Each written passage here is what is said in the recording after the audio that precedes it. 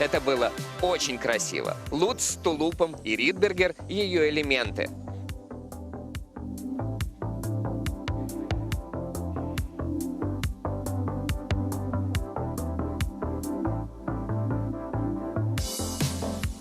Анна Фролова набрала на 2 балла больше, сделав луц с тулупом и флип. Ее короткая была более лирическая, проникновенная, где каждое движение, каждый вздох были буквально проговорены, пропеты. Но еще на 3 балла впереди нее спортсменка, которая заняла 1-е место.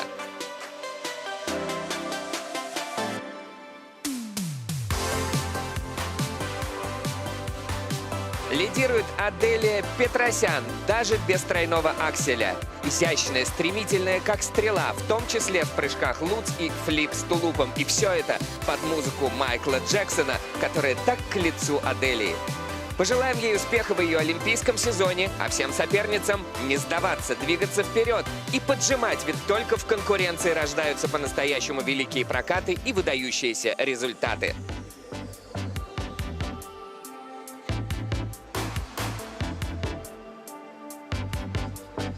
Ваши верные и увлеченные комментаторы Первого канала, олимпийский чемпион Алексей Ягудин. Приветствую вас, дорогие друзья. Приветствуем всех любителей фигурного катания. Призер Олимпиады в команде Михаил Коляда. Всем привет. И я, Василий Соловьев. А заглянуть за кулисы подготовки спортсменов к старту нам помогает олимпийская чемпионка Алина Загитова, которая всегда оказывается в нужное время, в нужном месте, да еще и с микрофоном.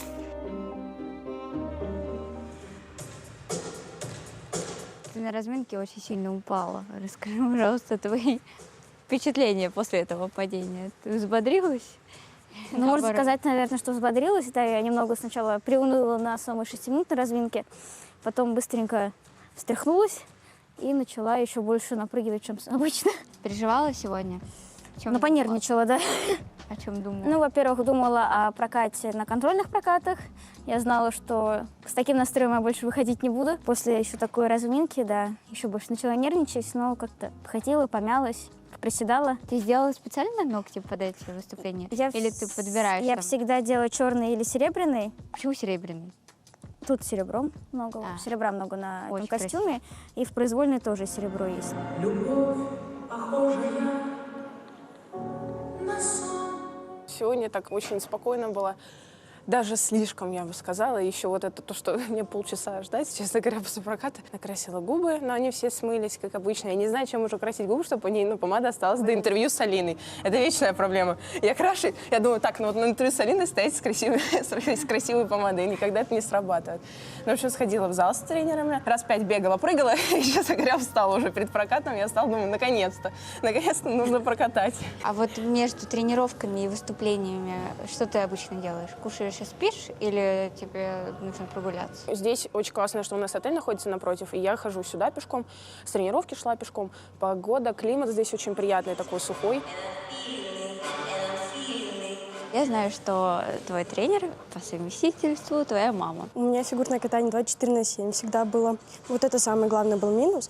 Вот, в основном я не вижу таких минусов, то есть я могу наоборот подойти к маме, вот мы дома сидим там, разбираем, что, как. Вот, это, наверное, был самый главный минус.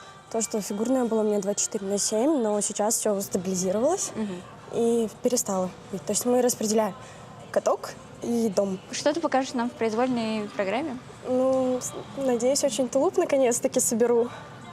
Четверной тулуп? Да. Ого! Ну, вообще на тренировках он у меня стабильный, хороший, но вот на стартах никак. Ну, скорее всего, из-за стресса. Вот такие прекрасные наши девочки. Ждем произвольной программы в их исполнении.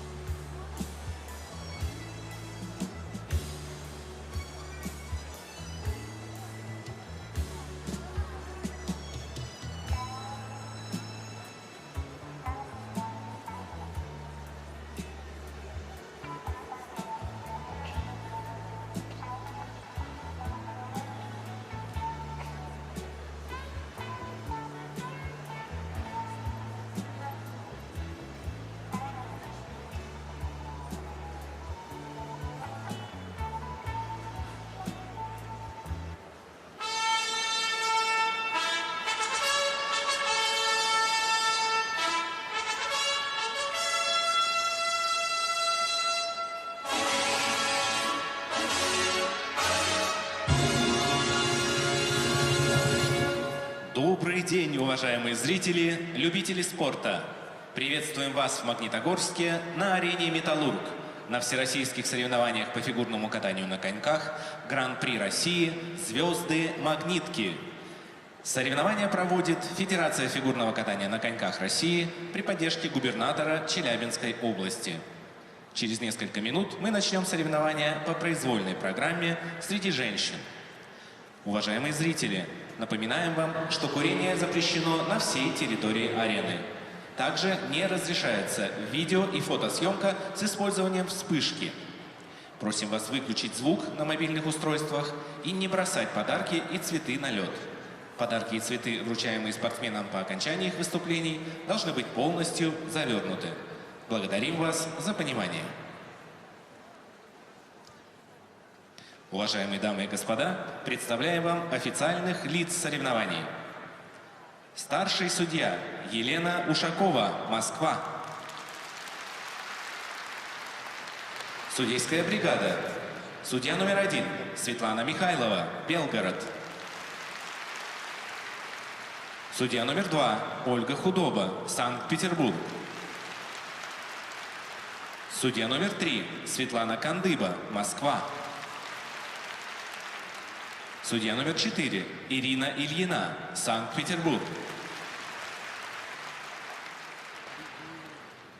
Судья номер 5 Алла Шеховцова, Москва. Судья номер 6 Алексей Двойников, Нижний Новгород.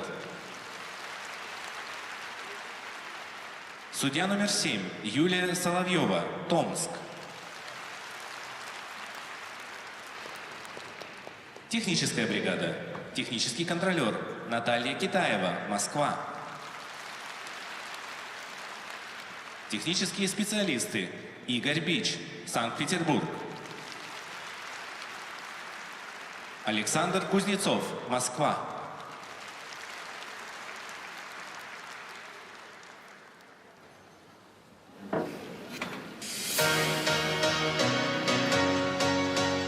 Встречаем на льду участниц первой группы.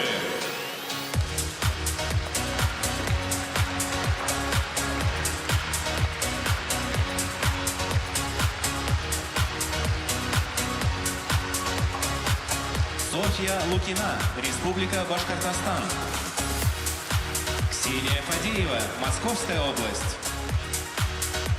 Арина Мариничева, Республика Корея. Мария Волченко, Челябинская область. Арина Гудлай, Санкт-Петербург. Ксения Синицына, Москва. Разрешена разминка.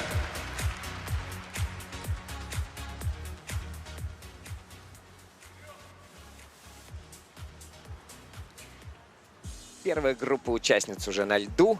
Это девушки,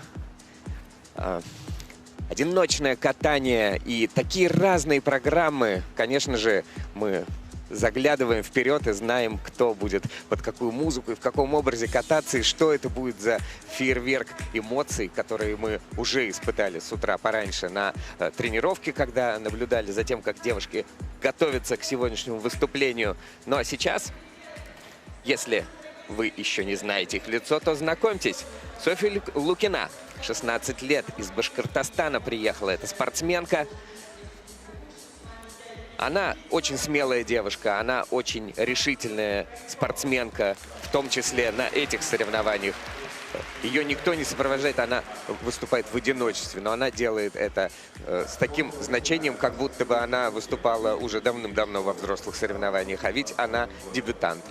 Прекрасные программы, интересное катание. Не хватает, конечно же, стабильности, не хватает опыта, который, как известно, приходит только с годами и с количеством выступлений. Желательно все-таки под надзором тренеров.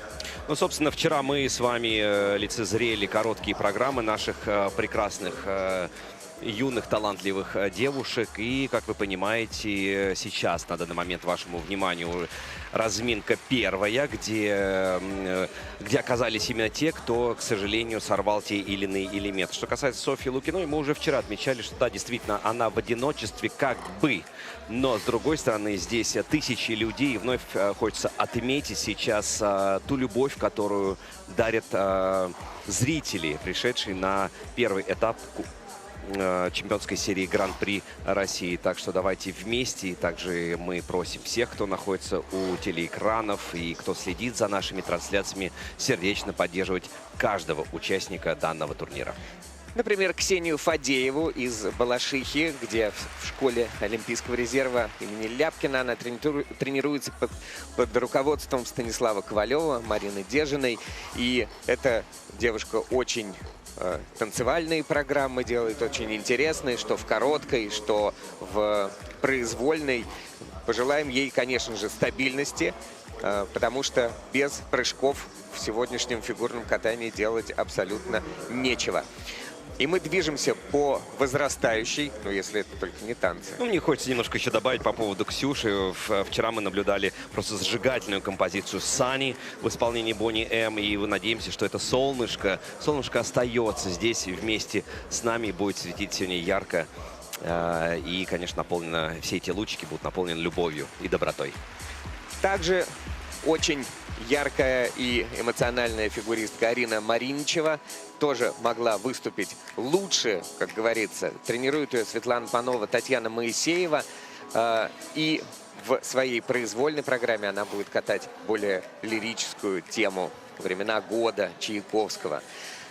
Выше нее еще на одну ступеньку Мария Волченко из Челябинска, ученица Леоноры Орешкиной. И неоднократно занимала призы на региональных соревнованиях. Произвольную ей поставила Кристина Астахова на очень интересную композицию Регины Спектор. Очень сложен путь в спорте Марии Волченко. Вчера мы уже затрагивали тему того, что мало кто из действующих спортсменов начал свою карьеру именно на полуострове Крым. Но, собственно, в данный момент не то, что творится история, но лишний раз данный турнир подтверждает одну простую истину. Кто действительно очень хочет и прикладывает все усилия для того, чтобы это свершилось, обязательно успех будет.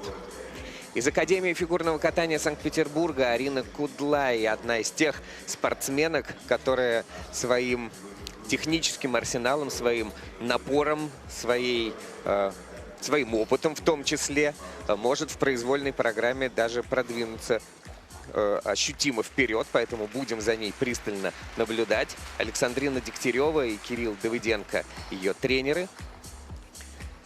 Хочется отметить, что Арина совсем недавно сменила тренера и до этого всю жизнь каталась в Невиномынске у Елены Поляковой. Действительно, да, фигуристка очень сердечно, кстати, что отдать ей должное, отзывается о своей наставнице, с которой, собственно, прошла путь от первых шагов на льду до серьезных соревнований. Осталась 1 минута. И в завершении этой разминки будет выступать Ксения Синицына из Москвы. Тренируется у Светланы Пановой, Татьяны Моисеевой. И та программа, которую она будет представлять в произвольном катании, я уверен, покорит ваши сердца. А моему поколению будет приятно вдвойне, потому что это нашему, Леша, поколению, потому что это музыка нашего детства. Я помню, как я прогуливал школу и ходил на этот фильм. «Танцор диско». Да.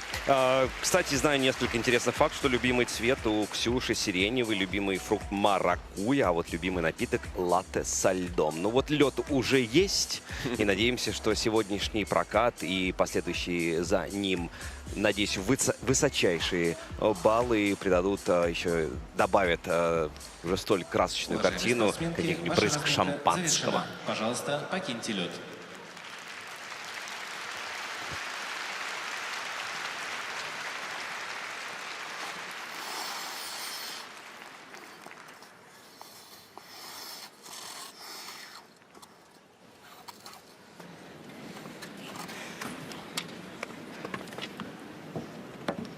Для исполнения произвольной программы на лед приглашается Софья Лукина, Республика Башкортостан.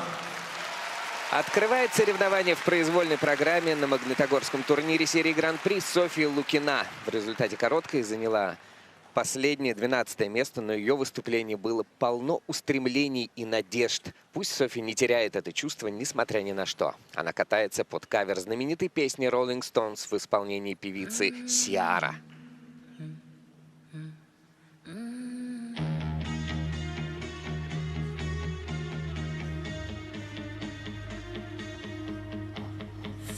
I see your red door. I want it painted black.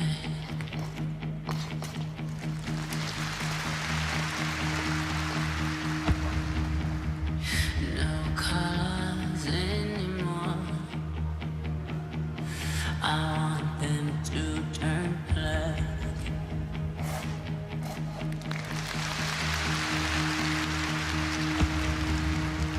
I see the girls walk by dressed in their summer clothes. I have to turn my head and to my darkness goes.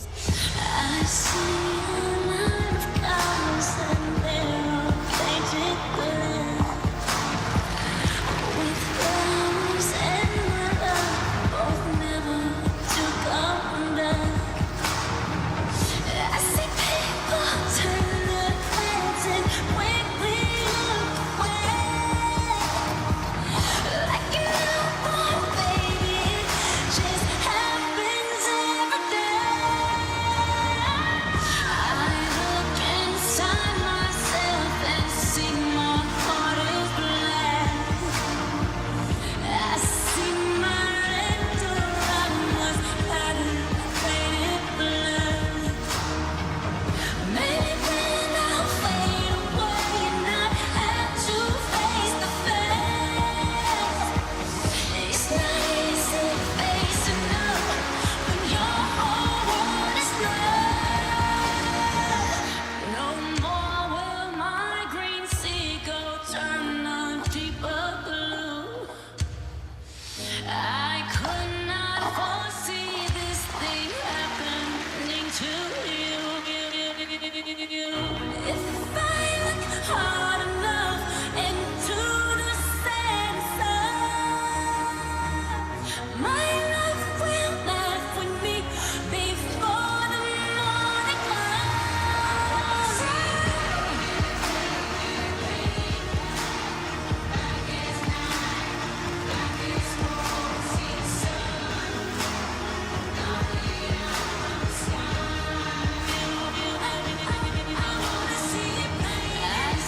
your red door now, it's painted black. I have to turn it till my darkness gone.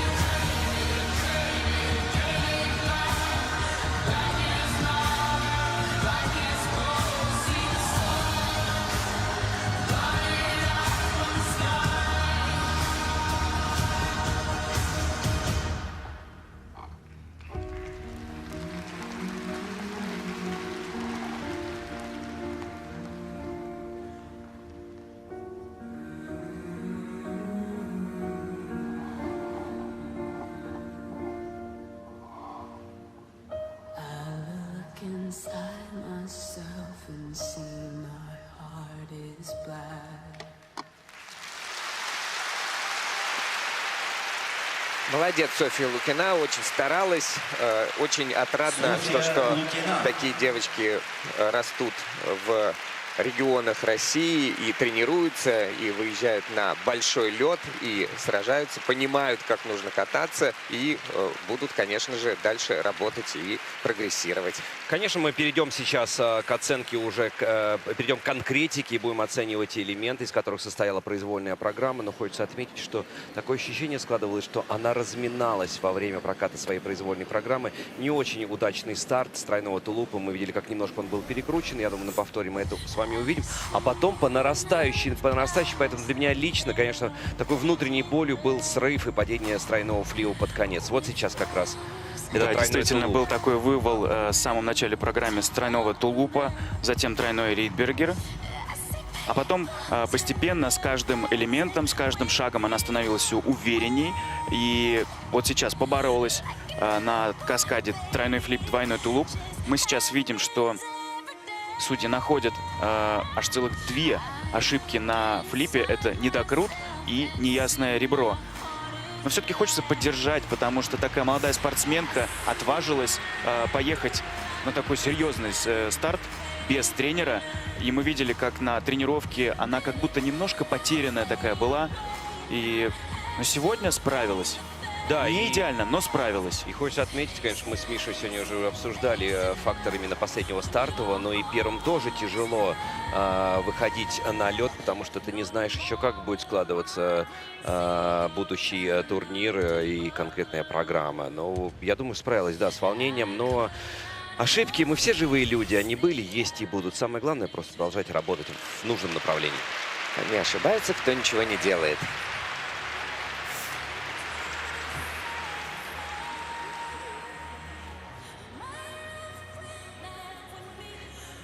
Софья Лукина, красотка из Уфы, ожидает своих оценок. Такая ответственность возлагается всегда на тех, кто катается первым. Ну, так получилось. Она оказалась последней после короткой программы, ей приходится открывать. Но и этой ответственности научиться, ведь быть первым там, в разминке или вообще в общем списке, это близкие понятия. Научиться, значит, быть первой, выходить, держать на себе удар, заводить публику, если нужно. А публика-то все равно поддерживала, даже после того, как она упала с флипа. Зал здесь очень теплый. За исполнение произвольной программы Софья Лукина набирает 95. За исполнение произвольной программы она получает 95,96 и по сумме 2 программ 142 балла 63 сотых. На лед приглашается Ксения Фадеева. Московская Произвольную область. программу на треке от Cinematic Pop и Eurythmics исполняет Ксения Фадеева из Балашихи, которую Алексей Ягудин с легкой руки прозвал Сани, «Солнышко». Очень позитивное и танцевальное выступление в короткой не принесло больших баллов. И мы желаем Ксении сегодня чистого катания.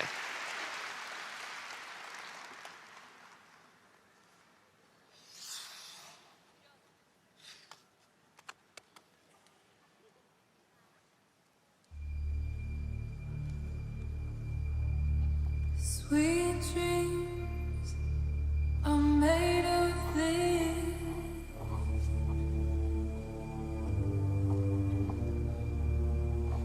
Who am I to disagree?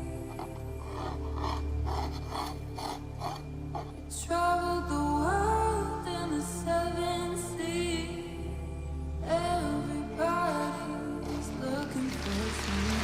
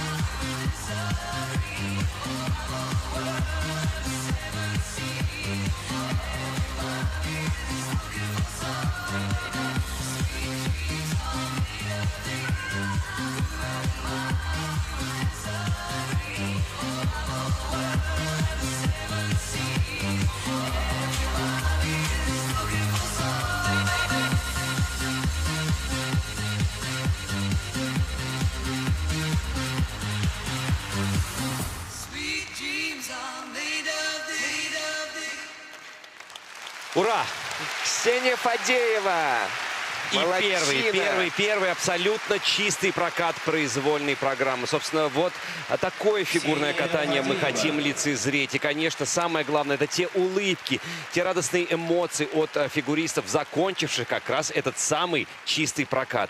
Да, здесь я бы разделил эту произвольную программу на таких две части. Первая – это прыжковая часть. И, собственно, та концентрация, которую мы видели на 1000% и во взгляде даже спортсменки. Ну и, собственно, и хорео, и вся артистическая составляющая. Вот бы соединить эти бы две части воедино в одну историю.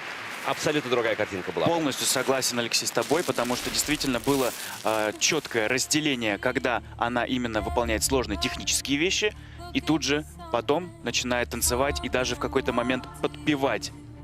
Но вот Подпевал сейчас, весь зал. Подпевали. и вот сейчас на ваших экранах стартовый тройной луц, тройной тулуп, и мы видим недокрут, и судьи видят там недокрут, затем двойной аксель, тройной флип. И вот здесь тоже такая вот мягкая, так скажем, кушечка, и судьи находят там неясное ребро.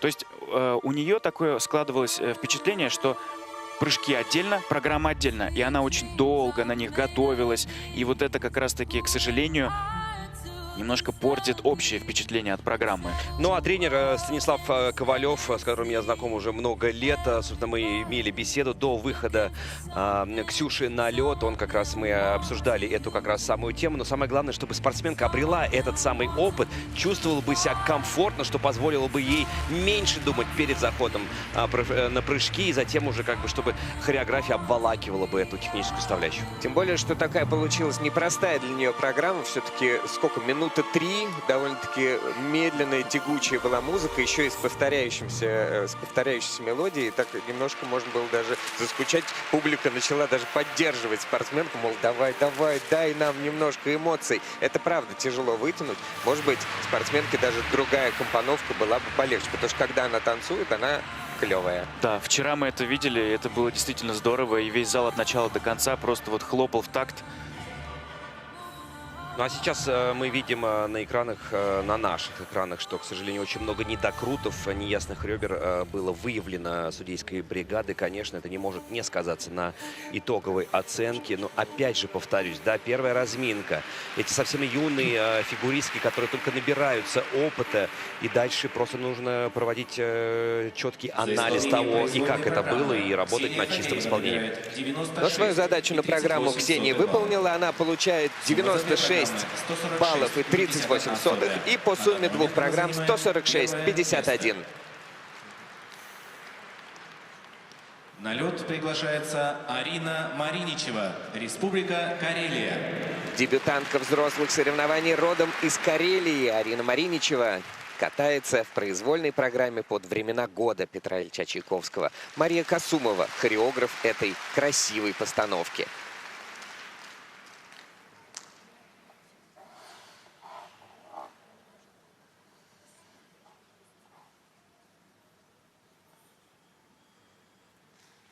Раз в крещенский вечерок девушки гадали, за ворота башмачок сняв с ноги красавец.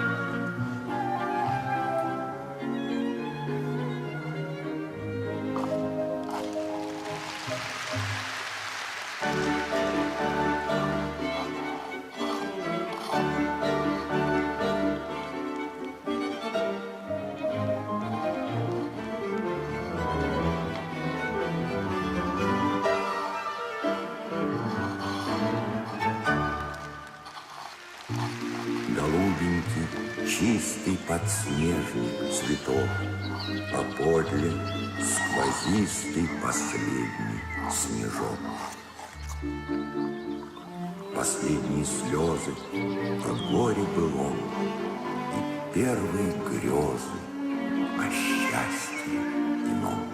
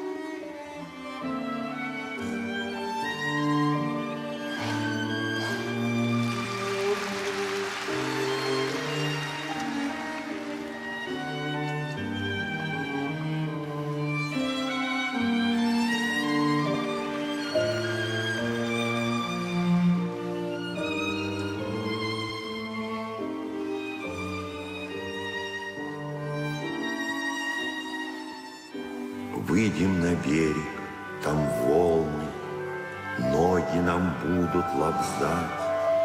Звезды с таинственной грустью будут над нами сиять.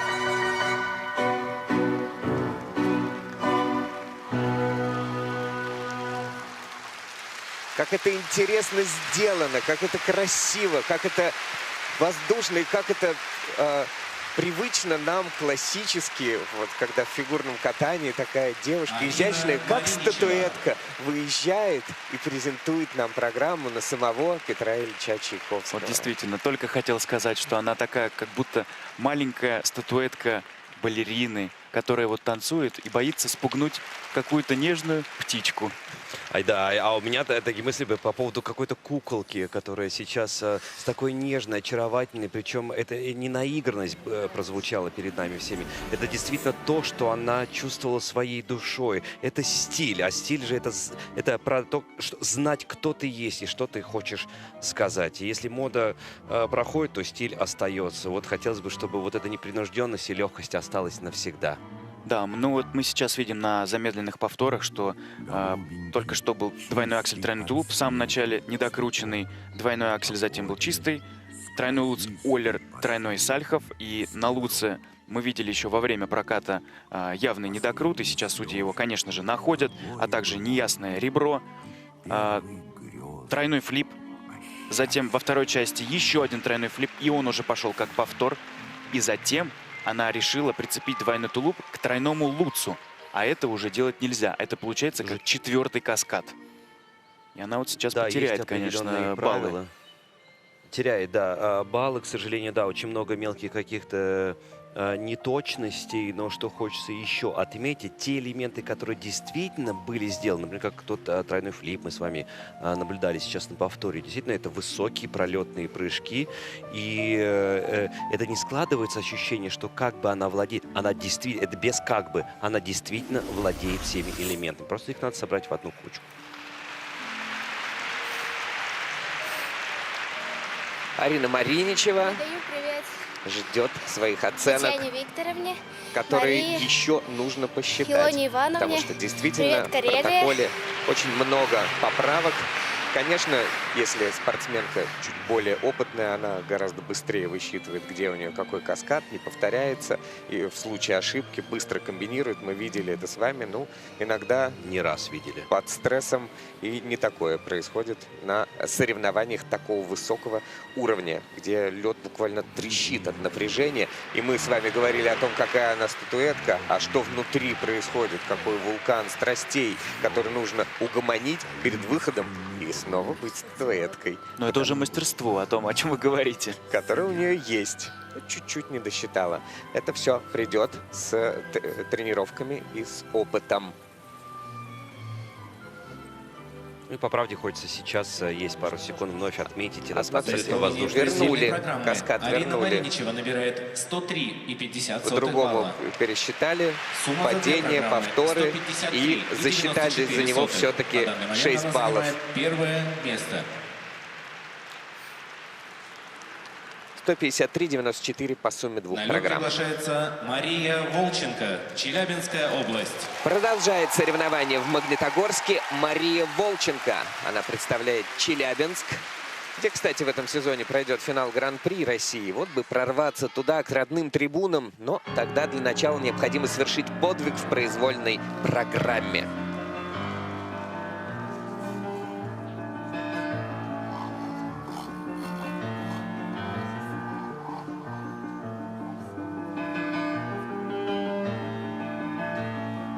I must go on standing. You can't break that which isn't yours. I must go on standing. I'm not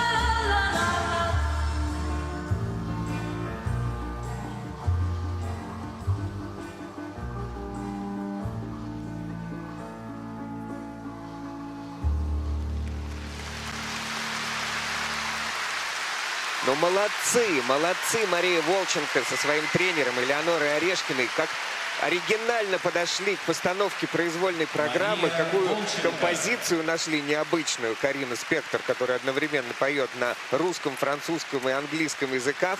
Тематика и такое развитие, и все время идет какой-то нерв, такое нагнетание, и оно чувствуется на стадионе. Люди реагируют, мы реагируем. Мне понравилась фраза, я полез сразу и посмотрел перевод некоторых фраз. «Я должна выстоять, нельзя сломать то, что тебе не принадлежит». Да, я должна выстоять, я себе не хозяйка, это не мой выбор. Но в данном случае, я, конечно, чуть-чуть бы поменял трактовку последней фразы. Нет, мы сами себе хозяева, и мы, конечно, должны отвечать за то, что происходит на льду. Но здесь она постаралась сделать абсолютно все. Знаете, как будто в каком-то мини-театре мы побывали на выступлении, когда она является не тем, кто выступает на сцене, а наоборот дергает за ниточки и Сцена настраивает крутится на вокруг да. нее, да, и вот настроение такое она действительно создает, и вот прям чувствуется накал, и тянет, тащит до самого последнего аккорда. Но сейчас быстренько пробежимся по техническим элементам. Мы сейчас видим, что вот она прям тащила. Эта программа сквозь преодоление, сквозь борьбу, и За многие элементы в реальности боролась. Вот прям было видно, что эта программа, она вот нелегко ей далась.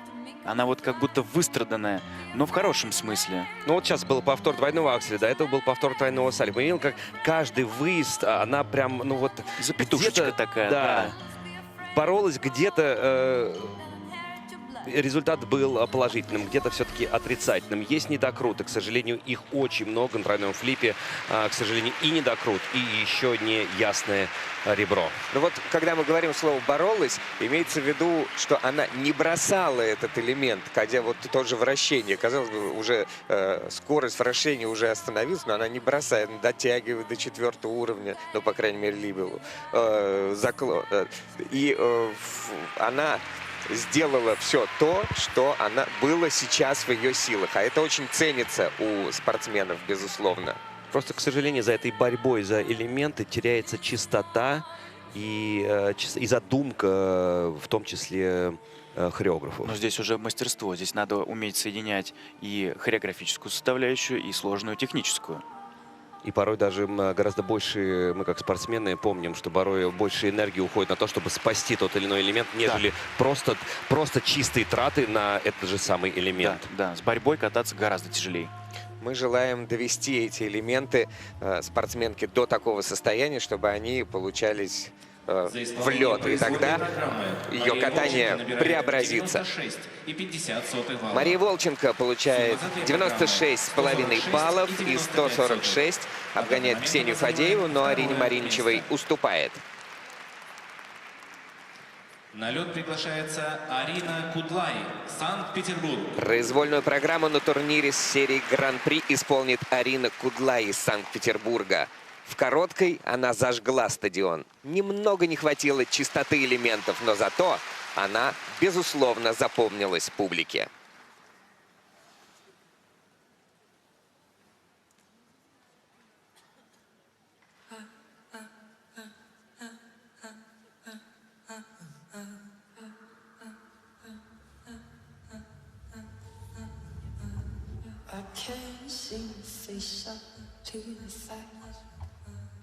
I'm dancing nervous and I can't relax.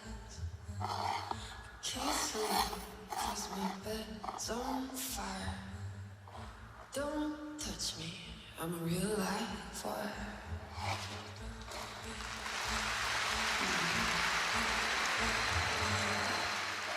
Psycho killer, qu'est-ce que c'est?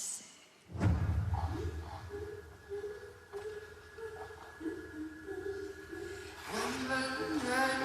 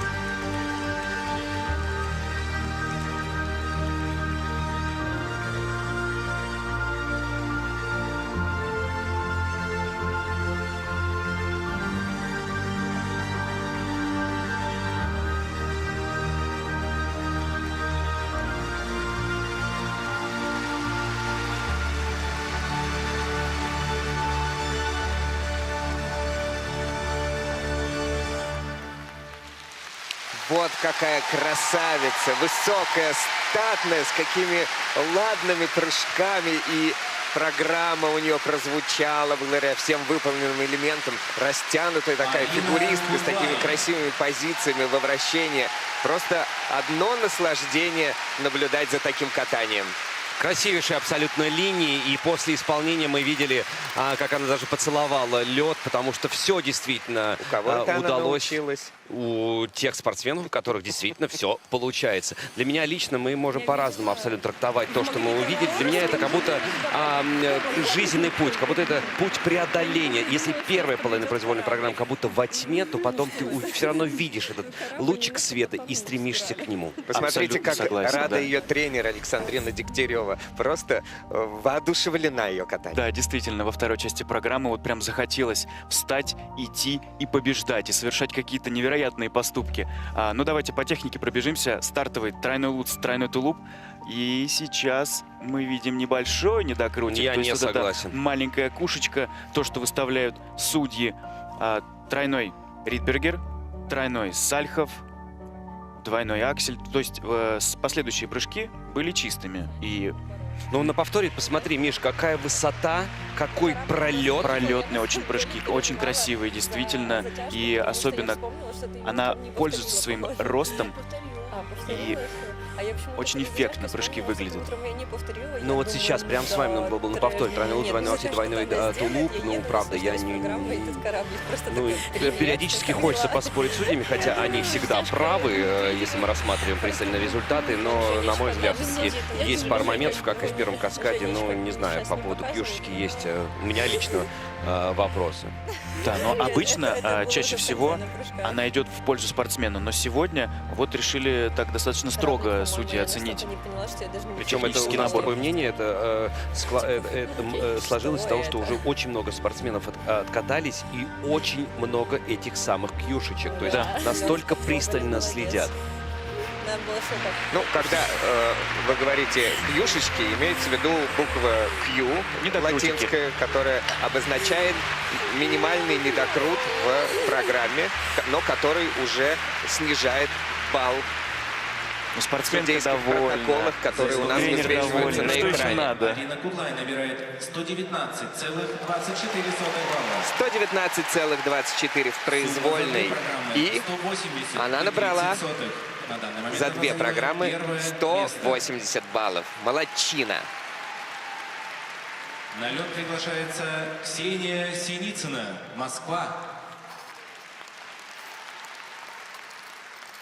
В Магнитогорске продолжается Гран-при, где Ксения Синицына готовится к произвольной программе. Она прекрасно катается, но бабочка на луце помешала ей подняться выше накануне в короткой программе. Сейчас над льдом зазвучат цветастые песни из индийского хита моего детства «Танцор диско», фильм о мечте, о головокружительной карьере, о таланте, который всегда пробьется, ну и немного о мести.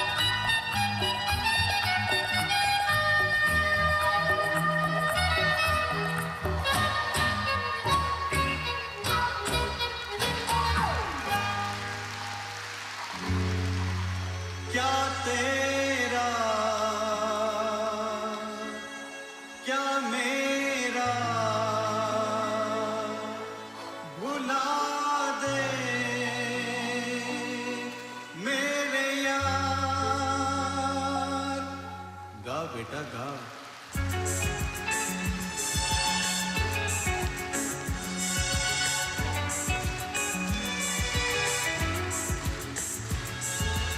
गोरों की न कालों की दुनिया है दिल वालों की। गोरों की न कालों की दुनिया है दिल वालों की। हंस के जिए हंस के मरे हम जैसे दिल वालों की। न कालों की दुनिया है दिल वालों की।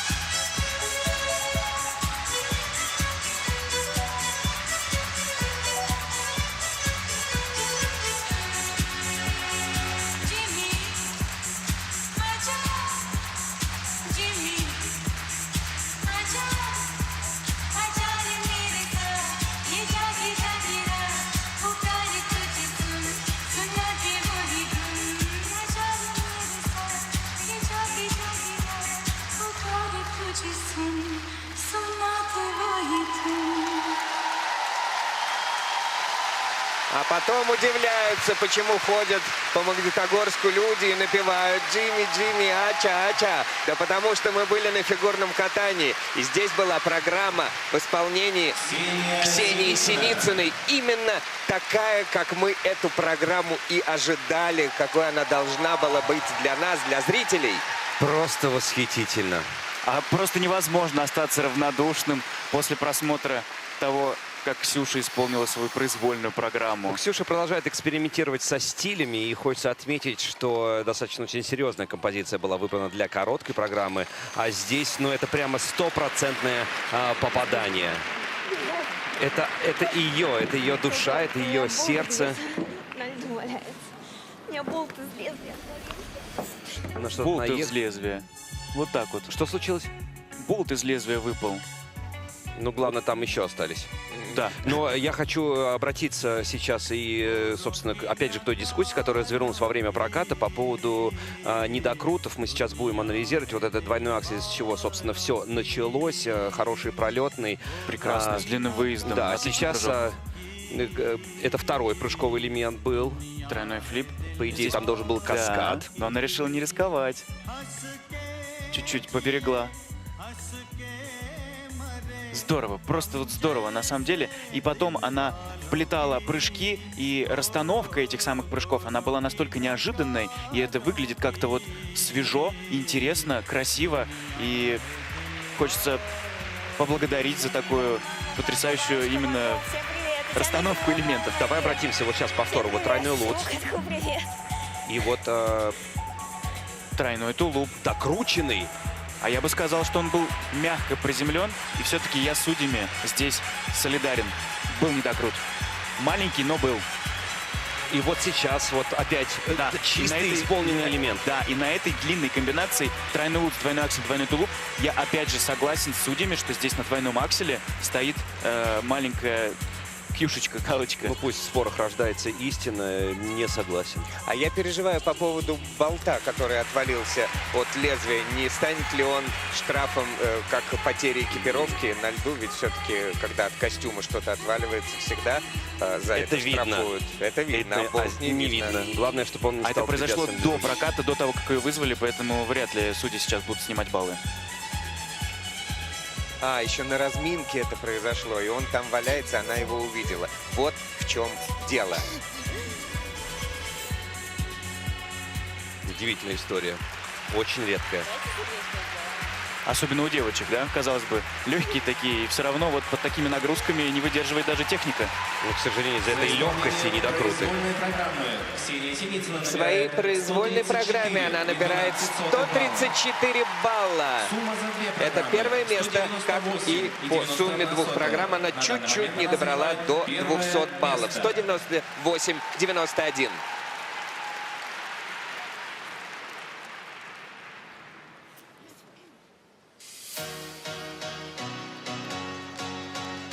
Встречаем на льду участниц второй группы.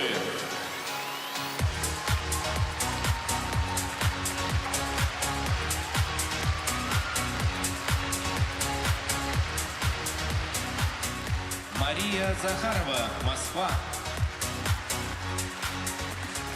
Елизавета Куликова, Москва. Дина Куснутдинова, Республика Татарстан. Ксения Гущина, Санкт-Петербург. Анна Фролова, Санкт-Петербург. Аделия Петросян, Москва. Разрешена разминка.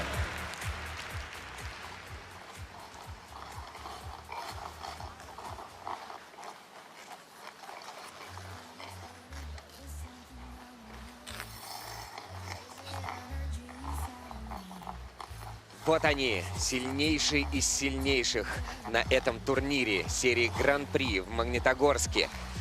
Спортсменки в одиночном катании. Группа, которая заняла с 1 по 6 место по результатам короткой программы, да еще так плотно, да еще в такой борьбе. И сегодня в ходе произвольной программы они завоюют пьедестал. И кто же это будет? Претенденток на пьедестал у нас несколько. Но в разминке принимает участие 6 спортсменок. Мария Захарова на ваших экранах, 18 лет. Она прекрасно, изящно тренируется вместе со своей мамой. И даже читал я несколько интервью про то, что а вот хорошо ли, когда родители вмешиваются в процесс тренировочный, а в то же время, а если родитель и есть твой тренер, это вроде как разные вещи, потому что одно дело тренер-профессионал, а другое дело тренер, когда родитель пытается влиять на тренировочный процесс наперекор тренерам. Но мы слышали в интервью, что рассказала Мария, у них теперь разделение. На катке у них одна жизнь, дома другая жизнь. Дома о фигурном катании не говорить. Хочется отметить по поводу именно этой спортсменки. У Маши Захаровой есть элемент ультра-си. Мы сегодня это наблюдали во время утренней разминки. Четверной тулуп. Посмотрим, пойдет ли она в этот прыжок в произвольной программе. Надеюсь, что да, потому что, безусловно, станет украшением, если все удачно сложится. Елизавета Куликова из Москвы. Это также школа имени Жука. Также, я имею в виду, как и у Марии Захаровой, но тренируется у других наставников Елизавета. Сергей Давыдов, постановщик Виктория Бондаренко, Александра Кравцова, также тренер. И у нее тоже будет очень романтическая, очень трогательная история в произвольной программе. Я думаю, сегодня мы будем в произвольных некоторых программах слезами обливаться. Ну, собственно, вопреки стереотипам о женской конкуренции, вот, которая обычно мешает дружбе, хочется отметить, что Елизавета очень хорошо общается со многими девушками, как раз из нашей сборной, например, вот с Аделией Петросян. У них, кстати, даже есть забавная подборка совместных фотографий, начиная с самого детства. Дина Хуснутдинова, молодая спортсменка, которую здесь на льду представляют Сергей Дудаков и Даниил Глихенгаус. Она сама из Татарстана, но тренируется в Москве. Владеет с самыми различными прыжками ультра-си, но здесь будет выполнять тройные. Вообще, сегодня четверные заявлены только у 2 спортсменок, насколько я помню, у Марии и у Аделии. Но у Дины есть определенный козырь. Это тройной аксель. Мы видели прекраснейшее исполнение этого элемента. Еще, кстати, она учит четверной тулуп и четверной ридбергер. Я думаю, что если она получит эти элементы в свой арсенал, то, конечно, это настолько усилит техническую оценку. Ну и у Дины, конечно, потрясающее катание, как, впрочем, и у всех участниц в этой разминке, но у каждой свое. Ксения Гущина, 3-е место после короткой программы. Ученица Александрины Дегтяревой, Кирилл Давиденко из Академии фигурного катания в Санкт-Петербурге. Ну и произвольную программу для нее ставили такие выдающиеся специалисты своего дела, как Илья Вербуха и Елена Масленникова. И это очень интересное творчество. Творчество, собственно, занимает, наверное, большую часть таких хобби у этой семьи, потому что у Ксюши есть еще и младшая сестра, которая занимается, кстати, фигурным катанием. Анна Фролова занимает 2-е место после короткой программы. И у нее, и у Ксении Гущиной было очень интересное катание. Но вот у Анны оно было как будто бы более таким проникновенным, более текучим. У Ксении более танцевальным. Это были абсолютно разные программы. Конечно, сейчас это будет абсолютно разное катание. И очень интересно, что Анна покажет в произвольной. Очень вдумчивая девушка, очень взрослая, учится на психолога и свою будущую жизнь вообще хочет связать не только со спортом, но и с психологией. И в завершении то, чего вы так долго ждали, четверные прыжки. Сегодня Аделия Петросян их репетировала, тренировала с утра пораньше. Что-то получалось, что-то не получалось. Много раз она заходила. Тренерский штаб говорил, что они решат, что она будет прыгать в этой программе уже вплотную к самому прокату. Как, по-вашему, ребята, какое настроение вот сейчас техническое на катке, потому что Аделия Петросян будет выступать последней, у нее много времени для того, чтобы еще и отдохнуть. Что она сейчас пробовала прыгнуть? Но сейчас можно вот буквально несколько мгновений назад как раз был тренерский штаб Этери Георгиевна Тутберидзе, Сергей Дудагов, Даниил Глихенгаус. И вот сегодня, если мы вчера не наблюдали... Этери Георгиевна, да, то сегодня она здесь, конечно, поддержать того спортсмена, который будет представлять нашу великую спортивную державу на предстоящем турнире. Уже речь идет о самом главном турнире сезона Олимпийские игры. А по поводу того, что происходило во время 6-минутной разминки, это, конечно, россыпь попыток исполнить четверной тулуп в исполнении Аделии Петросян. Надеемся, что вот она соберется в нужный момент и это сделает.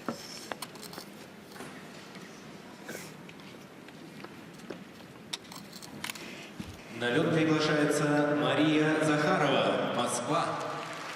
На турнире Гран-при в Магнитогорске Мария Захарова представляет спортивную школу имени Станислава Жука. Чистое и мощное катание в короткой обеспечило ей место во 2-й группе участниц, в группе сильнейших. Тема произвольной – «Мулен Руж». Глубоко драматичный мюзикл, страсть, отчаяние, безумство и раскаяние. А у бортика волнуется тренер и по совместительству мама спортсменки Анна Царева. Ведь в список элементов у Марии включен четверной тулуп. Let me hear your flow, sisters. Hey, sister, go, sister, soul, sister, flow.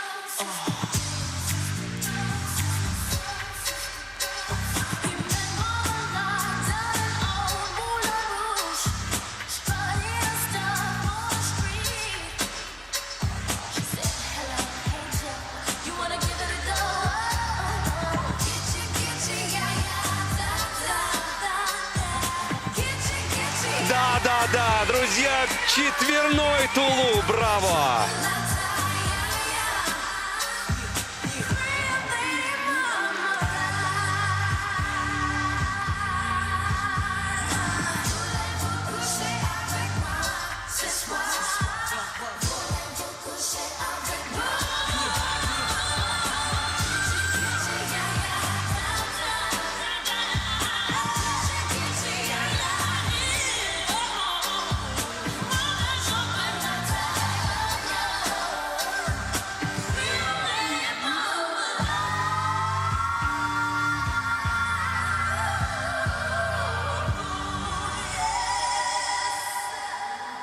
I believe you were expecting me. One day I'll fly away. Leave all this to yesterday. What more could your love do for me? When will love be through with me?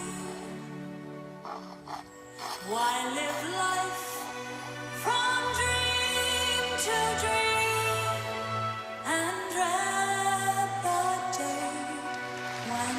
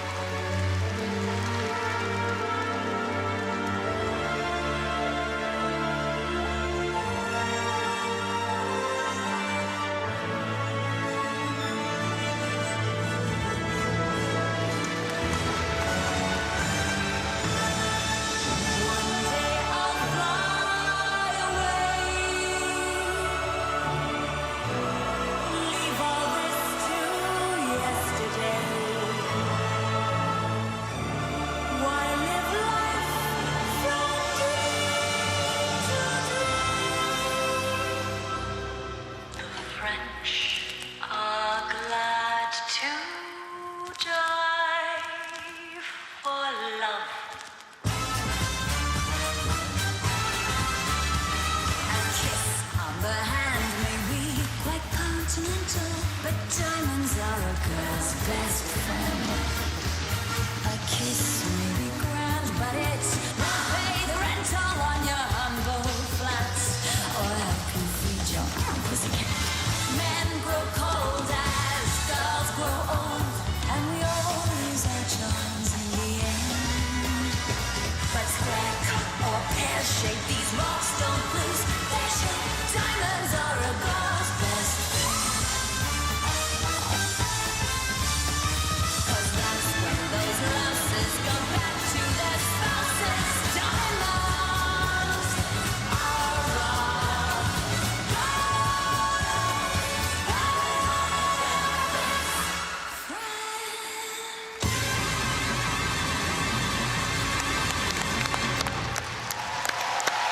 Аплодирую стоя. Это такая редкость, когда ты видишь не только чисто исполненную программу, но еще и с четверным прыжком. Браво. Достойно уважения. Господи, прям как будто сами только что откатали произвольную программу. Вот до мурашек, просто по-другому и не скажешь. А я даже видел на льду Николь Кидман, только лучше. С четверным прыжком. И какая блестящая программа, и она обязывает. Но как можно катать в завершении программы Diamonds are the best friends, если ты не прыгнул четверной? Она сделала, и это было абсолютно заслуженно. И очень круто. Так, все. Эмоции на втором плане. Смотрим повтор. Вот он. Элемент ультра-си. Козырь для многих. Четверной. Как она присела глубоко. Чисто. Да. Ну вот Не здесь придраться. было чисто, да. Очень скупа на эмоции. Анна Царева. Ну вот у нас опять с Мишей во время проката, когда мы увидели, что многие элементы появлялись в красной зоне, соответственно, о недокрутах мы сейчас будем вот смотреть. Вот был здесь хорошо, вот смотрим тройной Сальков. Чисто. Ну где? Чисто, но есть... На Сальхове, на Сальхове, и да, не чисто поставили. красиво. Дальше на тройном Ридбергере. Да, вот здесь мягкий выезд такой был. И поэтому судьи поставили недокрут. Тройной луц, тройной тулуп. Опять Оба, чисто. Оба прыжка были чисто немножко исполненные. недокрученные. Раньше это называлось в пользу спортсмена, а сейчас стали судить жестче, и поэтому вот выскакивают такие вещи. Ну, это практически невозможно прыгать абсолютно докрученные элементы выполнять. Но уровень фигурного катания растет мировой, и мы не можем просто отставать от него. Тем более, когда ты выполняешь четверной тулуп, И пусть даже во второй части тройной луц, тройной тулуп и тройной флип с двумя последующими прыжками ты обязан прыгать чисто. Мария Захарова набирает 136-91. Сумма за две программы. Это первое место, и она выходит за пределы 200 баллов. 203-01 по сумме двух программ. На лед приглашается Елизавета Куликова, Москва. В короткой программе Елизавета Куликова накануне, ученица Сергея Давыдова, выступала первой. Это было ответственно, это было непросто. Но она отлично справилась и попала в группу сильнейших. Ее произвольная – это уже турецкая киноклассика. «Королек, птичка певчая». Фильм о свободных женщинах Востока.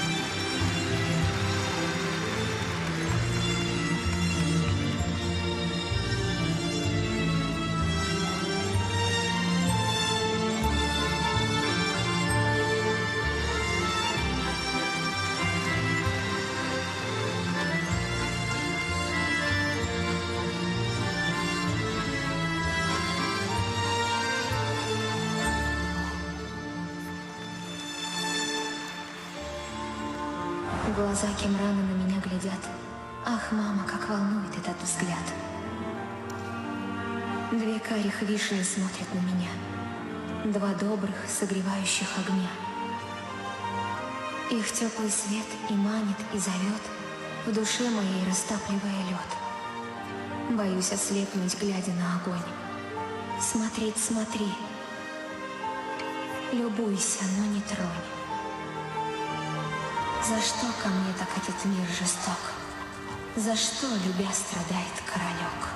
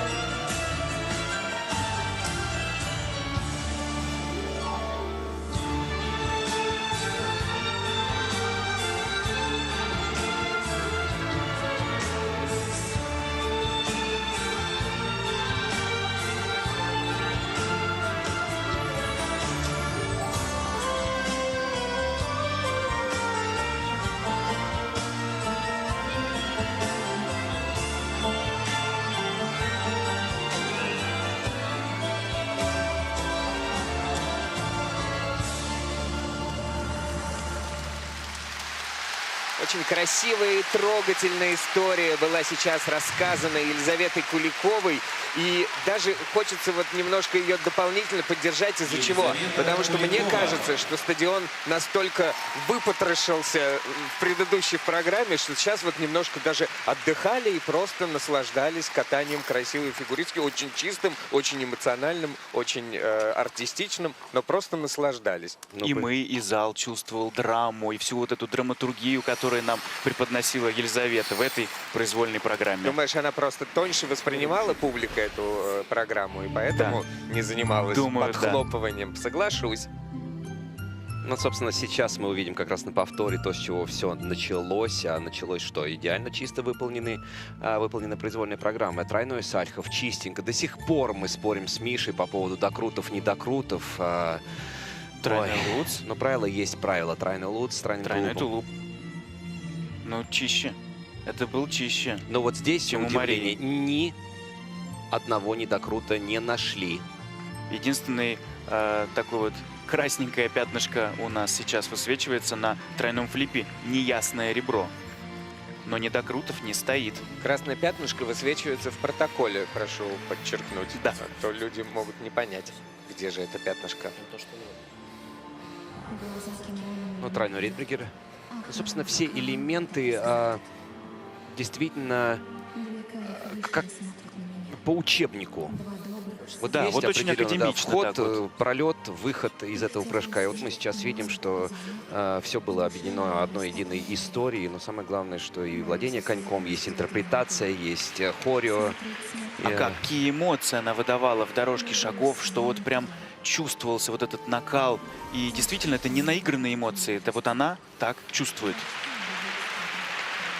Вместе со своим тренером Сергеем Давыдовым они смотрят на оценки, и Елизавета проигрывает почти 2 балла в произвольной программе своей соперницы, прямой соперницы Марии Захаровой, и 1 балл, чуть меньше, по сумме 2 программ. На лед приглашается Дина Хуснутдинова, Республика Татарстан. Единственная фигуристка, которая заявила и исполнила в своей короткой программе тройной аксель, была Дина Хуснутдинова. Сделает она на него ставку и сейчас. Хоть и владеет ученица Этери Тутберидзе, Сергея Дудакова и Даниила Глейхенгауза четверными, но пока чистое катание в приоритете. А катается она волшебно. Сегодня под эпическую музыку венгерского композитора Балаша Хаваши.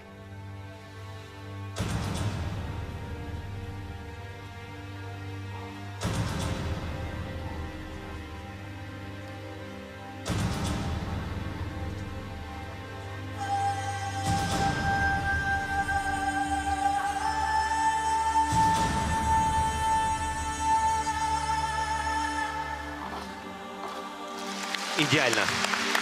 Идеально исполненный каскад. Тройной аксель, двойной тулуп.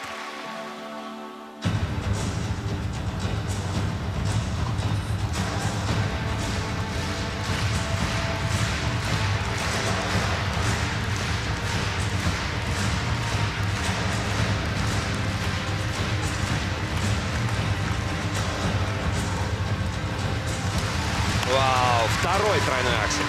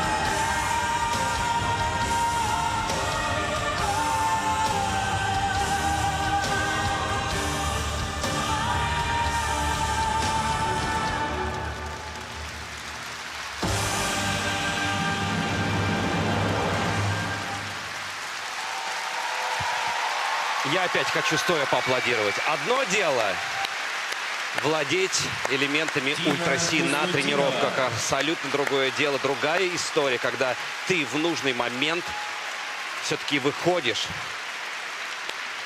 и совершаешь то, ради чего все спортсмены тренируются. Да, действительно, очень такая интересная, мощная программа, прям победоносная.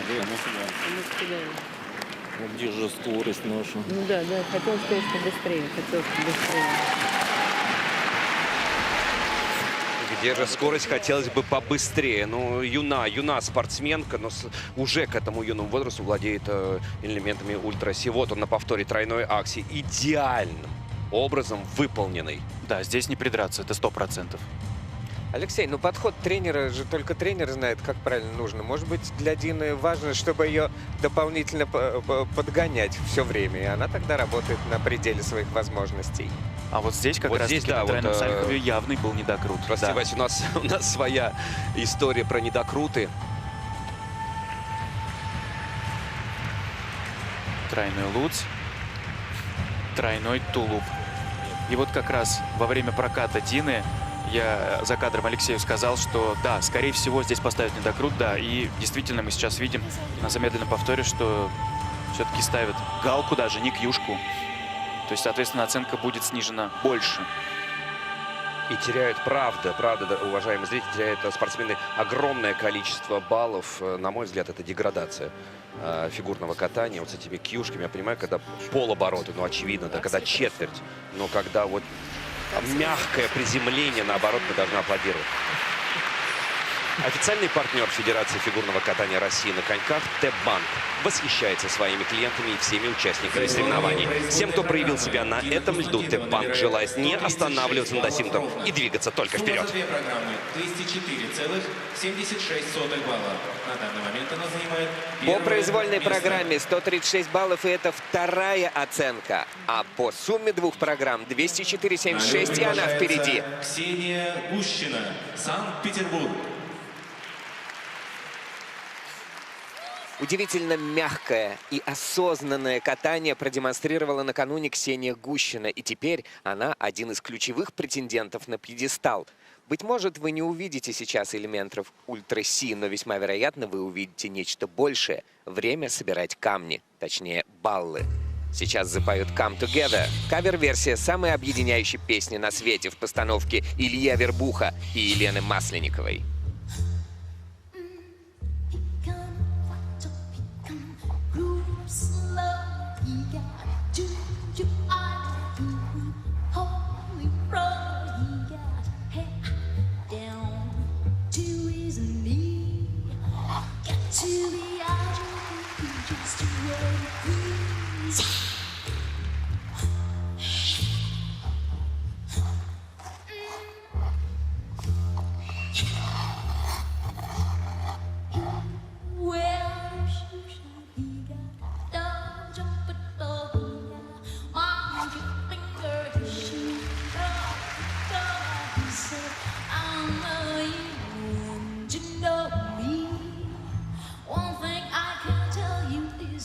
To be free and come together right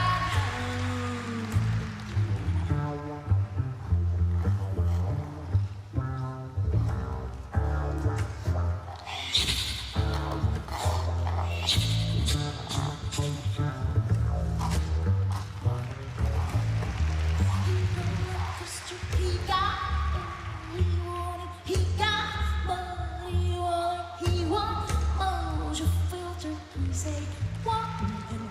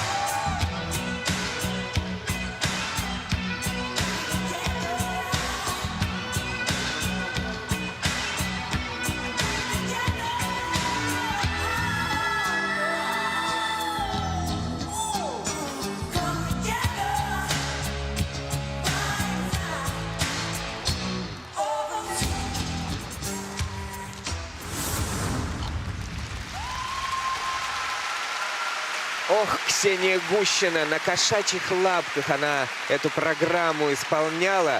И единственное... Конечно, она понравилась невероятно, эта программа, да, но единственное, может быть, не кошачьи лапы здесь должны быть, а настоящие когти, чтобы вцепиться, да? А также стальные нервы, потому что сегодня я увидел первый раз, как Ксения дрогнула. В том-то и дело, и это чувствовалось. Да, она одна из самых стабильных фигуристок на протяжении уже нескольких сезонов. И тут вот все-таки что-то случилось. И мы видим сейчас, как она едет к своей преподавательнице Александрине Дегтяревой. И вот как-то расстроилась, конечно. Ну, ничего страшного, конечно, подбадривает тренерский коллектив в лице Александрины. Все начиналось вроде бы как и планировалось. Мы видим концентрацию. Двойной аксель. Замечательно. Мягчайший. С длинным выездом, с хорошей высотой. Тройной луц, тройной тулуп. Чистенько, абсолютно все исполненное. Тройной сальхов. Тоже чисто. И вот здесь случился... Двойной флип. Двойной и флип, после этого да. видно было, как у нее вот настроение, оно прям вот чуть ли не в плинтус упало. И, к сожалению, это вот считывалось по движениям, по той подаче, которой дальше была по произвольной программе. Хочется отметить, в принципе, стабильное исполнение элементов на протяжении нескольких сезонов, но сегодня действительно все-таки хочется, поскольку все-таки занимает третью строчку пока после исполнения короткой программы, хочется немножко наверх, туда, и вот повыше. Ридбергер, финальный прыжок, казалось бы, но вот чуть-чуть не хватило, не дотянула, не дотерпела. Поторопилась, и все. И вот такая вот нелепая ошибка вылезла. Ну вот, на повторе сейчас мы видим, да, что вот Ксюша понимала, как только произошел первый срыв на место тройного флипа двойной, и потом вот голова заработала более усиленно. И она получает 129,64 в произвольной программе. Это 5-й результат. По сумме двух программ 200 и 24 сотые. 4-е место. На лед приглашается Анна Фролова, Санкт-Петербург.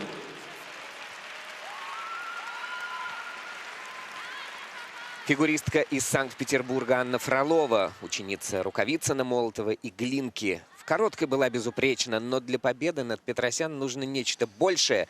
Отставание от лидера не такое большое, поэтому сегодняшний прокат решит все. Музыкальным настроением для Анны будет оперный вокал и роковая экспрессия в песне «Miracle». Это Сара Брайтман поет под аккомпанемент и аранжировку парадоксального японца Йосики.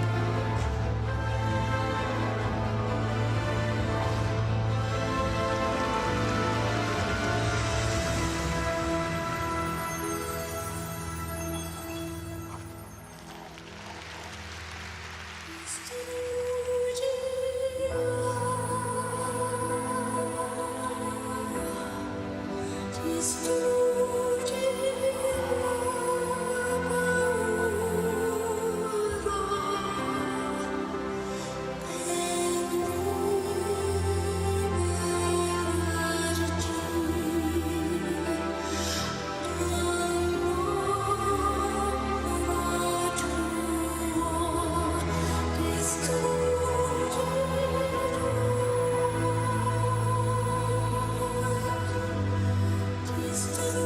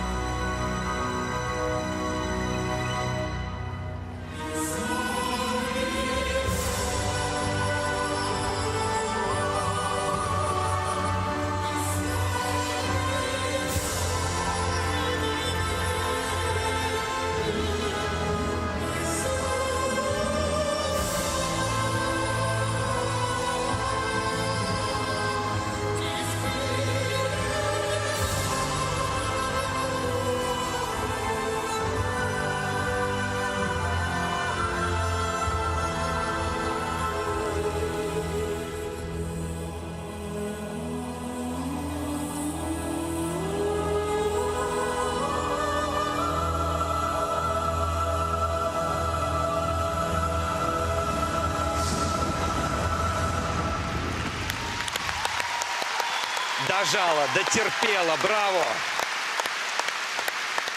Ой, спасибо, конечно, Первому каналу за возможность наблюдать за теми событиями, которые разворачиваются на том или ином турнире. Но самое главное, друзья, нужно приходить воочию наблюдать. Это абсолютно другое состояние. И ты не хочешь, чтобы это состояние прерывалось ни на секунду. Браво. Браво, Это такой прокат, вот чуть сердце не выпрыгивает из груди. Вот просто до мурашек. Вот честное слово, мы еле-еле с Алексеем пережили этот прокат. Мы просто вот молились, держали кулаки, сжимали. Было. Боролась.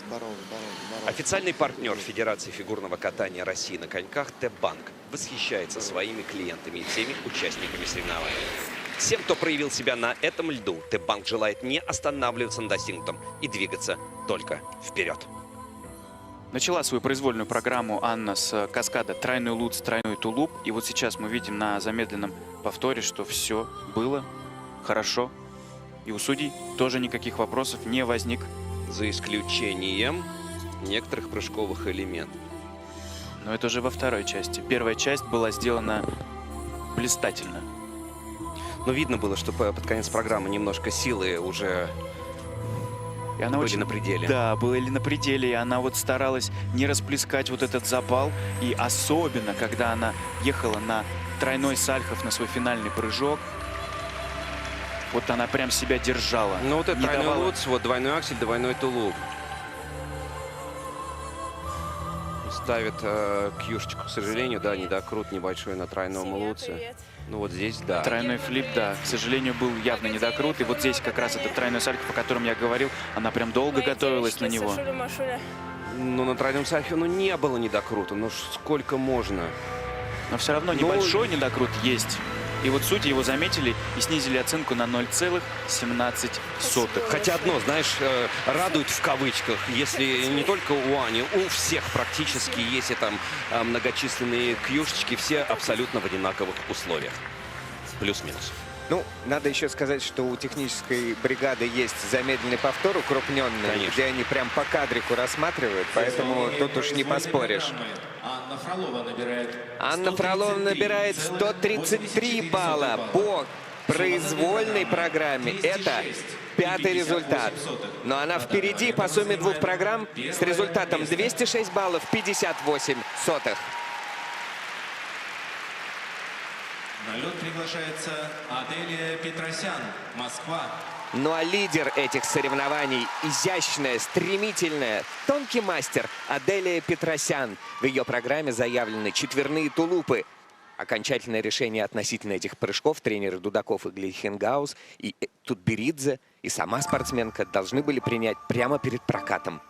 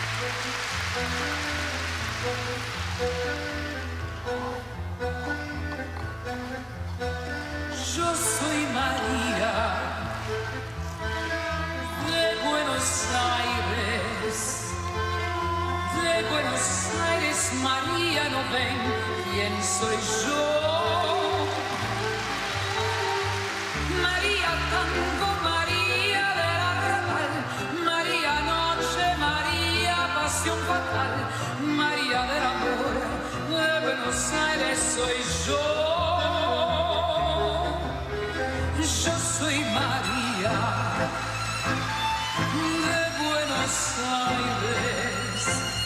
Soy la más bruja cantando y amando también.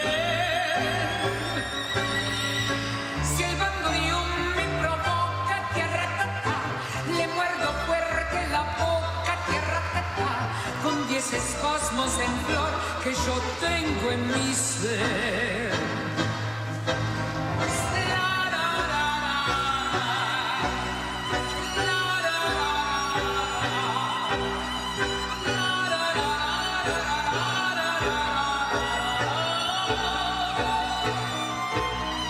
Yo soy María de Buenos Aires. De Buenos Aires, María, yo soy mi ciudad. María Diando, María del arrabal, María noche, María pasión fatal, María del amor de Buenos Aires. Soy yo.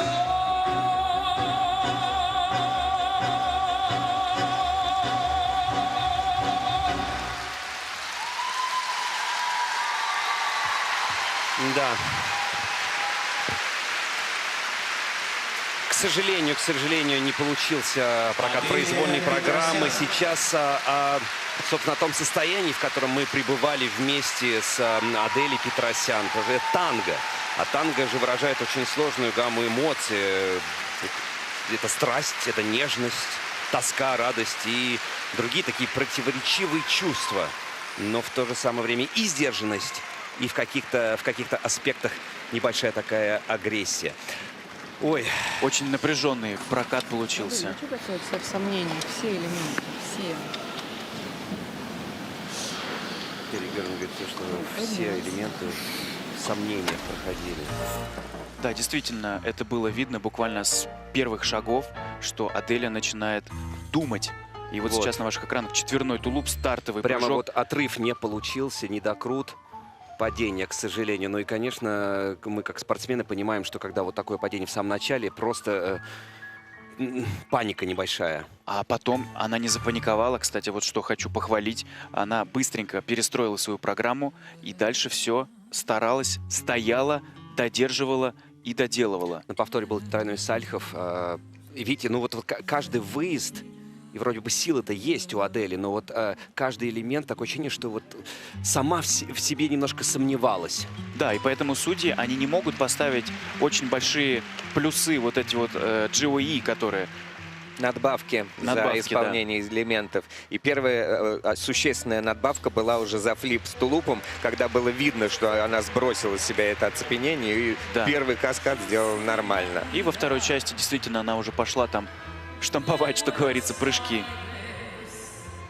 Конечно, можно сейчас было произнести фразу, что до Олимпийских игр есть еще время, и как раз я понимаю, что никто не хочет из нас совершать ошибки, но пусть лучше они будут сегодня здесь, нежели потом есть время что-то пересмотреть, улучшить, чтобы такого, чтобы минимизировать. Сидели бы после чистого проката, да, было приятнее. Проходит обсуждение, продолжается, вернее, обсуждение того, что сейчас мы с вами наблюдали. За исполнение произвольной программы она получает 147 баллов и 11 сотых. Это первое место с преимуществом в 14 баллов перед ближайшей преследовательницей. И 223 балла по сумме двух программ. Аделия Петросян выигрывает эти соревнования с огромным преимуществом перед своими конкурентками. Объявляется технический перерыв для подготовки льда, а затем вашему вниманию... Итак, на ваших экранах финальная таблица, произвольная программа. И справа вы видите оценки по сумме двух программ. Гран-при России для девушек завершено. Аделия Петросян впереди. Далее Анна Фролова, Дина Хуснутдинова. Это призеры сегодняшнего турнира. Но Мария Захарова всего лишь 1,5 балла, но чуть больше ей не хватило для того, чтобы подняться на пьедестал. Как она сегодня каталась. Это было великолепно. Тем временем в Кисенкрае олимпийские чемпионы Евгения Медведева и Максим Троньков готовы забросать горячими вопросами победительницу сегодняшнего турнира. Первый этап Гран-при России в Магнитогорске завершен для наших замечательных женщин. Только что были разыграны первые комплекты медалей на этих соревнованиях. И победителем в этой схватке, по-другому не назовешь, вышла, как всегда, Аделия Петросян. Это уже 3-й сезон к ряду, пока непобедимая. Аделия, расскажи, как сегодня было кататься, какое настроение, понимая, что не получился четверной тулуп, но все-таки поделись с нами первыми эмоциями. Прокат был, мягко говоря, плохим, потому что ни одного прыжка не было выполнено легко, и все прыжки были в борьбе. И кататься сегодня было как-то тяжело, что-то я совсем себя накрутила перед выходом на лед. Буду как-то стараться меньше себя накручивать. А вот то, что ты себя накручивала, на тебя как-то давил четверной прыжок или в общем и целом обстановка? Потому что я смотрю, что зрители сегодня у нас максимально теплые были. Вообще, помогали ли они тебе сегодня? Да, зрители очень помогали. Мне кажется, только благодаря им я потом нигде еще не упала, а пыталась бороться за эти прыжки. Очень хотелось прыгнуть четверной тулуп. Мы даже рассчитывали на 2. Вот. И я уже знала, что я сейчас буду откатываться одним, и была цель максимально его хорошо исполнить. Получилось максимально плохо его исполнить. Ну ладно. Адель, ты 2 сезона лидер женского одиночного катания. Тебе это помогает, уверенности прибавляет, или наоборот, это некий груз ответственности, что тебе всегда приходится кататься на максимум на сегодняшний день возможного? Я пытаюсь уходить на каждый старт по-новому, то есть не зацикливаюсь на прошедших выступлениях. Меня всегда греют какие-то отдельные победы, красивые для меня. Вот. И как-то так. Не могу не спросить, поскольку сейчас идет также параллельно серия Гран-при на международной арене, следишь ли ты за своими соперницами, потому что я уверена, что они тогда посматривают наш турнир в Магнитогорске. Да, я слежу за соперницами, смотрю, как они накатывают свои программы, улучшаются, усложняются. И тоже не хочется отставать, как-то улучшаться. Буду над этим работать. А кто тебе понравился, может быть, в этом сезоне уже? Кого бы ты отметила из соперниц международного? Я уже как 4 сезона точно смотрю Каори Сакамото, за ней слежу. Мне очень нравится ее вот это масштабное такое катание, как она обкатывает всю площадку. Недавно выступала еще Ами, которая с тройными акселями. Тоже мне очень понравилась именно легкость в ее прыжках. Ну и также вот в Китае там и Эмбер Глен смотрела, и Алиса Лью там выступала. Так что да, слежу по возможности. Они все делают тройной аксель. Очень Есть многие ли девочки, у тебя в планах восстановить тройной аксель для своих программ? Да, конечно, есть. Я уже до этого этапа начинала в него входить. Надеюсь, что скоро получится его восстановить. Ну тогда мы тебя ждем на следующих турнирах. Желаем тебе огромной выдержки, побольше сил. Но я, насколько понимаю, что Максим еще тоже хочет что-то спросить. Нет, я просто хочу подчеркнуть, что не просто восстановить, у тебя же уже есть удачные попытки на тренировках тройного акселя, то есть он, в принципе... До травмы, да, я уже его восстанавливала, да. После травмы еще пока не получался, но он очень близко был. И как сейчас, не знаю. Поделись, где мы увидим тебя в следующий раз, куда болельщикам покупать билеты, чтобы поболеть за тебя так же тепло, как сегодня в Магнитогорске. По планам следующий этап в Москве. Надеюсь, что все будет хорошо, и я там смогу выступить. Всех жду там, болельщиков наших. Но вот в короткой программе за бортом стояли только Даниил Глихенгаус и Сергей Викторович Дудаков. Сегодня все-таки Этери Георгиевна появилась. Несмотря на то, что вчера она не смогла прилететь, она сегодня, не знаю на каких лошадях, она мчала, но примчала как раз-таки к 6-минутной разминке. Тебе как легче было выступать? Вчера без Этери Георгиевны или с Этери Георгиевной? Да, это вопрос с подвохом. Нет, это было очень смешно, потому что на 6-минутной разминке я быстро пыталась пыталась прыгнуть четверной тулуп, и я была вся в себе, я еще даже на тренеров особо не смотрела. Я слышу хлопок, я смотрю, и вдруг стоит Этери Георгиевна, я же так это подпрыгнула. Глаза протерла. Это было неожиданно. Но тем не менее, именно после того, как она прошла, я сразу пошла и прыгнула четверной тулуп, самый хороший на этой разминке. Вот. Мне комфортно и с Данилом Марковичем выступать, и с Сергеем Викторовичем, и по отдельности с каждым из них. И с Этерией Георгиевной, конечно, какая-то особенная атмосфера сразу становится, и хочется еще больше из себя что-то выжить, все последние соки. Вот, ну как-то так. А что у тебя в сумочке в твоей маленькой? Это талисман какой-то у тебя там? Это все мои лекарства, я их с собой ношу. Ну, чтобы ничего вдруг не произошло, мало ли, аккуратность никогда не помешает. Это аптечка скорой помощи? Я бы сказала, да. Мега скорой? Мега скорой. Ну что ж, поздравляем тебя. Ждем твоих болельщиков уже в Москве. Обязательно приезжайте, поддерживайте Аделию Петросян и других наших девчонок. Мы Аделию отпускаем, восстанавливаться, готовиться к получению первой в этом сезоне медали на Гран-при России, конечно, потому что уже была на отборе олимпийская медаль, где ты тоже блестяще каталась. Хорошей тебе подготовки к будущему старту. Мы с Евгенией остаемся еще общаться с нашими замечательными телезрителями, которые за фигурным катанием следят у мониторов, у экранов. И у нас есть небольшой сюрприз для вас. Мы хотим познакомить вас с не самыми известными пока девчонками, но с теми, на кого точно стоит обратить внимание, поддержать и познакомить наших замечательных телезрителей поближе с дебютантками серии Гран-при России. Ну, я слово передаю Евгении Медведевой, потому что как королеве нашего одиночного катания. Ой, ну ладно уж тебе, приятно. Друзья, у нас сегодня в студии девочки, которые катались в первой разминке сегодня. Девочки, которые не из Москвы, не из Санкт-Петербурга, а представляют совершенно другие города, которые для меня лично сегодня героини. Я их всех сегодня поздравляю с тем, что вышли на такую большую арену. И, наверное, слово хочу передать Максиму. Макс, у тебя точно есть вопросы? Ну, я прежде всего хочу представить Арина Мариничева, Карелия. Всем привет. Мария Волченко, Челябинская область. Привет. Всем привет и родным, близким, друзьям.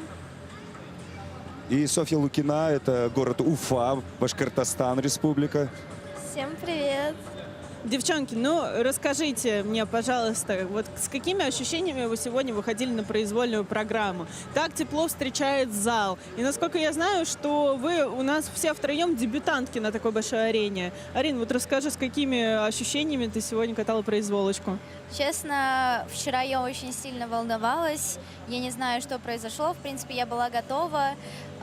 Короткая вообще не задалась. Сегодня уже настраивалась немного по-другому. Публика потрясающая, все хлопают, поддерживают. Мне очень понравилось. Спасибо, Магнитогорск, за такой прием.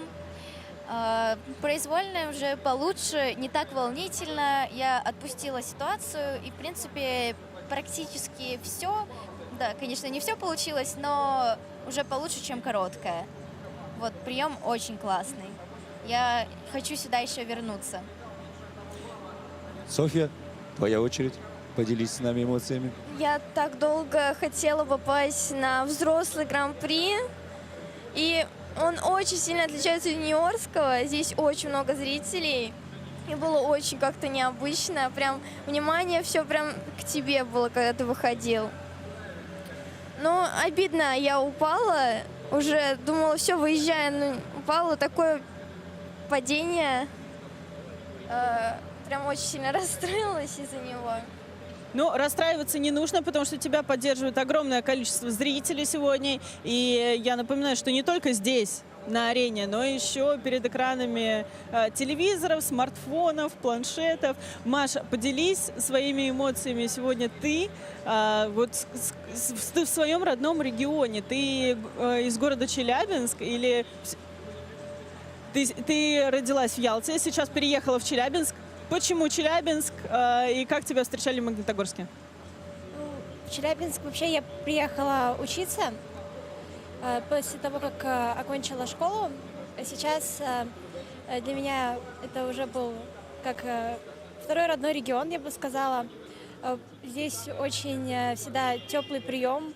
Я давно мечтала побывать на таких больших стартах, именно на взрослом этапе. И вот сегодня мечта, можно сказать, сбылась. Вот эти 2 дня, которые короткая произвольная программа, я выходила и старалась просто наслаждаться тем, что я тут, и что вот мне предоставили такую возможность вообще выйти и показать с себя свои программы. Правда, не все получилось, но есть к чему стремиться, над чем работать. Вот очень круто, что вот сегодня я здесь. Расскажи, потому что, правда, очень оригинально. Обычно с севера едут на юг, люди переезжают, а ты с Ялты, из лета переехала в зиму в Челябинск. Расскажи об этом решении, как это получилось и вообще как ты начинала кататься, потому что каток в Крыму построили совсем недавно. А где же ты тогда начинала кататься? Ну, вообще, изначально я начинала на катке в торговом центре. Там было очень тяжело начинать, так как льда всегда было мало, не хватало. И сейчас, наверное, я бы сказала, тоже. Но вот в 2019 году Илья Исламович Авербух открыл школу наследия. И вот мы ездили, занимались туда. Хорошие тренеры вели занятия. Вот так вот как бы началось мое фигурное катание с того, что вообще я смотрела, и мне всегда очень нравилось, я мечтала этим заниматься. И вот поэтому, когда мы узнали, что у нас есть каток в городе, что есть такая возможность, мы решили попробовать. И вот как-то затянуло. Хотя вот я пришла, в принципе, поздно, можно сказать, в 9 лет начала. Но я вот все годы жизни, что тренировалась, понимала, что я никогда не пожалею о своем выборе, и что вот я делаю то, что я люблю. Это на самом деле огромный пример, потому что вот все, кто сейчас смотрит, слушает наше такое мини-интервью с девочками, никогда не поздно. Верите в мечту, если вы хотите заниматься фигурным катанием, приходите где бы на вы каток, ни были. где бы вы ни были. Каких бы проблем это ни стоило, но если есть мечта, нужно стремиться. И вот наглядный пример нашей замечательной девочки. Арин, у тебя тоже интересная история. Ну, примерно похоже. Ты вообще начинала в торговом центре в Петрозаводске. Вот расскажи, как твой путь становления вот от торгового центра в Петрозаводске до этапа Гран-при России? Сегодня в детстве я в 3 года сказала родителям, что хочу пойти на фигурное катание. Для меня на самом деле это тоже было мечтой, но катка у нас не было, он был только в соседнем городе. Мы поехали туда на просмотр, меня взяли, но родители у меня работали, никто меня возить туда не мог, поэтому тогда мне сказали, что меня не взяли в группу, и меня отдали в художественную гимнастику. Где-то 2 года я занималась художественной гимнастикой, и в итоге даже получала какие-то награды, у меня, в принципе, все получалось, но как-то мама пошла на собрание, и я сказала маме, что нет, я не хочу, я хочу фигурное катание. Тогда меня мама отдала вот на каток в торговый центр, он был очень маленький, там я занималась примерно полгода, и как раз-таки, когда мне исполнилось 6 лет примерно, открыли уже хороший каток, меня отдали в группу, и в 10 лет я переехала в Москву. Сначала я каталась в ЦСКА. Вообще переехали мы не из-за фигурного катания, но так получилось, что здесь совсем другой уровень, и постепенно я шла к своей мечте, и я очень рада, что я здесь, я благодарна всем своим тренерам. Анастасия Юрьевна, привет, Карелия! И всем тренерам, которых я была в Москве, тоже всем очень благодарна. Сейчас я подобрала для себя такую группу, где мне комфортно и все нравится. Будем работать дальше. Привет передаем Карелии, это очень красивый регион, мы всем советуем попутешествовать, я там лично была несколько раз, я в полном восторге, но передадим слово другому региону, Уфа. Соседнему региону, между прочим, с Магнитогорском. А кто за тебя болеет дома? Кто твои самые ярые болельщики? И какой опыт ты приобрела здесь, сегодня, на этапе Гран-при России? Ну, очень колоссальный опыт я здесь приобрела, что я правда вообще не ожидала столько зрителей, столько берут интервью и постоянно какое-то внимание. Вообще за меня болеют очень много детей маленьких, которые у нас в группе. Я им всем передаю привет, Нике, Вики.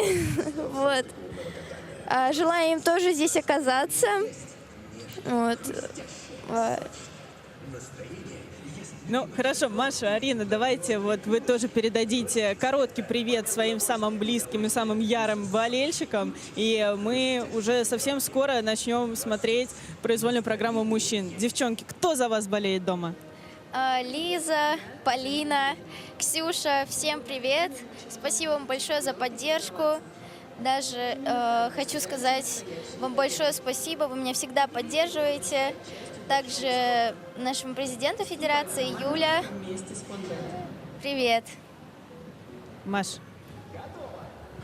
Самыми моими ярыми болельщиками это, конечно, является моя семья, бабушка, мама, дедушка. Всем привет и спасибо большое за поддержку. Также я знаю, что за меня болели и переживали мои друзья и одногруппники. Тоже всех люблю, всем спасибо. Я тоже хочу передать привет всей группе «Снежные барсы», привет. И своим родителям спасибо вам большое за поддержку. После неудачной короткой программы вы меня поддержали, и сегодня уже было получше.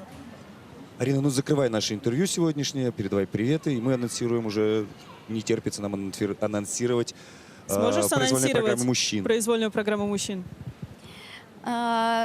Приходите все на произвольную программу, будет незабываемо. И вы получите хорошие эмоции и интригу. Ну, ура! Смотрим мужчин.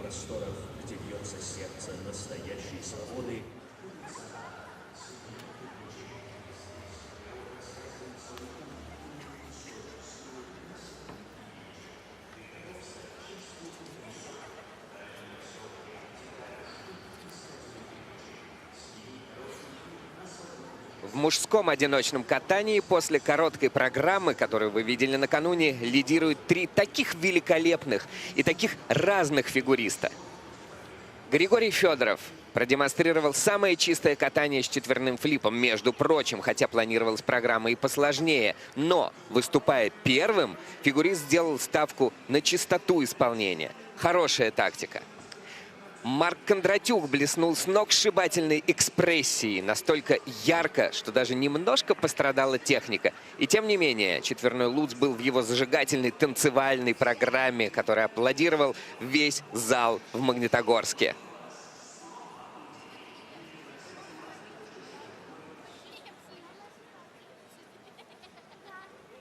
И, конечно же, Николай Угожаев. Он сделал самую сложную технически программу. Четверные и чисто выполненные остальные элементы сделали его лидером с опережением в 8 баллов.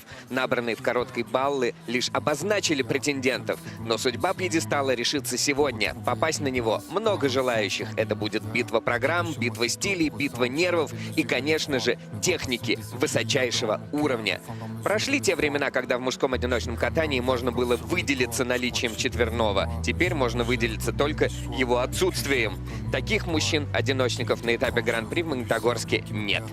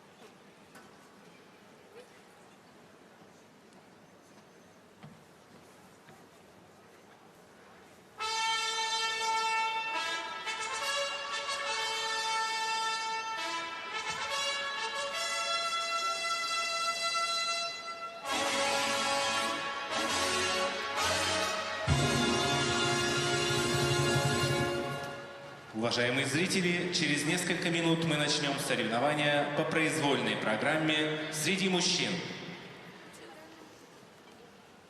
Представляем вам официальных лиц соревнований. Старший судья Наталья Богуш, Самара. Судейская бригада. Судья номер 1 Лолита Лабунская, Москва. Судья номер 2 Марина Сучкова, Москва. Судья номер 3 Светлана Михайлова, Белгород. Судья номер 4 Ольга Худоба, Санкт-Петербург. Судья номер 5 Мария Казарина, Санкт-Петербург. Судья номер 6 Никита Логачев, Ленинградская область. Судья номер 7 Елена Левковец, Екатеринбург. Техническая бригада. Технический контролер Ольга Кожемякина, Москва. Технические специалисты Наталья Лебедева, Московская область. Ольга Маркова, Москва.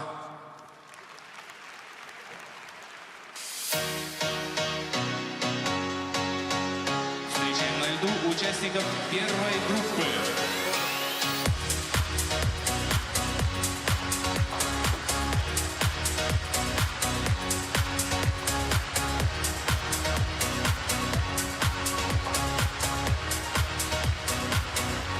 Юрий Сидоров, Оренбургская область. Илья Малянов, Москва. Егор Коваленко, Воронежская область. Егор Рухин, Москва. Игорь Ефимчук, Санкт-Петербург. Семен Соловьев, Санкт-Петербург. Разрешена разминка.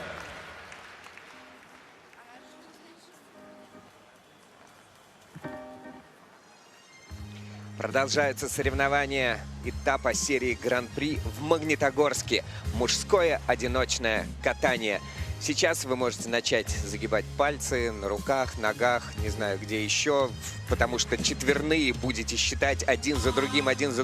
И это всегда, конечно же, яркое событие, все на него ориентируются, хотя, как мы знаем по результатам катания девушек, не всегда самое главное событие, четверной есть он или нет. Все-таки фигурное катание состоит из множества элементов и множества компонентов, которые все нужно выполнять на высочайшем уровне и чисто для того, чтобы побеждать и оказываться на пьедестале. В разминке номер 1 принимает участие Юрий Сидоров из Оренбурга. Молодой парень, который тренируется у Елены Михайловой, с творчеством относится к своей работе спортсмена, всегда комбинирует, ищет какие-то варианты, композиции. В общем, вдумчивый молодой человек, и у него есть четверной сальхов в распоряжении. С него он будет начинать свою короткую программу. Тренирует его Елена Михайлова. Илья Малянов. Это школа Виктории Буцаевой. Евгений Власов, здесь его тренер. Короткую программу он закончил с предпоследним результатом. Напоминаю, что спортсмены будут выходить с каждым разом все выше и выше. Результат в обратной последовательности распределены спортсмены в произвольной программе. Это удобно, с одной стороны. Но с другой стороны, конечно, возникает вопрос, но если я не люблю, например, выступать последним, а если я лидер, то, собственно, я по этим правилам буду вынужден. Нет шансов, да. По поводу Ильи хочется еще добавить, что у него есть такая очень приятная, добрая семейная традиция, такая подготовка к соревнованиям всегда перед стартом. Он переписывается со своей мамой. Надеюсь, что эта традиция не поломалась здесь, и это придаст дополнительных сил. Из Воронежской области на этой разминке выступает Егор Коваленко. Еще один спортсмен, который по легенде, отправился на стадион для того, чтобы заниматься спортом, потому что его отвели из-за слабого здоровья. Вот всегда хочется спросить, и всегда не верится, правда ли это, что так много врачи советуют людям идти заниматься фигурным катанием, хотя, казалось бы, это зимний вид спорта, холодно и так далее. Вот мы с вами здесь сидим, очень прохладно возле льда. По поводу Егора Коваленко, этот фигурист писал свое имя в спортивную историю именно своего города. В 23 году он получил звание мастера спорта, став первым за очень долгое время спортсменом с таким званием, кто продолжал бы жить и тренироваться в Воронеже. Александр Волков и Юлия Недосекина, его тренеры, и Егор Коваленко намеревается прыгать четверной сальхов в каскаде с тулупом и еще один сальхов в 4 оборота. Егор Рухин, ученик Алексея Александровича Четверухина из Москвы, школы «Конек» Чайковской. У него тоже большое количество четверных в распоряжении. В прошлом сезоне он еще им блистал. Ну и программа буквально пестрит четверками. Ну, что касается четверных элементов, мы сегодня уже так вскользь затронули тему того, что есть четверные элементы ультра-си у наших девушек, но фигурное катание не состоит только, да, из четверных прыжков. Но все же акцент именно в мужских прокатах — это, конечно, огромное количество этих элементов, которые для них в настоящий день не являются элементами ультра-си. Это уже, как для нас в прошлом, тройные прыжки. Игорь, большое возвращение Ефимчук. Спортсмен, который в какой-то момент решил, что он больше не хочет заниматься фигурным катанием. И, может быть, даже неплохо проводил время. Но труба позвала, и он почувствовал, что фигурное катание — это его жизнь. И, кстати, таких спортсменов немало. Я вот раньше таких историй много не слышал. На этом этапе серии Гран-при, по-моему, 3 человека минимум. Ну, просто Ефимчук выделяется среди них. Всех уже в 7 лет он этим не занимался. Но многие спортсменов ломают именно их травмы спортивные. А что касается Игоря, то хочется для многих наших телезрителей дать вот эту дополнительную информацию, что действительно он выступал в ледовых шоу, да, в какой-то момент все, насытился миром фигурного катания, работал на круизном лайнере, плавал по водам Карибского бассейна, затем он даже немножко почувствовал себя хоккеистом на какое-то время и работал с хоккеистами, но вновь эта искренняя любовь к фигурному катанию привела его вновь на лед, но уже не хоккейного, а мира фигурного катания. Его тренер Юлия Львовна Кулебанова, и рядом с ней был хореограф Денис Лунин. Они вместе готовят этого спортсмена, и мы желаем ему удачи в его четверном. Утром на тренировке я четверного у Игоря не видел. На ваших экранах Семен Соловьев. Это уже, в свою очередь, 19-летний ученик Артура Гачинского в Санкт-Петербурге. Они тренируются. Уважаемые спортсмены, конечно, вчера так разводил руками Артур Андреевич по поводу катания. Было, ну, очевидно по его реакции, что все элементы у Семена есть, и программа у него очень красивая, но почему-то он вчера не смог выполнить больше половины этих элементов. Ну вот интересно, что у него, кстати, не очень большая разница в возрасте с своим тренером, с Артуром Гачинским. Произвольной программы. Ну, об этом попозже. На лед приглашается Юрий Сидоров, Оренбургская область. Оренбургский спортсмен Юрий Сидоров открывает соревнования мужчин в произвольной программе на магнитогорском этапе Гран-при. Вдумчивый творческий парень тренируется у Лены Михайловой, нашел для своих программ оригинальные тематические решения, но пока не хватает стабильности и компонентов. Его произвольная — это лидер кукрыниксов Алексей Горшинев с песней о любви.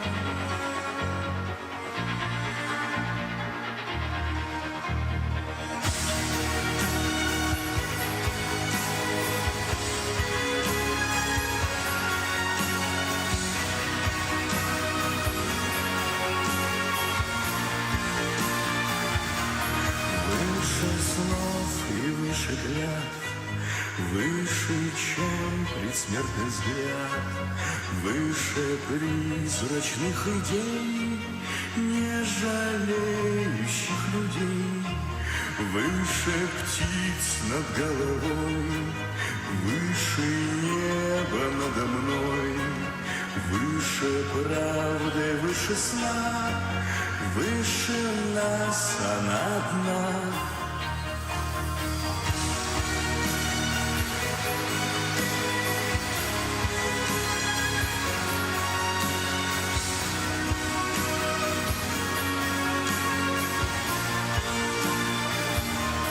Выше жизни, что не врет, выше смерти, что не ждет, выше боли, выше зла, выше стен, где жизнь была, выше веры, выше сил, что терзают этот мир, выше брошенных на дно. Это чувство у нас одно — любовь.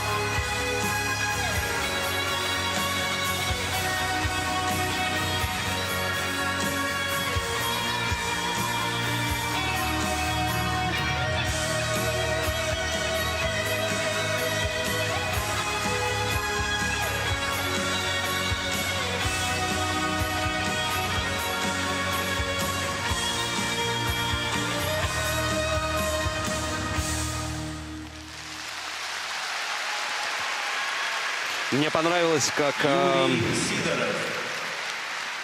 условно, в условном бэкстейдже здесь звучали на нашей комментаторской позиции в начале программы, что работает как машина, Юра, а потом тащи, держись. Ну, видно было всем невровно взгляну, что правда тяжело спортсмену. А вот как машина, вы говорите, а я хотел уточнить по протоколу судейскому, и сейчас нам покажут повтор этого прыжка. Казалось бы, прыжок очень мощный, первый четверной у него получился. А что такая маленькая надбавка? А вот сейчас мы с вами и посмотрим. Первый четверной Сальхов. Чистый, да, крученный. Ага, вот я понял почему. Потому что его повело немножко, и судьи не могут ему, да, плюсануть сильно. Затем тройной аксель с тройным тулупом. И казалось бы, вот все, вот он набирает силу, и сейчас как пойдет. Дальше тройной флип, чисто. И вот этот прыжок совершенно неожиданный. Четверной тулуп, сделано, чистый, здорово. Вот он почти балл надбавки получил, этот четверной. Наверное, справедливо. Вот спасибо большое операторам, что показали этот повтор вращения, который был сорван практически. Да, вот у него и вчера тоже с волчком со сменой была проблема. И вот сегодня мы видим с комбинированным. Ну, не задалось. Что-то вот...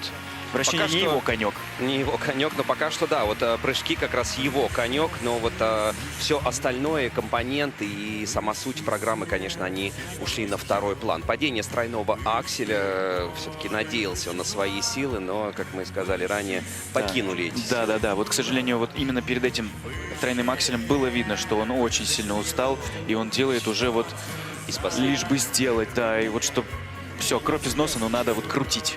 А вот о выезде уже, к сожалению, не подумал. За исполнение произвольной программы Юрий Сидоров набирает 130 баллов, 85 сотых и 187,18 по сумме двух программ.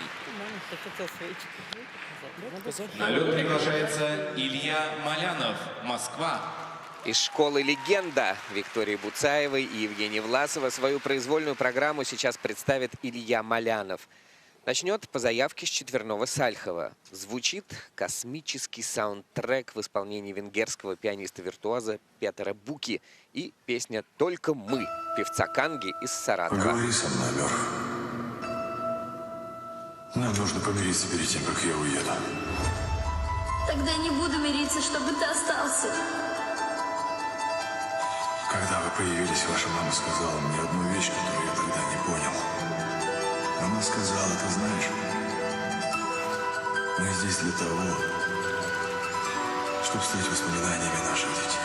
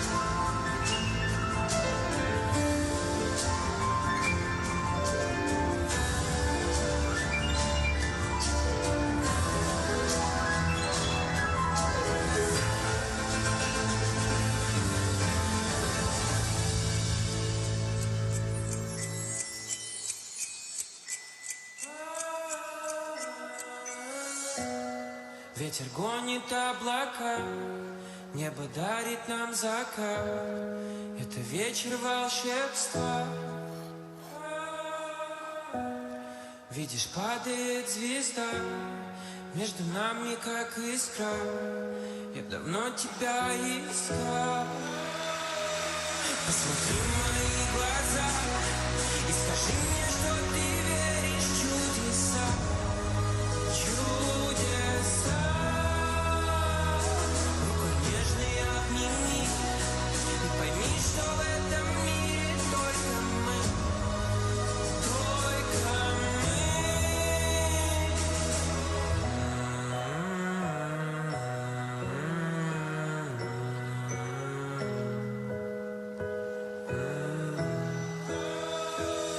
И пускай никто не верит, что чудес на этом свете не бывает, но мы сможем доказать.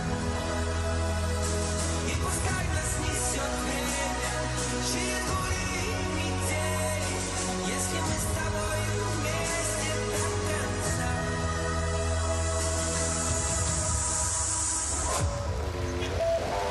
Дорогие друзья, близкие и незнакомые, люди всех стран и континентов, я испытал большое счастье быть первым в космосе.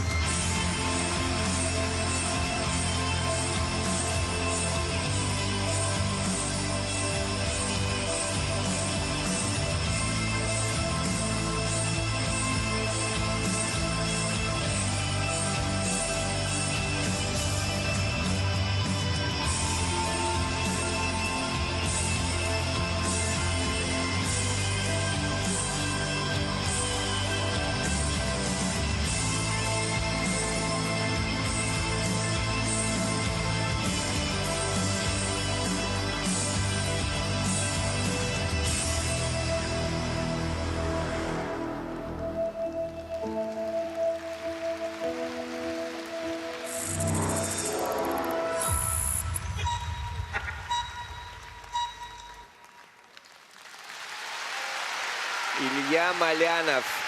Ну, очевидно, что в школе у Виктории Буцаевой, Евгении Власовой, Галины Ищенко работают не только над четверными и не только над прыжковыми элементами, но над общим развитием фигурного катания.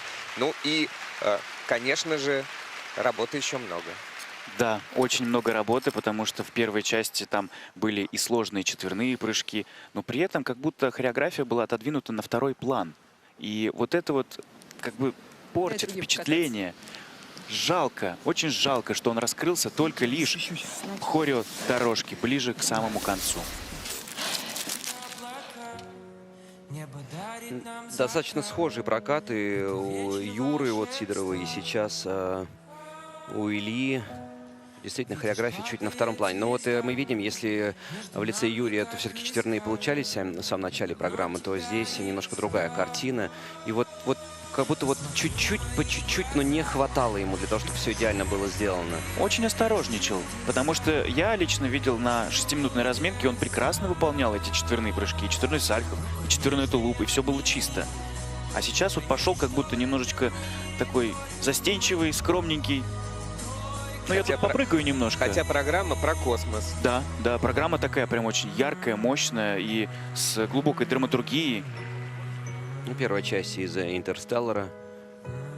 Все прекрасно знают. И, кстати, Владислав Дикиджи использует саундтрек. В короткой программе, В короткой программе, да.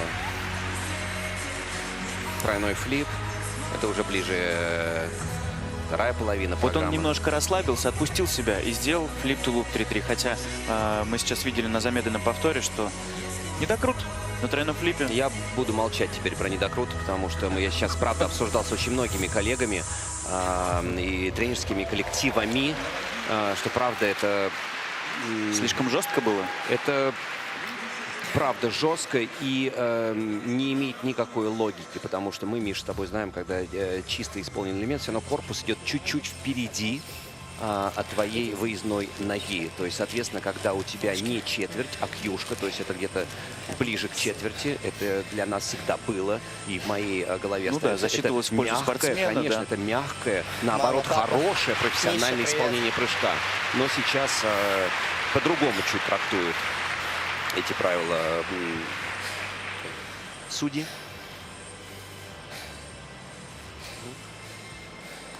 Мы можем сколько угодно возмущаться, но правила есть правила. Не нам лезть. Да, мы лишь наблюдаем прокаты. 135,54. В произвольной программе он получает 135,54 и 194 балла. Его сумма после двух программ.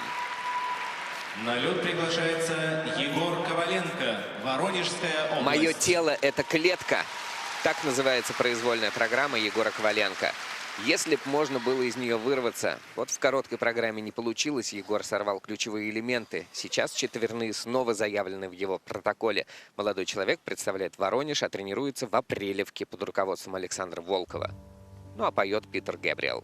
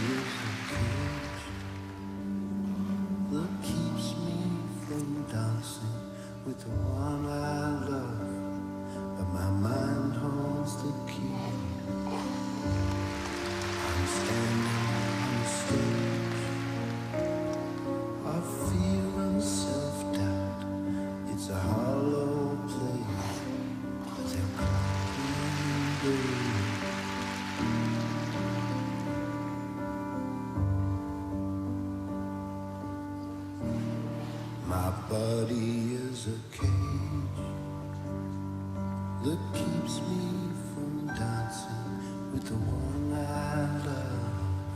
My mind holds the key. My mind holds the key.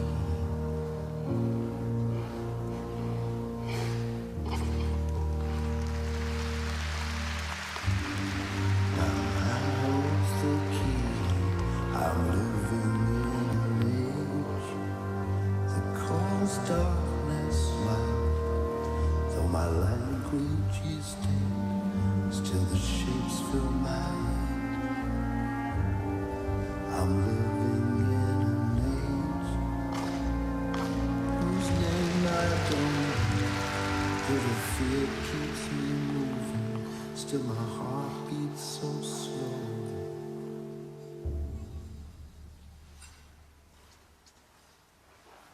My body is a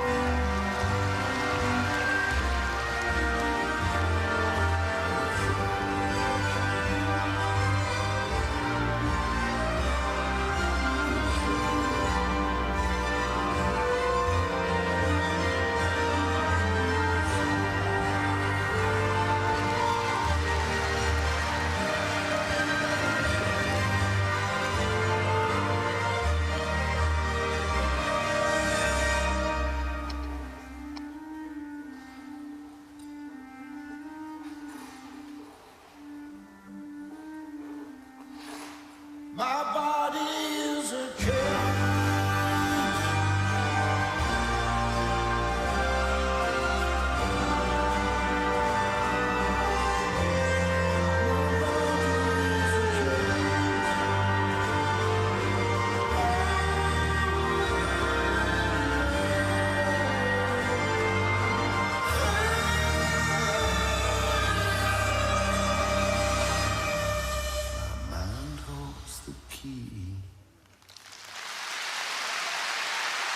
Егор Коваленко. Ну вот так совсем другое дело. И такая серьезная программа с таким значением. Он ее катал и не побоялся взять такую музыку, которая обязывает к тому, чтобы держать зал. И при наличии четверных такое получается намного легче. Программа действительно очень интересная, очень сложная. Но вот, на мой взгляд, немного все-таки не хватило вот той энергетики, чтобы до конца удержать внимание на своем прокате. Музыка очень, правда, тяжелая. Под такую музыку надо либо на разрыв аорты, как мы зачастую говорим, либо получается то, что мы сейчас с вами видели. Нет, прокат действительно получился неплохой. Сейчас мы с вами посмотрим. Четверной Сальхов в каскаде с двойным тулупом. И вот здесь недокрут стоят на первом прыжке. Да, но здесь было прям вот очевидно, что Сальхов, да, был недокрученный. Затем еще один четверной. Вот, давайте Сальхов. посмотрим. Да. Здесь тоже был бесспорно. Да. И вчера, и сегодня этот спортсмен не делал тройной аксель в своих программах. Тройной Сальхов. Тройной Луц. Поборолся. Вот он начал уставать, и он начал бороться. И это было видно, что вот как будто руки уже начинают опускаться, но все равно он, преодолевая трудности, работал. Сегодня был такой хороший рабочий прокат. Судя по реакции тренеров, он все-таки выполнил программу минимум на сегодня-то уж точно. Я думаю, что программа минимум доехать до сюда. И, как сегодня мы знаем, один из бортов из-за очень сильного тумана утреннего был вообще, посадили этот борт в Челябинске. Но минимум он здесь, он с нами. И как поется, да, my body is a cage. То есть мое тело — это клетка. То есть мы желаем только Егору как бы выбраться, найти нужные ключики вместе с тренерским коллективом, выбраться из этой клетки. И расширять границы своего таланта. Конечно.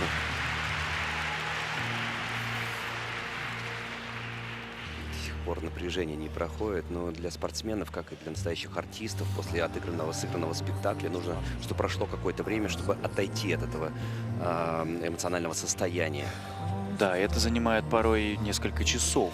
То есть это не то, что там 5 минут и все, и ты свеженький, готовый работать дальше. Задержка, наверное, связана в том числе, что оценивают вращение спортсменов, где не досчитались одной из позиций. Ну, достаточно, не могу сказать, что там неправильно, это абсолютно неправильно, простите за тавтологию, подобранная фраза, но очень строго, правда, строго судят и прям предельно внимательно относятся к каждым элементам, не только прыжковым. Все-таки, да, фигурное катание — это и вращательные элементы, и соединительные шаги, и дорожки шагов. И мы видим, что и второго уровня есть, и первого даже у некоторых непрыжковых элементов. Но, правда, это большая потеря баллов. Ну и когда ты дорожку шагов, ты знаешь прекрасно, Миша, там, ты выполняешь на первый уровень, да, это энное количество энергии. Когда ты пытаешься на четвертый, это и остановка, и это смена и ритма, и характера. И вот в дорожке шагов можно так извернуться, что вот можно на одной только дорожке вытащить всю программу. Да. Или потратить столько же энергии, сколько ты потратил, условно, в короткой программе. Да. Но это только предстоит. Это будущее у Егора Коваленко. Подыгрывает публике Александр Волков и Юлия Недосекина в ожидании оценок. Ну и поддерживает в том числе своего ученика Егора Коваленко. Ну, по-моему, все выглядят очень довольными по итогу проката.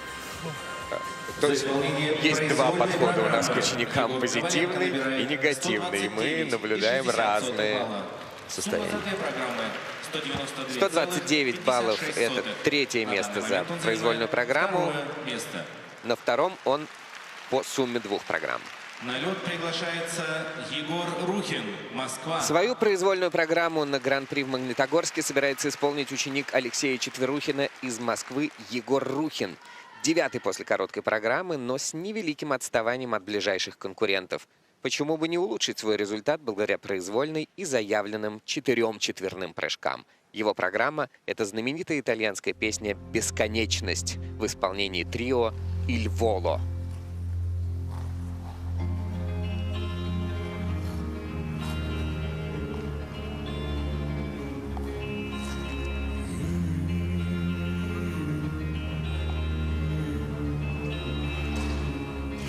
Io sono sicuro che per ogni goccia che cadrà un nuovo fiore nascerà e su quel fiore una farfalla volerà. Io sono sicuro che in questa grande immensità qualcuno pensa un poco a me. Non mi scorderà. Sì, io lo so. Tutta la vita sempre solo non sarò. Un giorno lo saprò.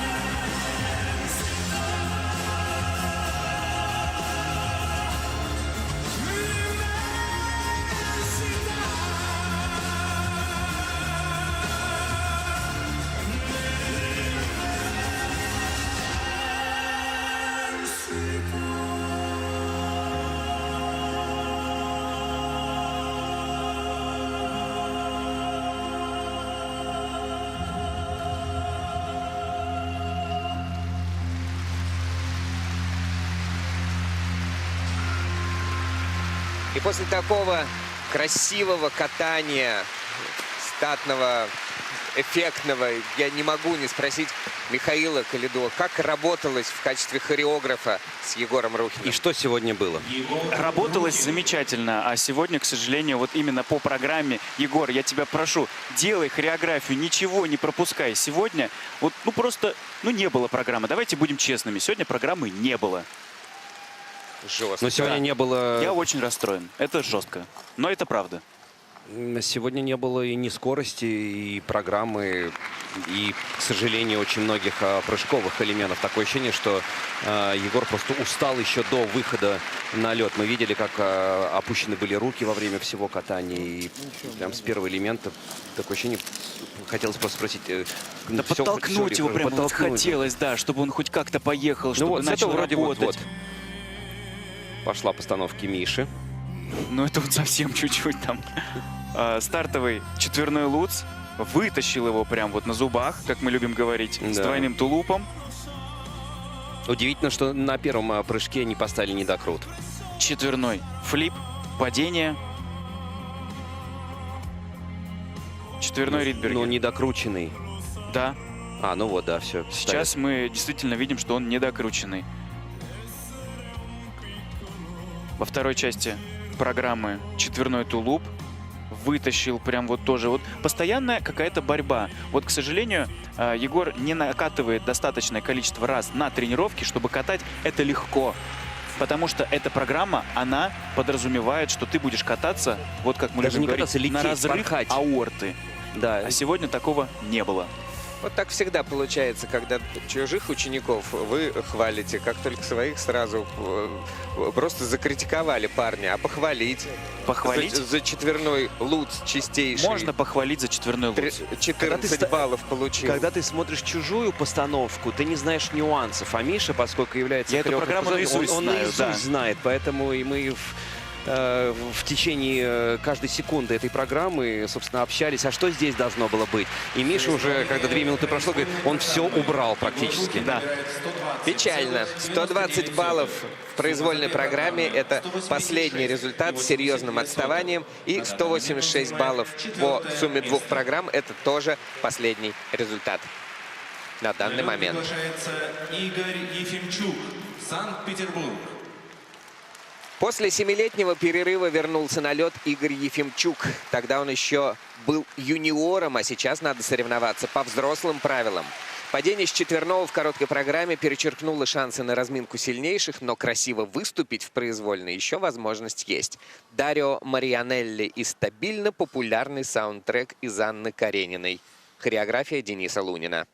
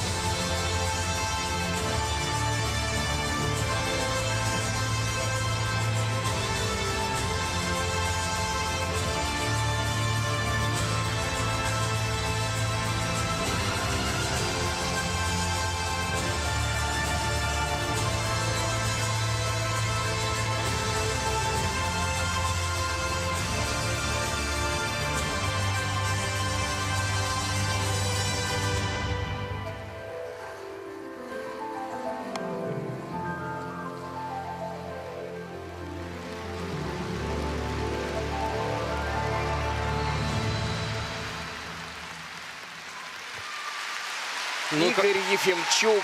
Сколько мы желали ему все удачи и хотели, чтобы это вот возвращение, оно максимально мягко прошло, как вот приземление на прыжках в лучших программах лучших мастеров. Но он не хочет мягко. Ну, собственно, как в романе Толстого, существует в основном, да, это внутренняя борьба. И вот сегодня мы эту внутреннюю борьбу и с вами лицезрели. Тоже устал, как сказал Миша Калида, устал. рядом. Но программа была. Программа была. Да.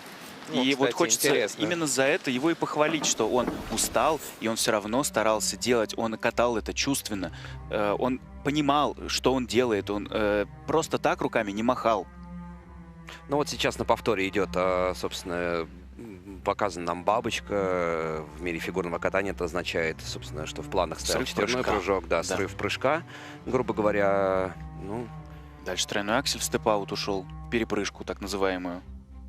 Тройной луц в каскаде с тройным тулупом. но Да. опять две ноги на приземлении. И небольшой Корпус сильно недокрут, вот остался. эта кьюшечка. Еще один тройной аксель, но тут уже вытащить было просто невозможно. Не хватило высоты, но это уже следствие того, что просто не хватило физических сил. Да, да, действительно, вот было такое ощущение, что вот эти все недочеты, достаточно грубые ошибки, они отняли много сил. И уже после выполнения дорожки шагов, там тройной тулуп, тройной флип, пониженный, потому что и ребро неправильно, и недокрут, и тройной ридбергер финальный, он уже был просто на зубах. Леша, когда ты говоришь, что внутренняя борьба, это в рамках программы внутренняя борьба или это более широкий процесс? Более широкий процесс, и, как мы понимаем, когда ты выходишь на лед и презентуешь свою программу, это же не только о том, что у тебя происходит. Здесь уже комбинация очень многих факторов, которые, собственно, да, это более широкий. Мы раздвигаем эти самые границы. Но хочется отметить, уважаемые коллеги, что сегодня, не знаю, либо потому, что мы сидим прямо у кромки льда, но прямо ощущается тяжесть. У всех одиночников пока что все очень тяжело идет. 109,48 это теперь новый последний результат, как в произвольной программе, так и по двум программам.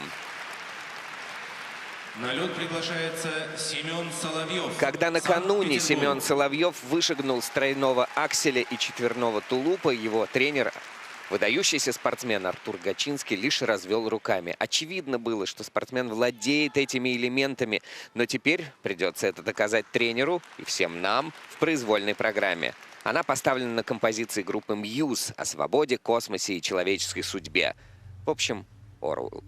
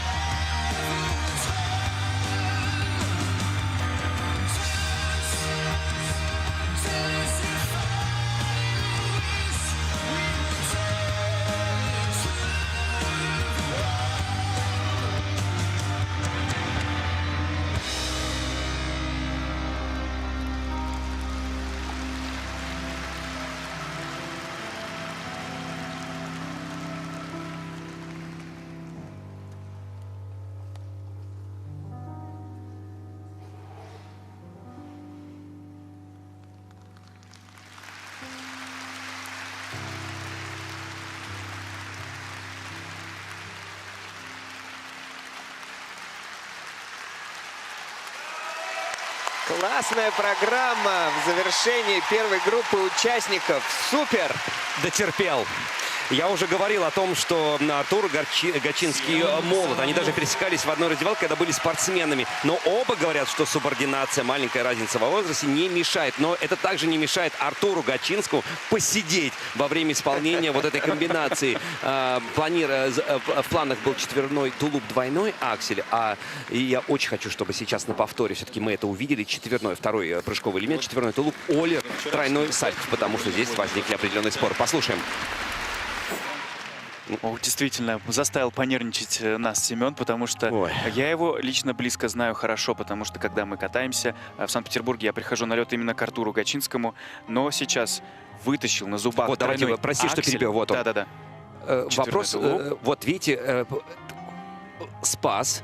Как бы, а здесь, где недокрут ваш? Где ваша кьюшечка на Олере? Ну, объективно, да, ну, она что, здесь была. Она была, но ее судьи не зачитывают. Но мы же не судьи. Мы нет. Вот, и поэтому как бы мы комментируем то, что происходит. И иногда добавляем свое мнение.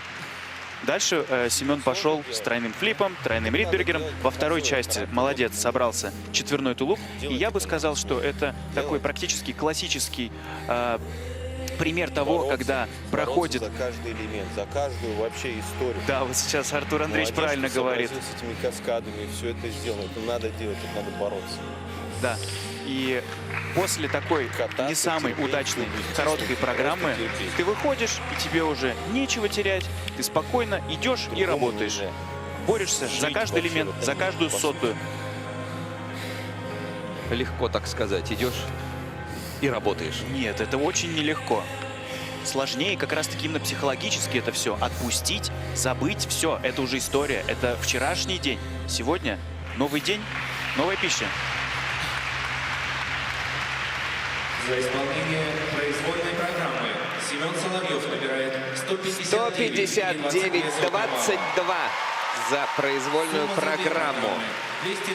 Общая сумма 228,90. И с этим гораздо более оптимистическим результатом мы заканчиваем смотреть участников первой группы.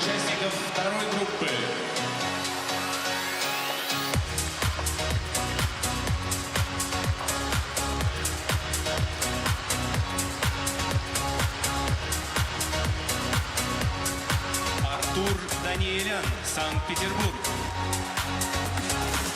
Роман Савосин, Москва. Артем Ковалев, Москва. Марк Кондратюк, Москва. Григорий Федоров, Москва. Николай Угожаев, Санкт-Петербург. Разрешена разминка.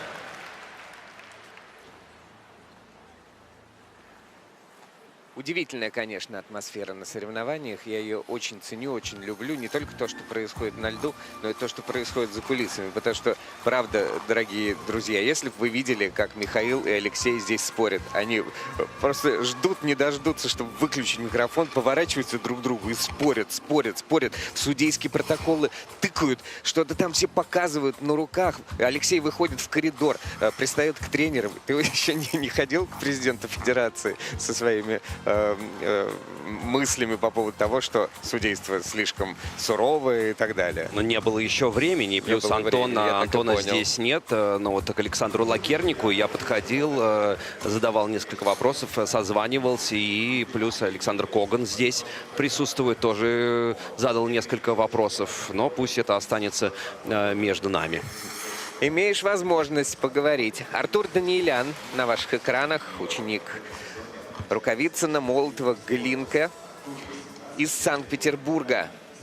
Очень яркий, интересный спортсмен, который и в короткой программе всех завел, и сразу видно, даже когда он на тренировку выезжает, что вокруг него такой сгусток энергии происходит. Очень интересно катается. И это то, что мы в том числе ценим в катании, кроме техники. Это, конечно, настроение. Ну вот Артур родом из Волгограда, собственно, откуда и двукратный олимпийский чемпион, и Евгений Плющенко. Кстати, после переезда в Санкт-Петербург, очень интересный факт, он полюбил готовить. И стал это делать гораздо чаще, именно после переезда. Ну и самое главное, его воспитание. Очень импонирует то, что он никогда бы не стал дерзить или спорить с тренером. Он говорит, что это следствие вот, воспитания. И еще хочется добавить, что он один из немногих, кто является действительно артистом на льду. Набор четверных прыжков также мы ожидаем от Романа Савосина. На ваших экранах он был вот в таком ярком желтом пиджаке и усах. И эти усы являются очень яркой принадлежностью его произвольной программы. Тренируется он вместе с Алексеем Четверухиным и Анастасией Казаковой.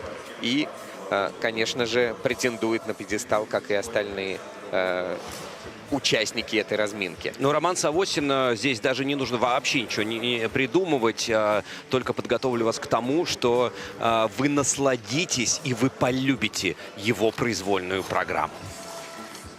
Также четверные заявлены у Артема Ковалева. Это еще один ученик Александра Волкова и Мартин Дежене, его хореограф-постановщик. Очень яркая была программа. Ну и, конечно же, все время все мы бесконечно шепчемся и разговариваем. Бывает вот отговорка иногда, знаете, там у комментаторов кого-то еще говорят, вот спортсмен высокий, прыгать ему тяжело, у него не получается. Ну вот, высокий спортсмен, самый высокий в России. Как он прыгал в короткой программе? Мы аж дар речи потеряли, когда это перед нашими глазами на льду происходит.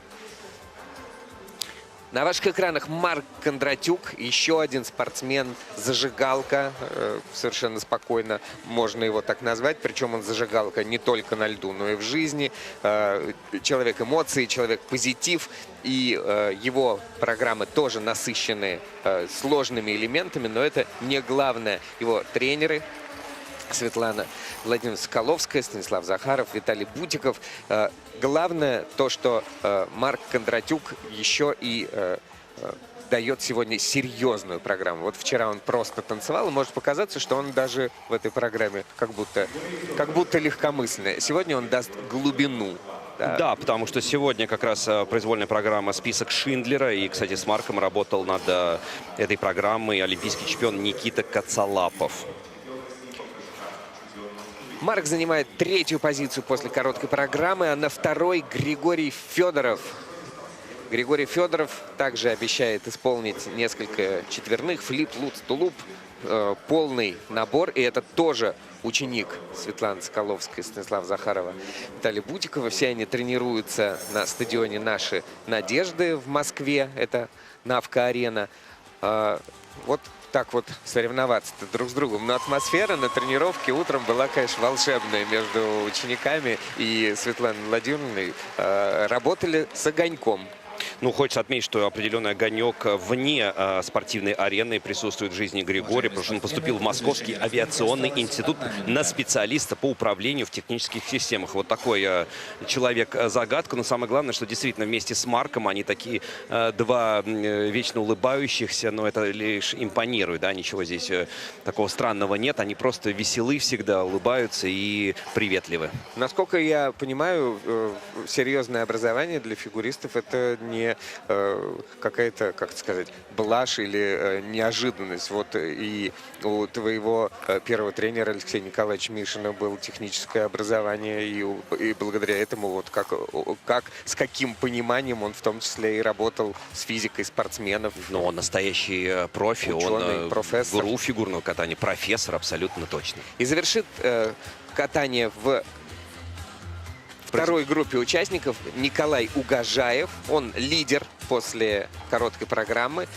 Катался он очень технично. У него именно благодаря оценке за технические элементы он вот так высоко поднялся, потому что по компонентам оценки были намного выше у того же Марка Кондратюка.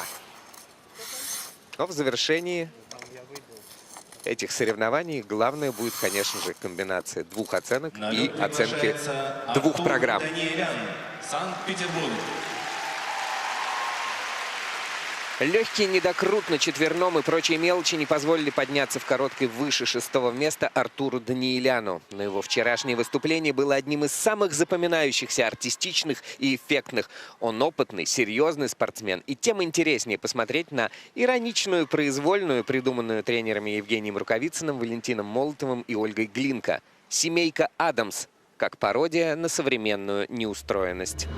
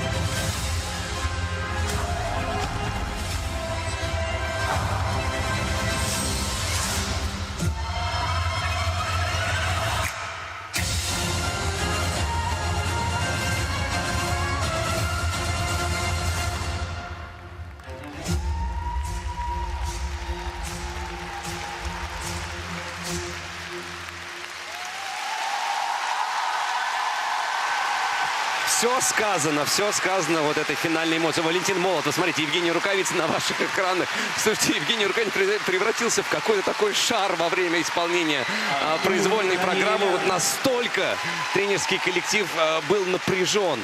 Мы видели, не очень проходили тренировки Артура Даниэляна, но но справился как с короткой, так и с произвольной программой. Ну, артист, настоящий артист. Мы про это уже говорили вскользь, да, И как правда. замечательно он во второй части программы остановился в хореодорожке и в технической дорожке остановился, прям вот отправил такой всем поцелуйчик воздушный. И не было видно, не было даже намека, что он устал. Хотя программа-то сложная.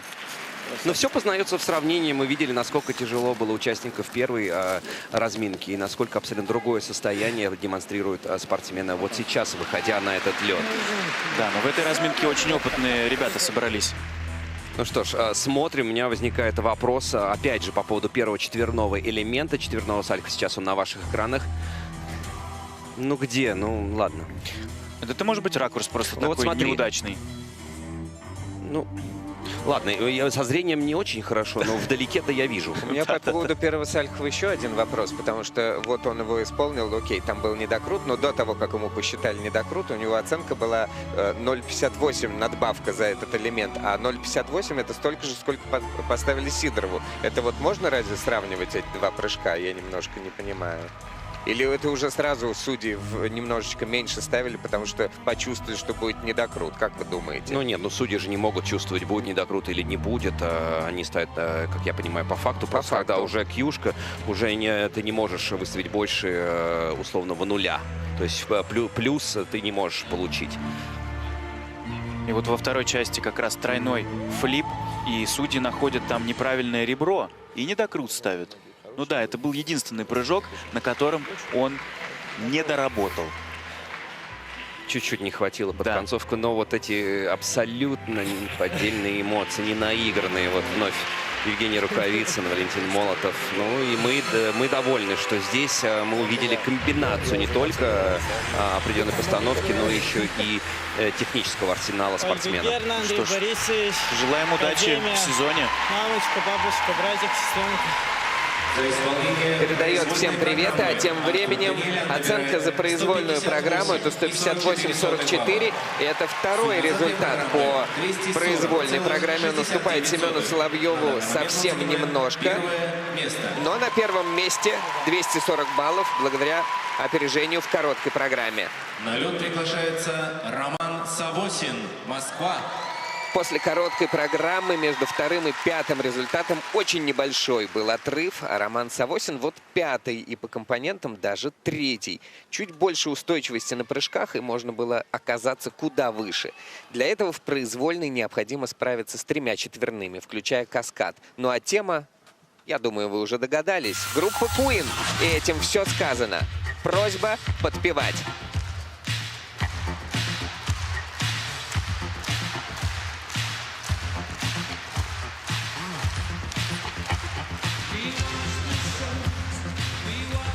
Time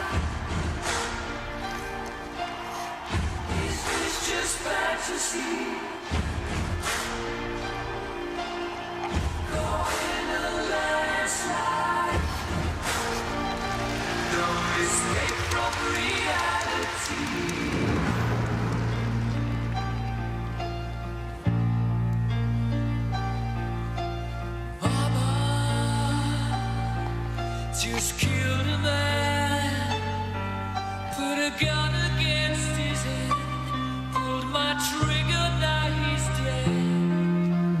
Mama, life had just begun, but now I've gone and thrown it all away.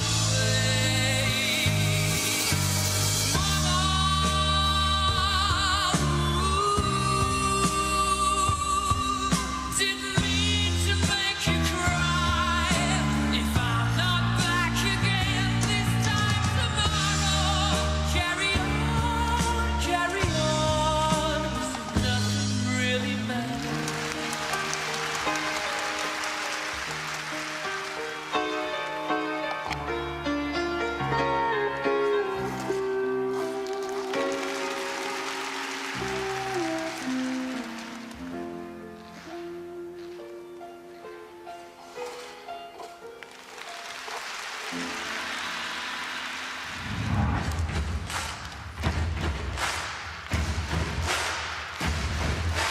Buddy, you're a boy, make a big noise, playing in the street, gonna be a big man someday. You got mud on your face, you big disgrace, kicking your can all over the place, singing, we will rock you. We will rock you. We will rock you. All right.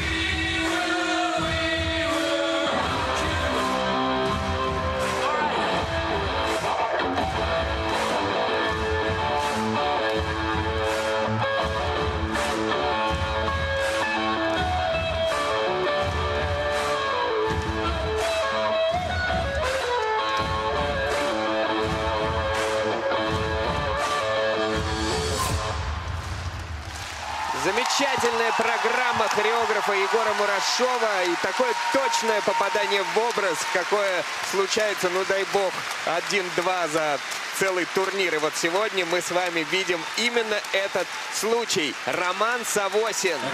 Ну и сегодня как будто бы не дата 26 октября 25 года, как будто 9 августа 86, когда состоялся вот финальный концерт группы Queen в Ньюпорт Хаусе в Англии. А здесь Металлург Арена. И мне кажется, что практически каждый подпевал, каждый прям вот отправлял частичку себя для того, чтобы помочь Роме еще мощнее взаимодействовать с публикой. Да не практически, а 100% каждый, потому что мы сидим совсем рядом возле судьями, и даже они подпевали, и хлопали, и топали.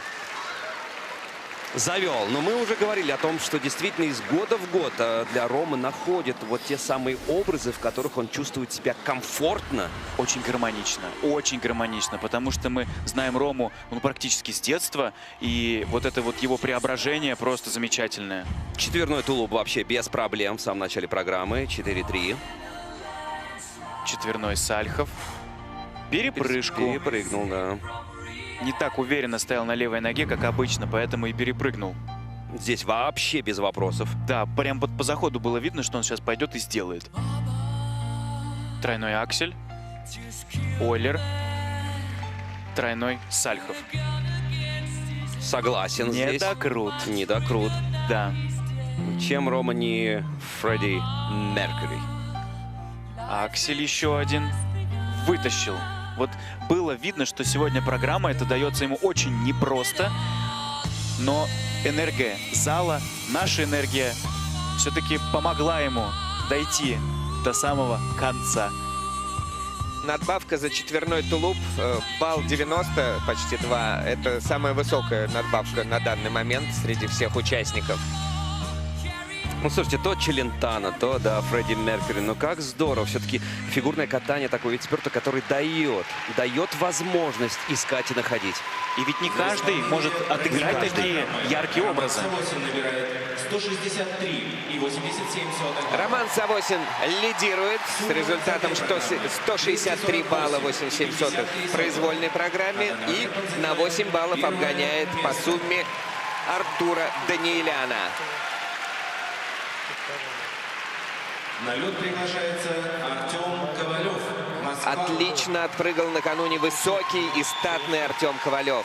Тем обиднее, что кучу драгоценных баллов он растерял на вращениях и компонентах. Его катание не спутаешь ни с чьим другим. Масштабно, основательно, с блеском. Но нужно бороться за каждую закорючку и позицию. С таким ростом это непросто. Сегодня ему в помощь хиты Бон Джови из разных эпох и смыслов.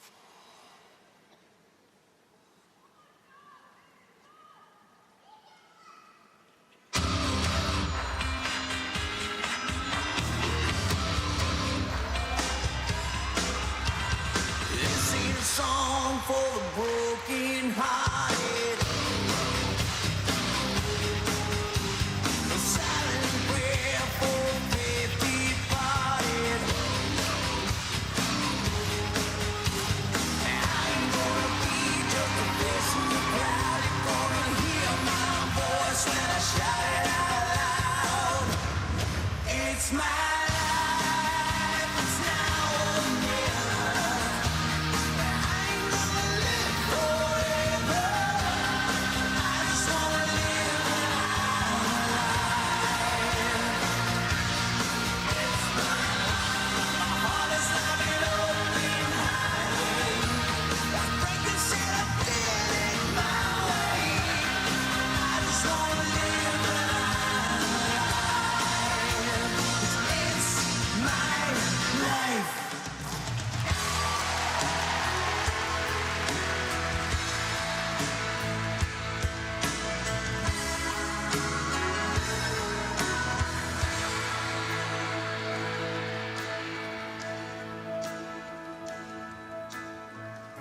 This Romeo is bleeding, but you can't see his blood. It's nothing but some feelings that this old dog kicked up. It's been raining since you left me. Now I'm drowning in the flood. You see, I've always been a fighter, but without you, I give up. Now I can't sing a love song like the way it's meant to be. Well, I guess I'm not that good anymore, but baby, that's just me. Yeah, I will love you, baby. Always, and I'll be there forever and a day.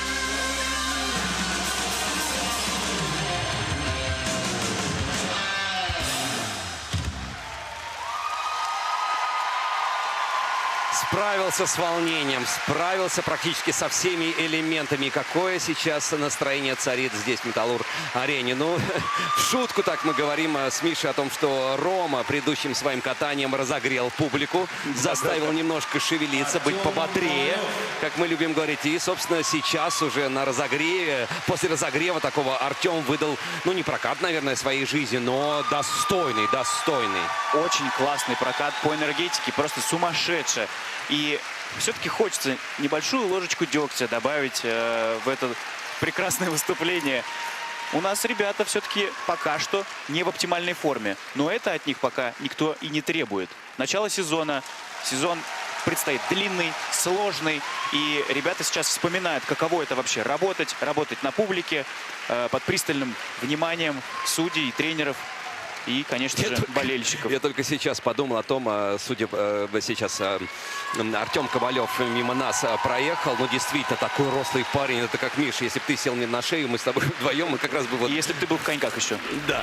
Вот это вот такая махина бы работала. Александр Волков встречает его в Kiss and Cry. Я хочу отметить, что балл за... самая большая надбавка теперь у нас 2,47 за четверной тулуп. Это ну уже вот стартовый каскад, балла. четверной Сальхов, тройной тулуп. Судьи находят там недокрут. Причем в обоих прыжках. Да. Дальше четверной тулуп. Дальше четверной Сальхов. Ну, опять. Тоже недокрут. А дальше он как будто подышал, немножечко пришел в себя, успокоился. И тема музыкальная тоже поменялась. И вот зал почувствовал прямо это настроение, что надо сейчас дать немного времени, чтобы прийти в себя и отработать хорошо вторую половину. Вот сейчас комбинация тройной аксель, двойной аксель. Тройной аксель, Ойлер, тройной Сальхов. Ну, конечно же, не видно такой вот свежести, которой в первой половине мы наблюдаем. И тройные акселя, они такие вот как с надрывом, с небольшим были сделаны. Но если Артем заходит на какой-то элемент, его выполняет, то действительно выполняет, то это...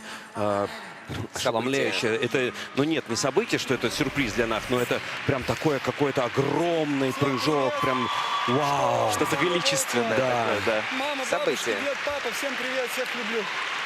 Всех любит, мы тебя тоже любим. It's my life. Да, это твоя жизнь, это наша жизнь и всех тех, кто причастен к этому удивительному виду спорта, фигурное катание.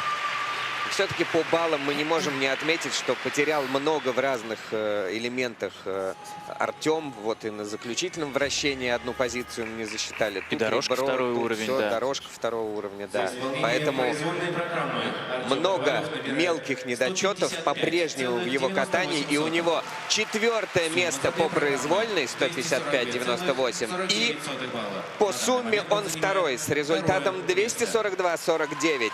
Впереди еще 3 спортсмена.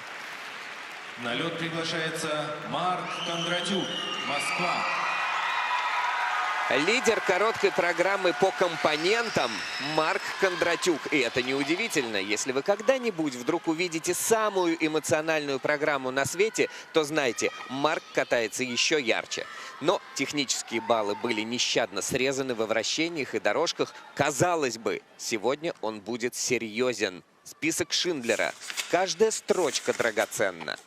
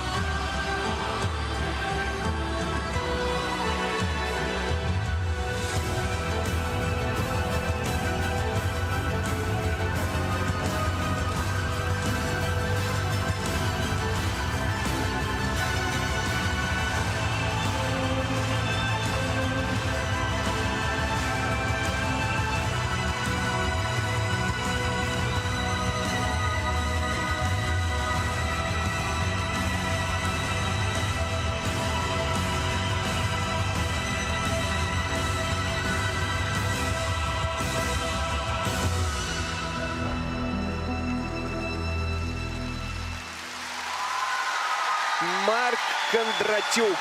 Человек, который максимальную задачу поставил себе на произвольную во всем. И в прыжках, и в постановке, и в экспрессии. И такой сумасшедший старт, и только мы хотели выкрикнуть, что этот четверной луц, и там и надбавки сумасшедшие, и настроение поперло.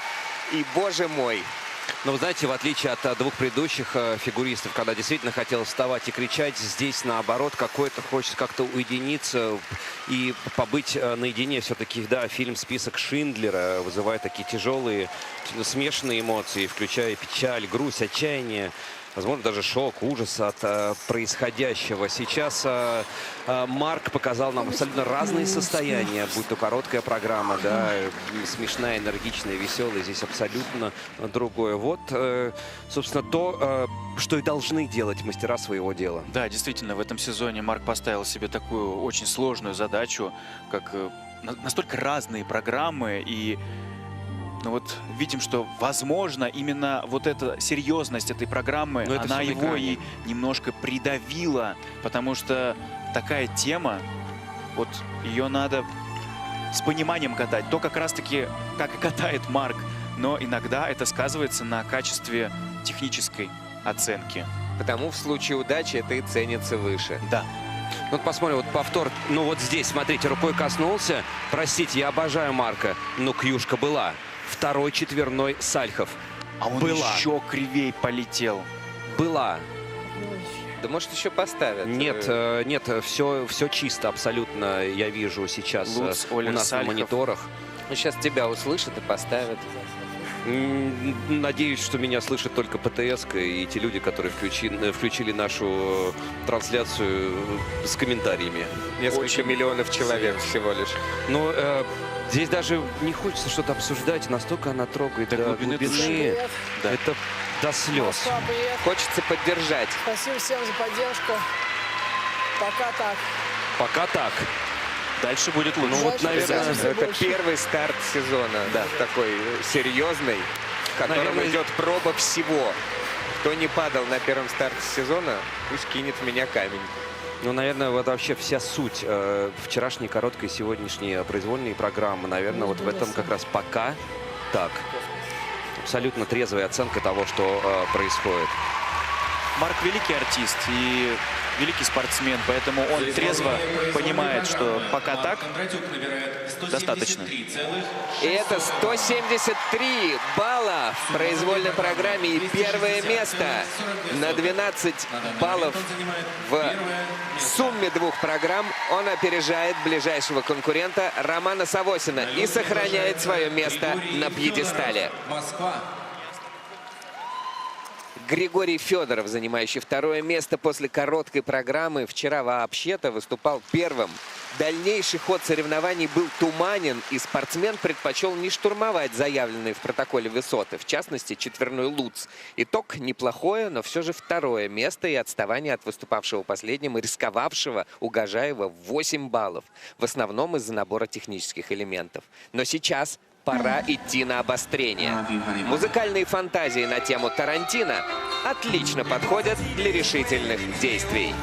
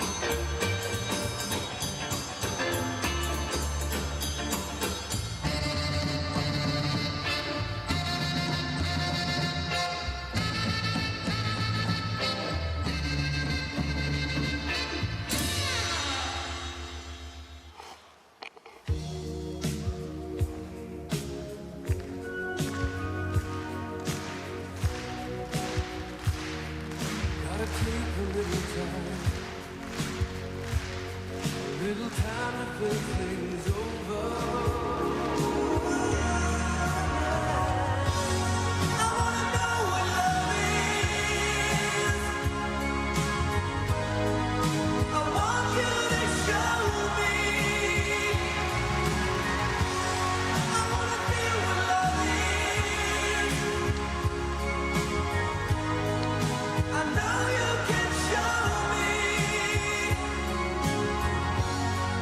wanna know what love is. I want you to show me. I wanna feel what love is.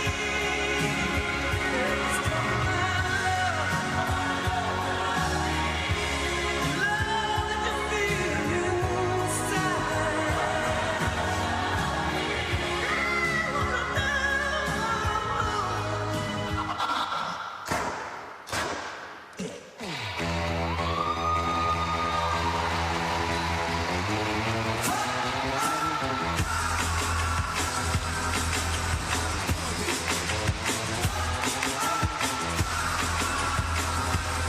know you can show me.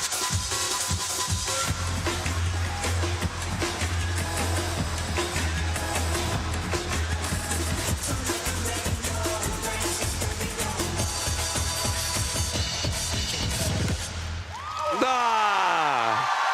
Ну, отдельный Оскар должен получить хореограф-постановщик. Отдельный Оскар. В шоке сам спортсмен Светлана Соколовская за бортиком. Виталий Бутиков. Все мило улыбаются. Ну, правда, это...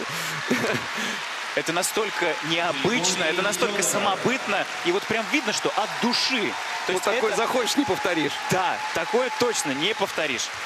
Ну, отдельно, надеюсь, в повторе будет такое сердечко, которое послал нам во время своего катания Гриша. Ну, очень веселые ребята в паре с Марком Кондратюком. И, ну, здесь, очевидно, работа над второй оценкой. Да, да. Причем И вот даже сейчас он выходит из продолжает. образа. Ай. Очень импонирует, да, очень импонируют люди с чувством юмора. Расскажи, ты вдруг... Послушай, вдруг что интересно. Ты что, Кондратюка научился, что ли? Это что за вращение? Это что за вращение? Всю неделю делал. Неделю делал? Целую Не неделю. пойму никак. Я первый раз вижу это вращение. Смотрите, прокат неделю назад. На тренировке. Это был флай. Гриша, я твой фанат с сегодняшнего дня и со вчерашнего. Ой. Но у Светланы Владимировны глаз ватерпас, потому что сначала стояло вращение в судейских протоколах 4-м уровнем, а сейчас пометили его, что у него неясное ребро сейчас на 4-м луце. А первый 4-й флип чистый был? Тулуп тоже, очевидно, чистый был. Марк Видим, поддерживает. Сокомандники поддерживают. Тройной аксель. И дальше пошел. Ну, дальше это, конечно... Ну, позер, что тут говорить? Бедуинский со сменой. Да, тройной луц, тройной тулуп. Недокрут. Вот оно сердечко, вот оно сердечко. Я первый раз это вращение вижу. Светлана продолжает. Соколовская. Давайте послушаем. Я вам покажу видео с проката. Я считаю 8 оборотов, когда на тебя уже ты не достаиваешь. Я покажу видео, неделю назад так катал. Один раз, наверное, когда меня не было. Вы бы. Это отдельно. Вот этот сюжет нужно повторять. Я не видел это вращение, я делал на прошлой неделе. Мне кажется, этот момент разлетится на мемы. Вот, и удивление Светланы Соколовской. Это дело такое вращение. Но человек должен оставаться загадкой. Скорее всего, хореографом этой программы Ставовская является тема. Никита Михайлович. Кстати, у него Где вчера он был день рождения. обозначен во всех протоколах, но конкретного упоминания про эту программу нет. Уточним потом у ребят. Давайте посмотрим оценки. По произвольной программе 172-83, и это второе место.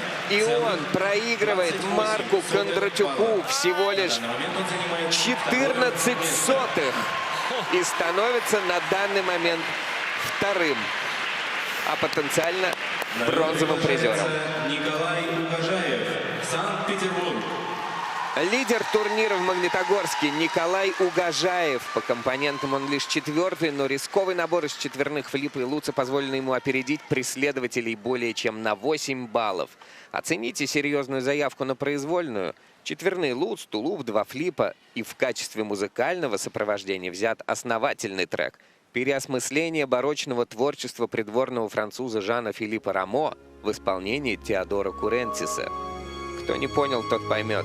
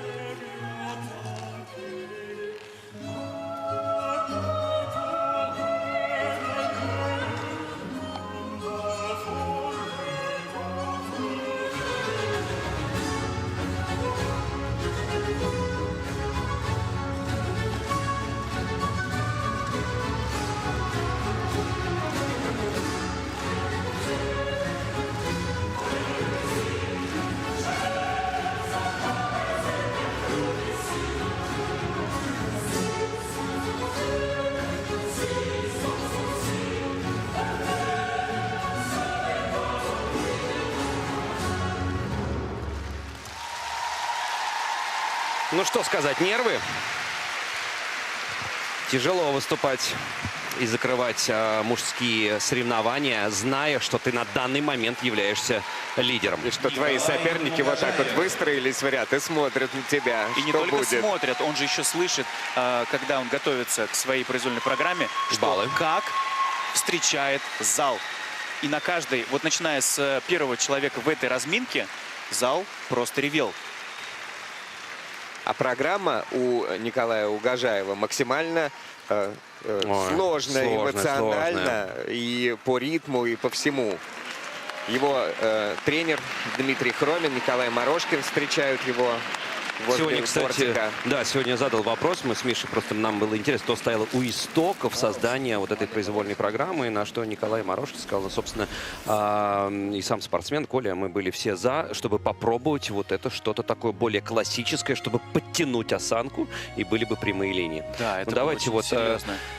к тем элементам, которые, скорее всего, не дадут спортсмену Вот мы подняться точно на так же высшую сейчас ступень, сделали, когда упал Николай с четверного флипа. Это был четверной тулуп. Четверной луц в комбинации с двойным акселем. Вот тоже не без борьбы.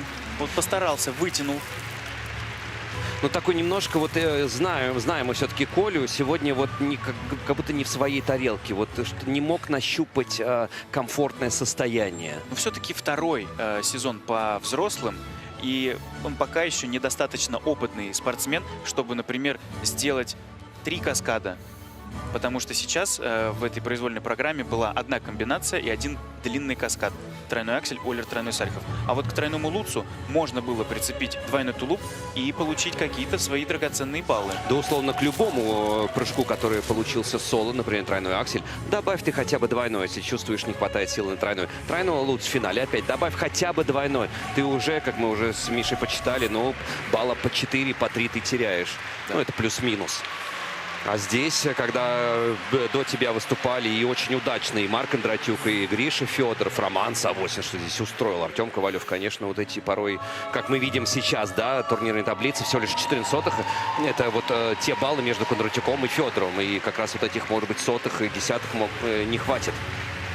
И для Николая, к сожалению, вот эти баллы технические, они критические, учитывая то, что баллы за компоненты у его основных конкурентов все-таки пока выше, да, но Марк Кондратюк просто рвет поляну со своими компонентами, даже в таком сдержанном прокате. Марк Кондратюк, естественно, переживал за выступление своего соперника, но в то же самое время сейчас, конечно, мысли, я думаю, о том, на каком месте окажется Коля Угожаев. И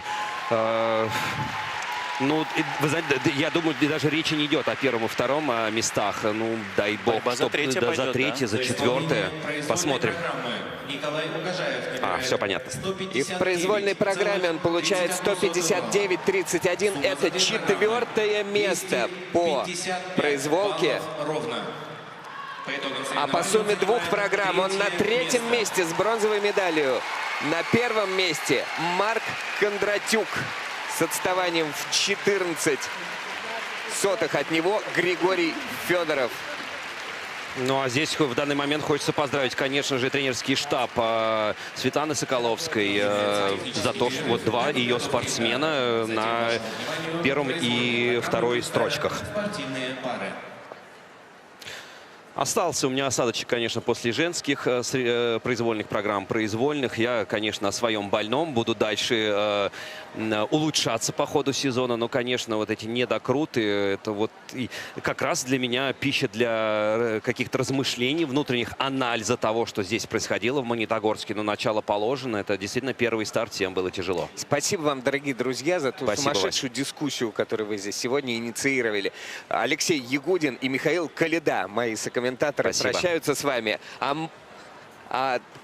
Спортсмены Марк Кондратюк и Григорий Федоров уже окружены Евгенией Медведевой и Максимом Троньковым. В олимпийской хватке придется радостно отвечать на все вопросы. Внимание, в Киссинкрай.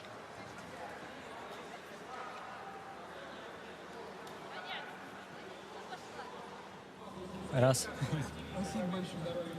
Разыграны медали и в мужском одиночном катании в Магнитогорске на 1-м этапе Гран-при России. И в сложнейшей борьбе ноздря в ноздрю шли два этих друга из одной команды тренерской. Вчера буквально сотые были в пользу Гриши, сегодня эти же сотые в пользу Марка. И Марк все-таки победил, занял первое место на опыте, наверное, прежде всего. Марк, ну давай с тебя начнем, как с победителя. Ты как оцениваешь свой прокат? Рад, не рад? Ты знаешь, как говорить. Во-первых, хотел поблагодарить и публику, которые смотрели наши соревнования, наши прокаты вживую, и те, кто это делал с телефонов, с телевизоров. Очень приятно. Спасибо вам большое за поддержку. Так получилось, что 2 года подряд в Магнитогорске я выигрываю, но это кардинально разные выступления. Если в прошлом году я действительно здесь выдал, можно сказать, там, 2 проката жизни практически, то ни сегодня, ни вчера таким я похвастаться не могу. Рад, что победил, но, конечно, работы огромное количество. То, что сегодня я катался так, ну, меня не очень радует. Но итоговым местом, конечно, доволен.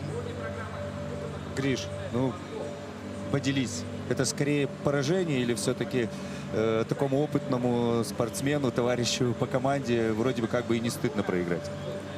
Ну, конечно, всегда приятно побеждать.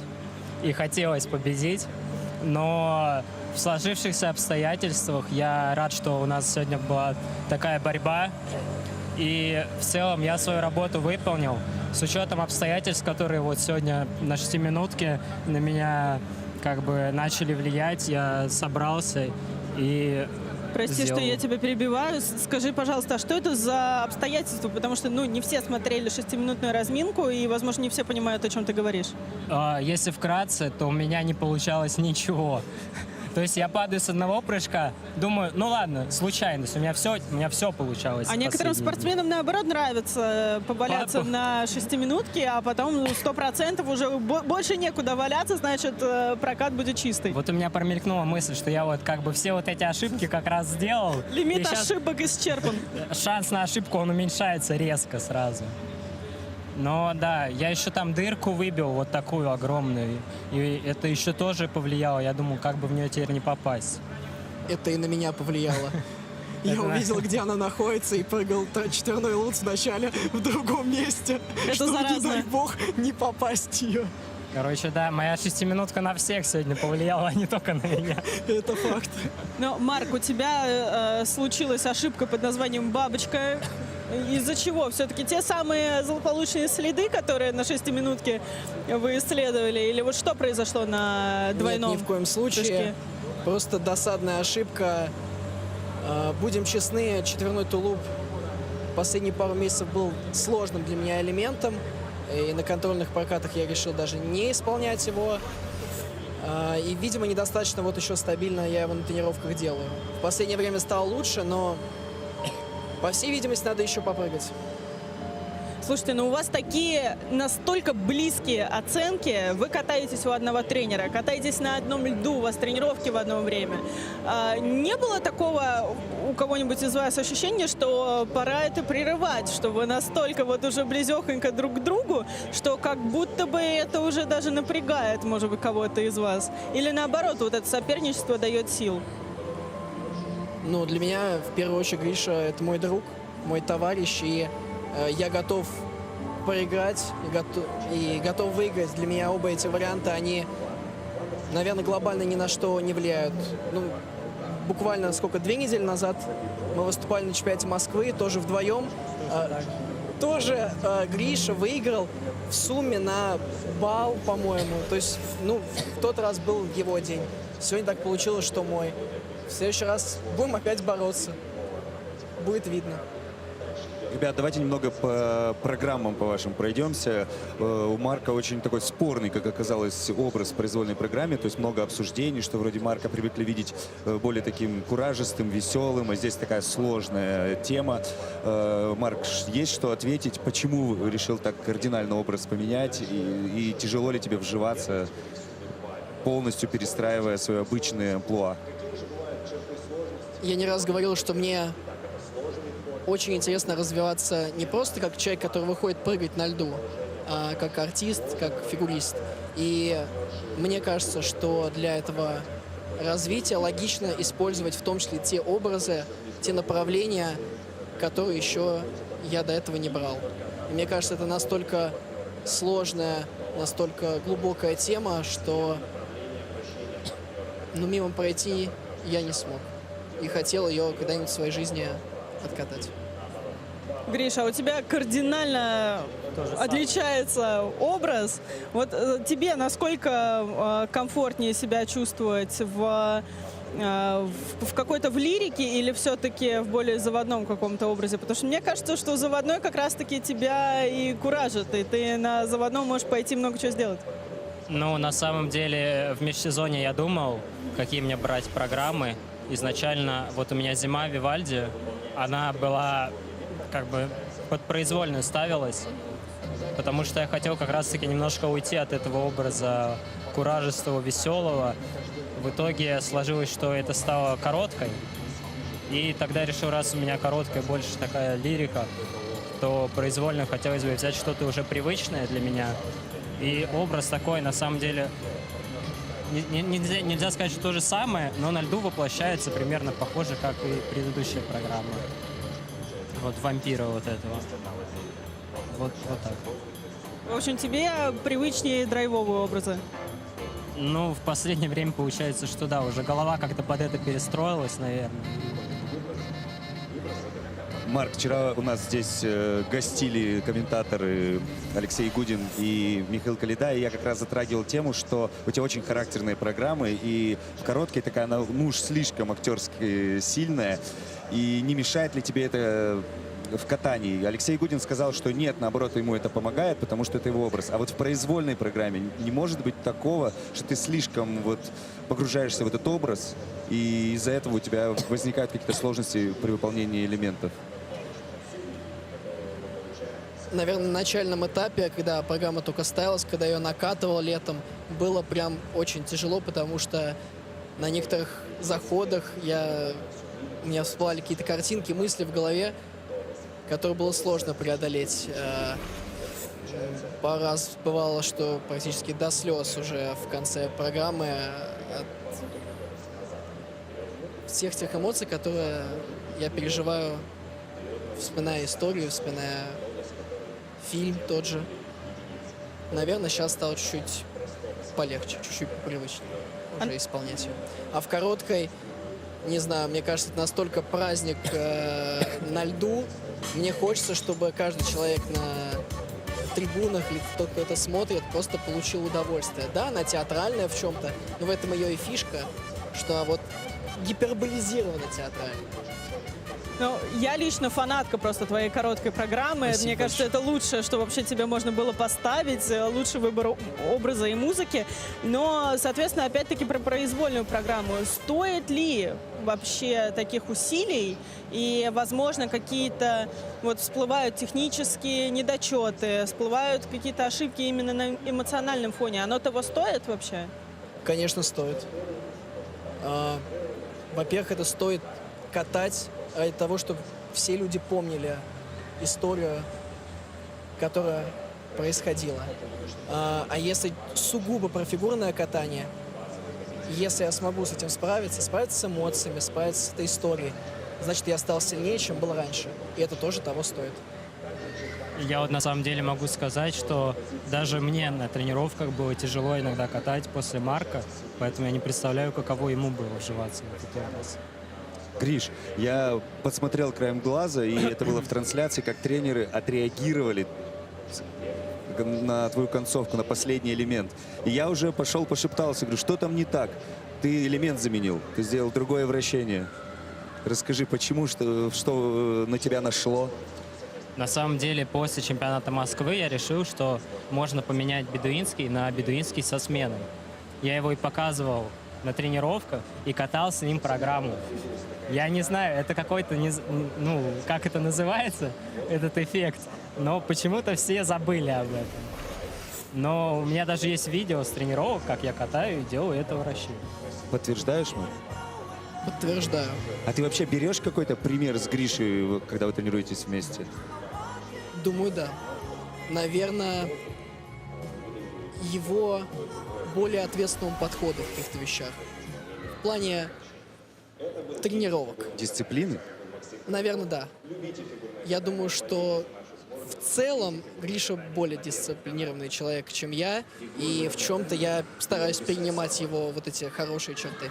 А ты, Гриш, в чем пример с Марка берешь? Да в целом, мы когда выходим на тренировки, мы уже не раз об этом говорили, что мы друг друга всегда заводим. Ну, то есть редко бывает, что у нас обоих такое тяжелое состояние, и всегда либо один, либо другой другого начинает разгонять, подстегивать. И в итоге зачастую у нас из-за этого тренировки в среднем всегда хорошие. Да, это действительно так. Бывает такое, что я выхожу, мне тяжело, я смотрю, как этот молодой человек там скачет никак не в себя. Я смотрю на это, думаю, ну, видимо, надо включаться. Бывает наоборот, а бывает, когда у обоих хорошо. Но это прям по праздникам. Я шучу. Ну, ребят, мы рады за вас, что для вас соревнования окончены, вы можете чуть-чуть выдохнуть, но нам-то, зрителям, нам-то все мало. Расскажите о ваших планах, где мы сможем вас в следующий раз увидеть на соревнованиях-то. На награждении. А потом? Ну, если начать с меня, у меня уже через неделю Красноярск, то есть уже воскресенье короткая программа. Я уже сразу об этом думаю, мне сразу плохо становится. Как только закончил произвольную, думаешь уже о следующей короткой? Да, так и есть. Марк. Меня вы так скоро не увидите, но на этапе Гран-при в Москве я планирую покататься. Ну что ж, мы же продолжаем приглашать всех на фигурное катание. И приезжайте обязательно в Красноярск, поддержите Гришу. В Москве поддержите Марка. Приходите всегда на арены, заполняйте их вашими аплодисментами. Ну, а мы продолжаем нашу трансляцию. Совсем скоро на лед выйдут спортивные пары и покажут нам свои произвольные программы. А я бегу на комментаторскую позицию. Женя остается работать. На открытый микрофон. Так что совсем скоро увидимся. Продолжайте смотреть фигурное катание на Первом канале. Спасибо большое. Всем спасибо.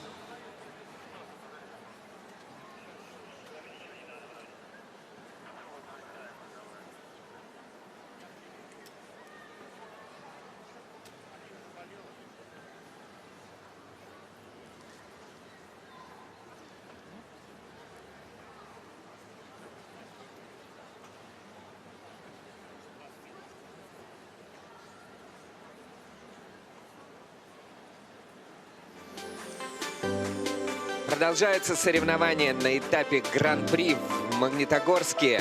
И впереди спортивные пары. Самое пристальное внимание к лидерам турнира спортивных пар. На третьем месте Юлия Артемьева и Алексей Брюханов врываются в соревновательный график после полуторагодового отсутствия. Их, в свою очередь, опережают занявшие второе место Анастасия Мухартова и Дмитрий Евгеньев, поражающие всех своими хореографическими находками. А на первом месте пермяки Елизавета Осокина и Артем Грицаенко. Их катание – это особая химия на льду, которая никого не оставит равнодушными.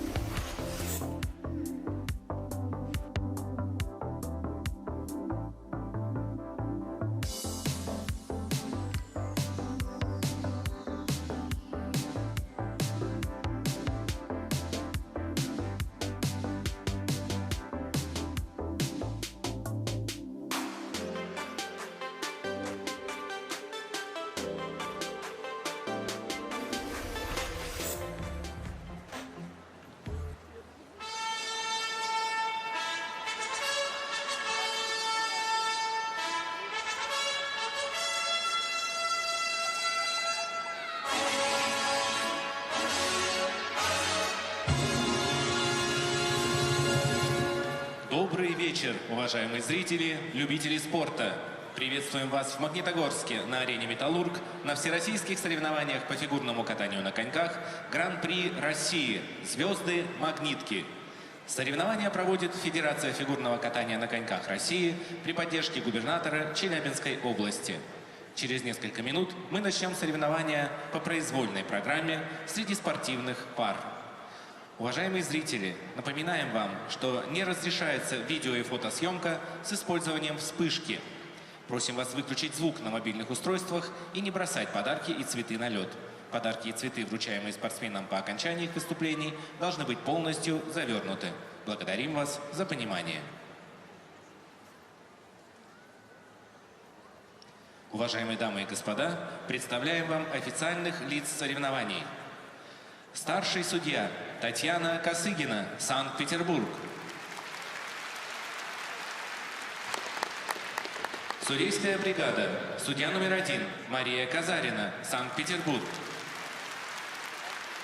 Судья номер 2 Светлана Михайлова, Белгород. Судья номер 3 Наталья Китаева, Москва. Судья номер 4 Елена Левковец, Екатеринбург.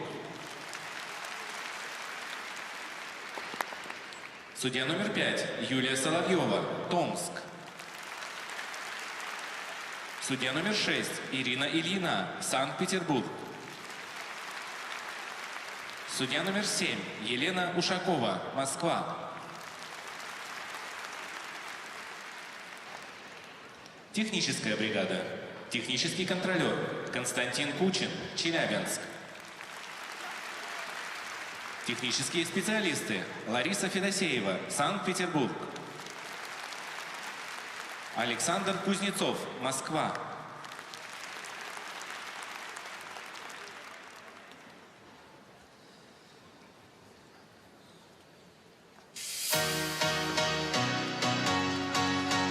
Встречаем на льду участников первой группы.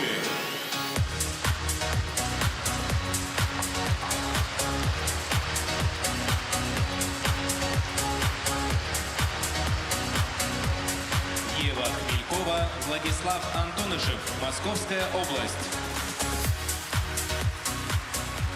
Майя Шигай, Андрей Шадерков, Пермский край.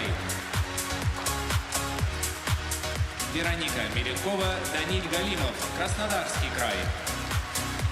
Разрешена разминка.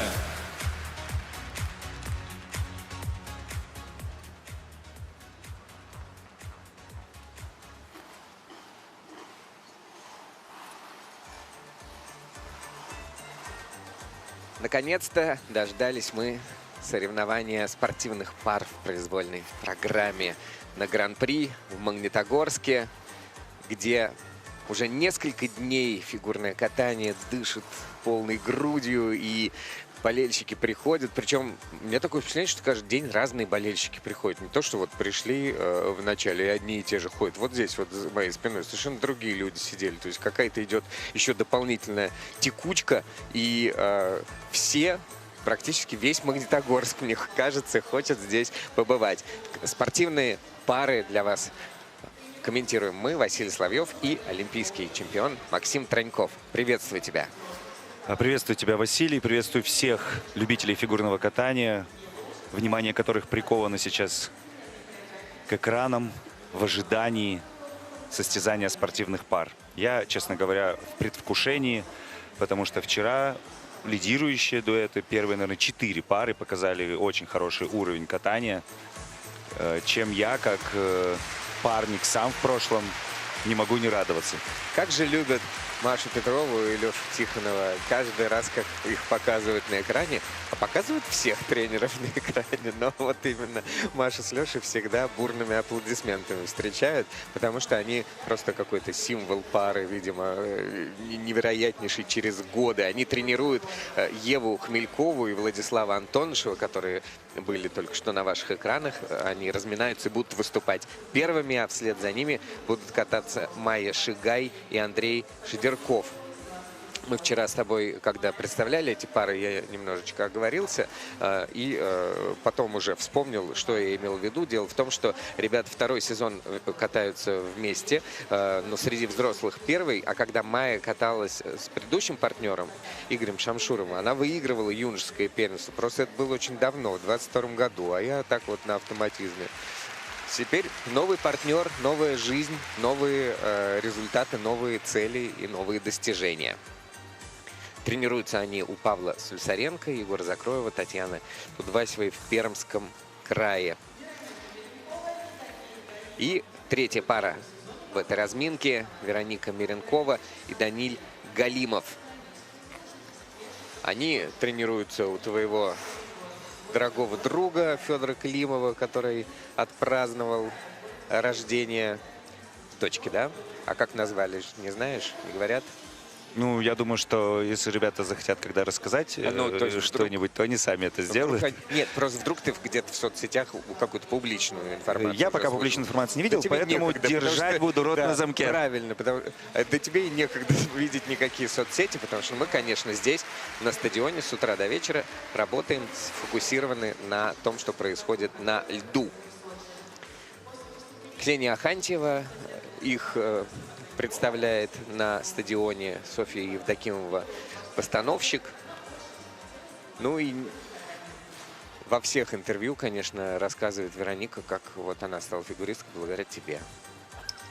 Не благодаря мне, а благодаря паре Татьяна Волосожар, Максим Но Троньков. рядом ты здесь, ты сидишь. Потому что нельзя отделять именно, отделять нельзя, если Вероника но сидишь впечатлилась ты один. именно катанием спортивной пары и именно в парное катание захотела прийти, это, конечно, дорогого стоит, потому что, конечно, популярно одиночное катание, и все хотят изначально быть одиночниками, ими и являются, а потом уже переходят либо в спортивные пары, либо в танцы на льду. Но вот если прям была цель кататься в паре, то это здорово. Представляете, как вдохновился юный спортсмен чьим-то катанием, в данном случае нашим с Татьяной. И вот теперь я имею такую возможность комментировать не только это событие, но еще и прекрасное катание. Вчера здорово в короткой программе Вероника и Даниль выступили, катались просто здорово. И теперь вот едут, нам подмигивают прямо со льда. Ну, вообще у нас здесь очень хорошая позиция. На Леше Ягудину даже поцелуй во время программы отправила Мария Захарова.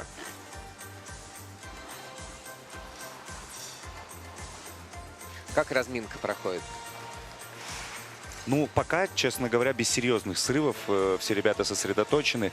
Такое самое большое напряжение, оно остается все-таки в короткой программе. То есть и на произвольную ты уже выходишь второй день, ты уже, в принципе, знаешь, что тебя ждет, лед, зрителя. И нет такого стартового волнения, как перед короткой программой. Поэтому и по разминке, как мне кажется, ребята все уже более-менее сосредоточены. На утренней тренировке была очень такая светлая атмосфера, и рабочие, и с юмором, с каким-то друг друга, постоянно приветствовали что-то, там как-то обращали внимание на какие-то детали этой разминки. Ну и многое получалось с утра, не разминка, а тренировки. Многое получалось, выглядело шикарно. Вот и утром тоже он падал. Ну, в фигурном катании вообще такое бывает. В тот момент это была самая юмористическая деталь утренней тренировки, потому что он хотел попрощаться, упал, и все начали аплодировать, как будто тренировка закончена. Спасибо большое. Ну, немножко юмора не помешает. Работа все-таки у фигуристов нервная. Иногда нужно как-то разрядиться.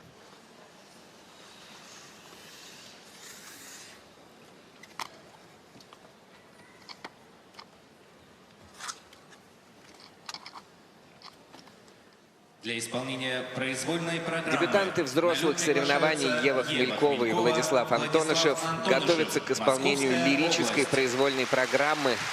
Тема любви и одиночества из фильма «Гладиатор» в исполнении виртуоза дудука Дживана Гаспаряна.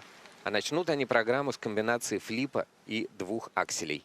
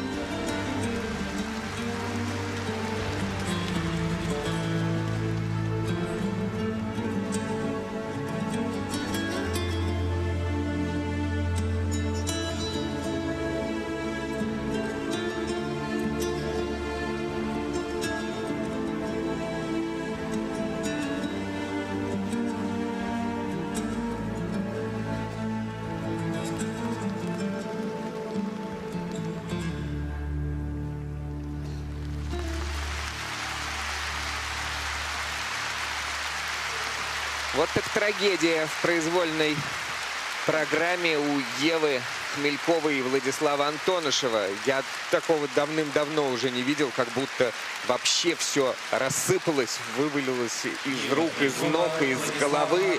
И, казалось бы, остановиться и начать все заново и сделать совершенно спокойно все те элементы, которые у них так хорошо получаются. Чтобы настолько... Да, ну и короткая программа тоже не задалась, скажем так. Вообще турнир, в принципе, не получился у ребят. И хочется им пожелать как-то пройти вместе с их новым тренерским дуэтом через все эти сложности. И вот Мария говорит, что надо бороться. Ты летишь, тебя на ногу ставит. Да, а ты не борешься вообще. А надо бороться. У нас такой спорт, где надо бороться. На все. У нас такой спорт, что надо бороться, говорит Мария. И даже не знаешь, как анализировать повторы, когда Я почти не знаю, как ничего успеть не все это получилось. сделать, потому что, да, действительно, начало программы все рассыпалось. То есть и даже вот эта подкрутка, которую нам показали, она не была выполнена должным образом. То есть там только второй уровень, такая очень, она немножко недокрученная, с нечеткой ловлей. Первый же каскад тоже из двойного флипа и двух двойных акселей. Казалось бы, ничего сложного, но и там только одинарный аксель у партнерши. Опять же, степ-аут после выполнения Ридбергера, 2 падения с 2 выбросов. Сорванная поддержка вот сейчас тоже на наших экранах. Ну, то есть абсолютно рассыпалась программа, и приходится говорить только, к сожалению, о чем-то негативном, о падениях, о срывах и так далее.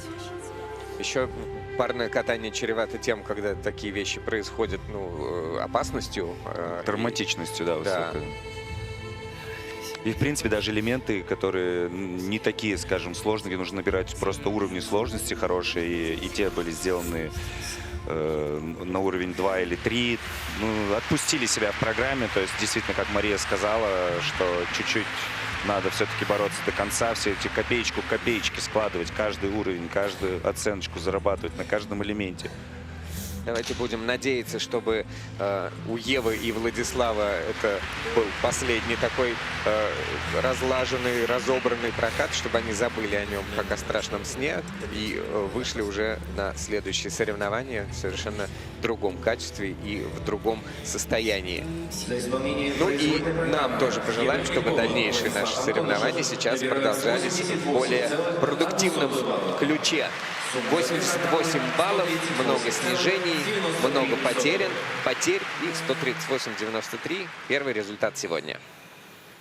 На лед приглашаются Майя Шигай и Андрей Шедерков. Это высокие эффектные выбросы, уже вполне себе слаженное катание, ведь пара выступает второй сезон, но первый взрослый. Еще один выдающийся саундтрек Ганса Циммера задаст ритм «Интерстеллар». Но чтобы поддержать этот ритм, нужны элементы.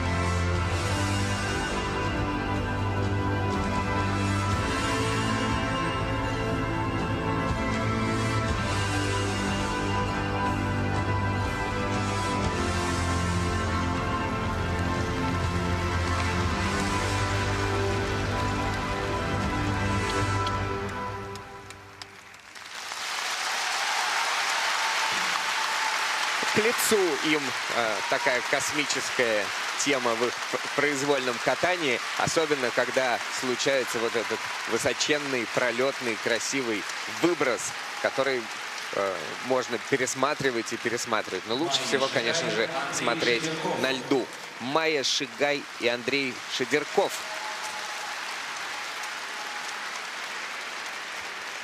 Да, тоже не без ошибок сегодня катались ребята, но не будем их строго судить. Все-таки первый такой сезон на взрослом уровне, первый турнир. И, может быть, где-то с нервами ребята не справились. Ну, к слову, ошибка на стартовом прыжке примерно такая же, как и в короткой программе у Майи Шигай. Поэтому хочется только поддержать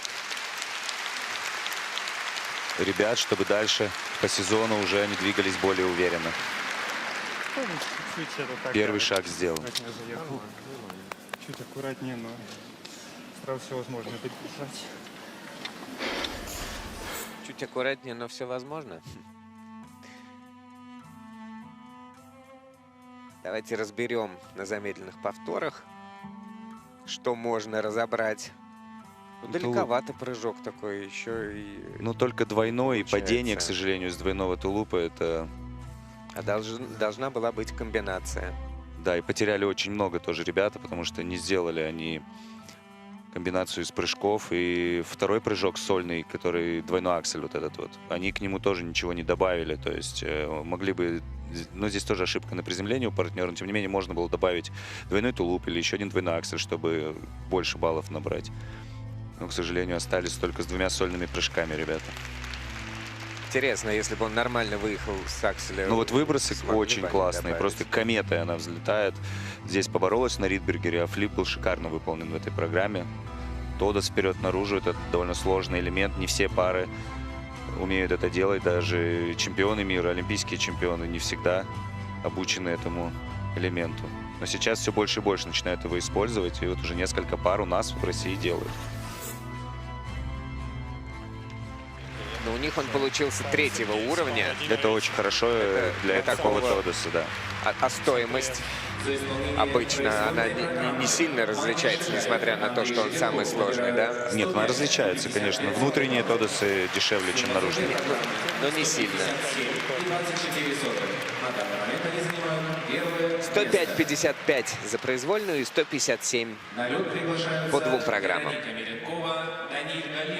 Краснодарский край. Сочинские фигуристы Вероника Меренкова и Даниль Галимов тренируются в олимпийской колыбели «Большой айсберг». Именно там 11 лет назад горнолыжница Вероника решила стать фигуристкой, увидев на играх велосажара Тронькова. Сейчас она учится в президентском Сириусе. Даниль – московский заочник. Молодцы. А их программа – это Аха и Крис Айзек в едином романтическом порыве.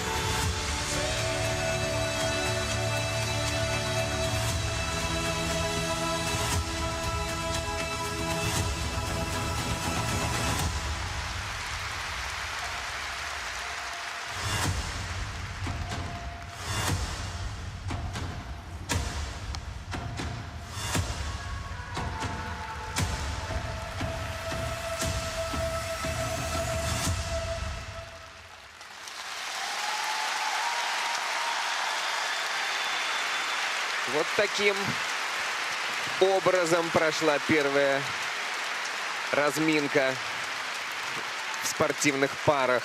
Аж дух захватывает, но, к сожалению, сегодня в плохом смысле этого слова, потому что переживаешь за спортсменов. Нет, только не сейчас, нет, только не это. Пусть все будет хорошо. Мы испереживались. Да, увы и ах, очень классная пара. И вчера как будто бы судьи немножко строго к ним отнеслись. И зал, на самом деле, их очень любит. Это невероятно. Первый раз ребята выступают, если бы вы слышали, что сейчас происходит. И это не при чистом катании. А вчера зал свистел, недовольный оценками этих ребят. И кричал «мало, мало». И сегодня кричат «браво» и поддержат аплодисментами. Но этим и отличается, да, отличается юниорское катание от взрослого. В произвольную программу добавляется еще одна верхняя поддержка. И вот, может быть, это повлияло, и сорвана она была сегодня у ребят, потому что 3 поддержки делать немножко сложнее. Совсем в темп не попали ребята и потеряли очень много баллов на этом элементе.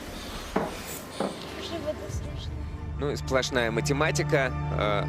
Нужно посчитать, сколько на этих элементах они потеряют и где окажутся по итогам 3 прокатов. Наверное, впереди, скорее всего, потому что ошибок было много у всех. Да, но с прыжком-контентом пока ни одна пара не справилась. Ближе всех были именно эти ребята, Вероника и Даниль. То есть, да, грубая ошибка на Ридбергере, недокрут находит судейская бригада.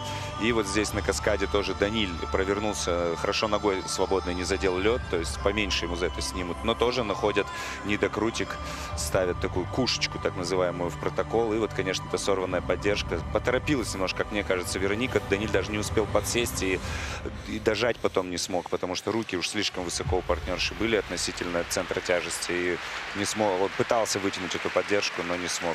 Ну, а дальше уже здорово катались. 2 тройных выброса шикарно сделали. Оставшиеся 2 поддержки тоже хорошие, 4-го уровня. И...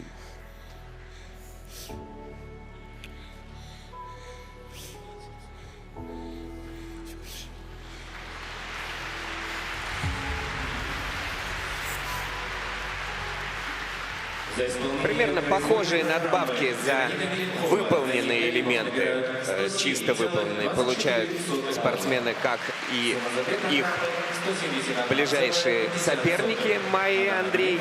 Ну и оценка в произвольной программе очень похожа по уровню. 107 баллов на 2 балла, даже меньше, чуть больше, чем у спортсменов. Майя Шигай и Андрей Шестерков, занимающих 2-е место.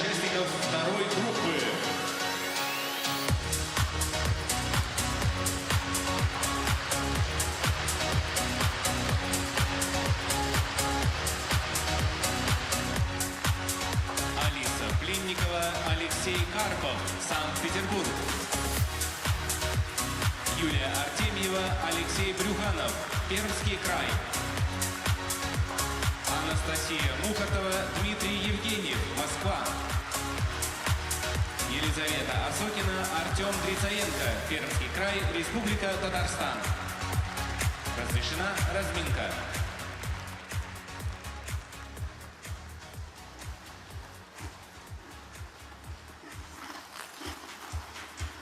Участники следующей группы на ваших экранах. Гран-при России продолжается, и соревнования спортивных пар – это всегда особенное событие. И то, как зрители реагируют на выступления тех пар, которых мы видели даже в предыдущей группе, говорит о том, что парное катание очень любят. И, конечно, многие на стадионе и не разбираются в том, у кого какой уровень, и у кому какую надбавку поставили. А вот когда спортсменка летит выше бортика, выше головы своего партнера, парит, и как в выбросе, так и в поддержке, то это не сравнить ни с каким другим видом фигурного катания. Алиса Блинникова и Алексей Карпов представляют представляют Санкт-Петербург, Академия фигурного катания, тренируются у знаменитых Великовых в школе, и их тренер — это Василий Великов, внук Хореографы Денис Лунин на ваших экранах рядом с Василием. Также и Игорь Кощеев работает над программами ребят в этой школе.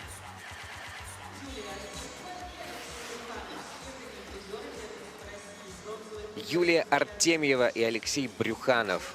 Вот они из Перми. Ученики Павла Слюсаренко, Егора Закроева, Татьяны Тудвасевой, которые будут начинать свою программу с тройного Сальхова. Пожелаем всем удачи, чтобы наконец-то прыжковые элементы догнали здесь элементы парные, чтобы можно было и им поаплодировать.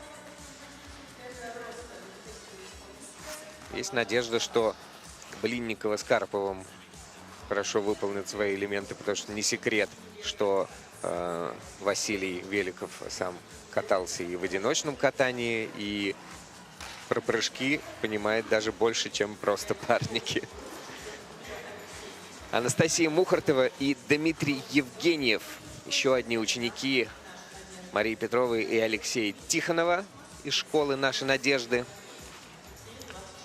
Со своей невероятно художественной программой, в прямом смысле этого слова, потому что посвящена она художнику.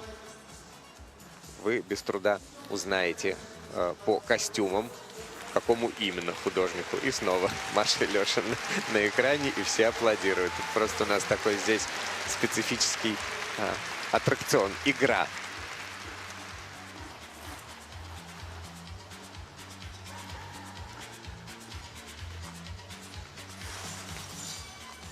И последними в этой группе по списку, но не по значению, будут выступать также из Перми Елизавета Осокина и Артем Грицаенко.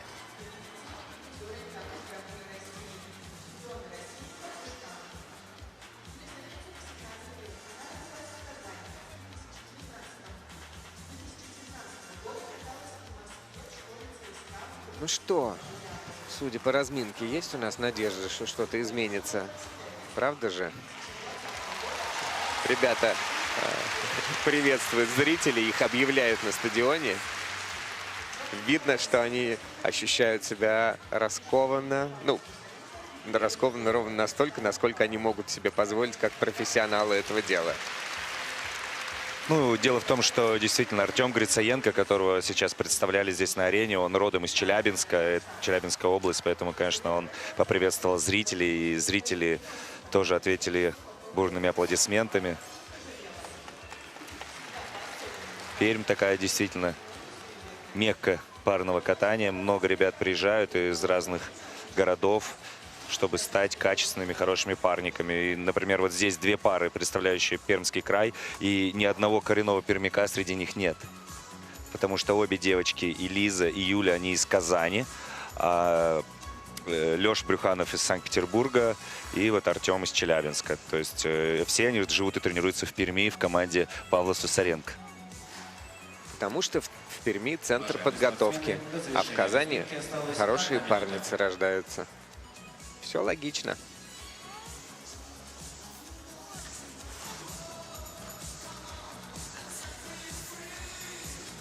И даже Егор Закроев, который выводит ребят сейчас на лед, он в свое время тоже был учеником Павла Слюсаренко и тоже приехал из Красноярска и тренировался в Перми. То есть действительно очень много ребят приезжают, и здорово, что приезжают, потому что классная школа пермская. Большой привет передаю в родную школу.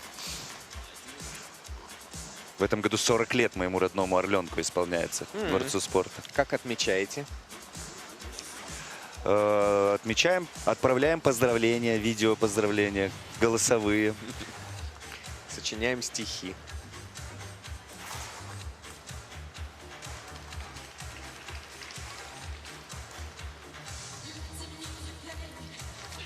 Уважаемые спортсмены, ваша разминка завершена. Пожалуйста, покиньте лед.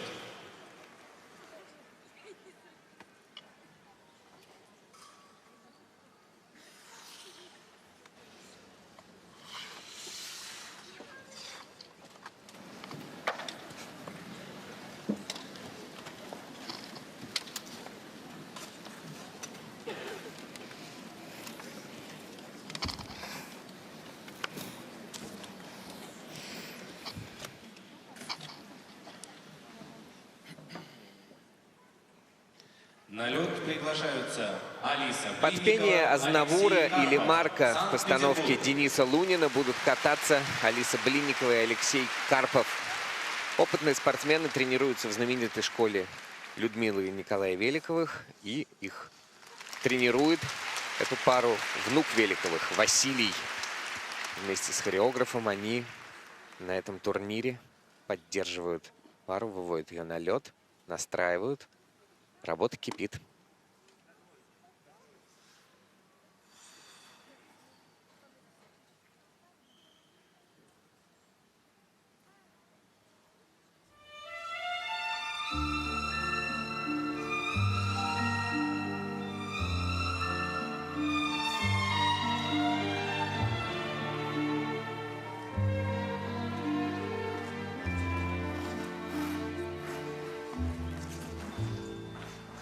Hier encore, j'avais 20 ans, je caressais le temps et jouais de la vie comme on joue de l'amour et je vivais la nuit sans compter sur mes jours qui fuyaient dans le temps. J'ai fait tant de projets qui sont restés en l'air, j'ai fondé tant d'espoirs qui se sont envolés que je reste perdu ne sachant où aller, les yeux cherchant le ciel mais le cœur nous enterre. Hier encore, j'avais 20 ans, je gaspillais le temps en croyant l'arrêter et pour le retenir, même le devancer. Je n'ai fait que courir et me suis essoufflé.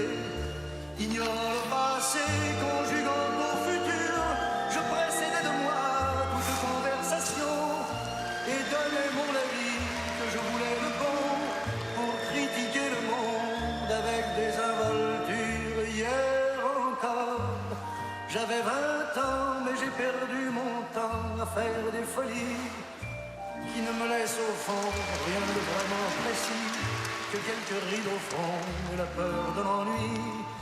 Car mes amours sont mortes avant que d'exister, mes amis sont partis et ne reviendront pas.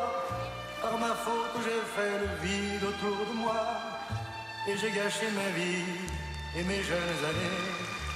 Du meilleur et du pire en jetant le meilleur, j'ai figé mes sourires et j'ai glacé mes pleurs. Où sont-ils à présent? À présent, mes 20 ans.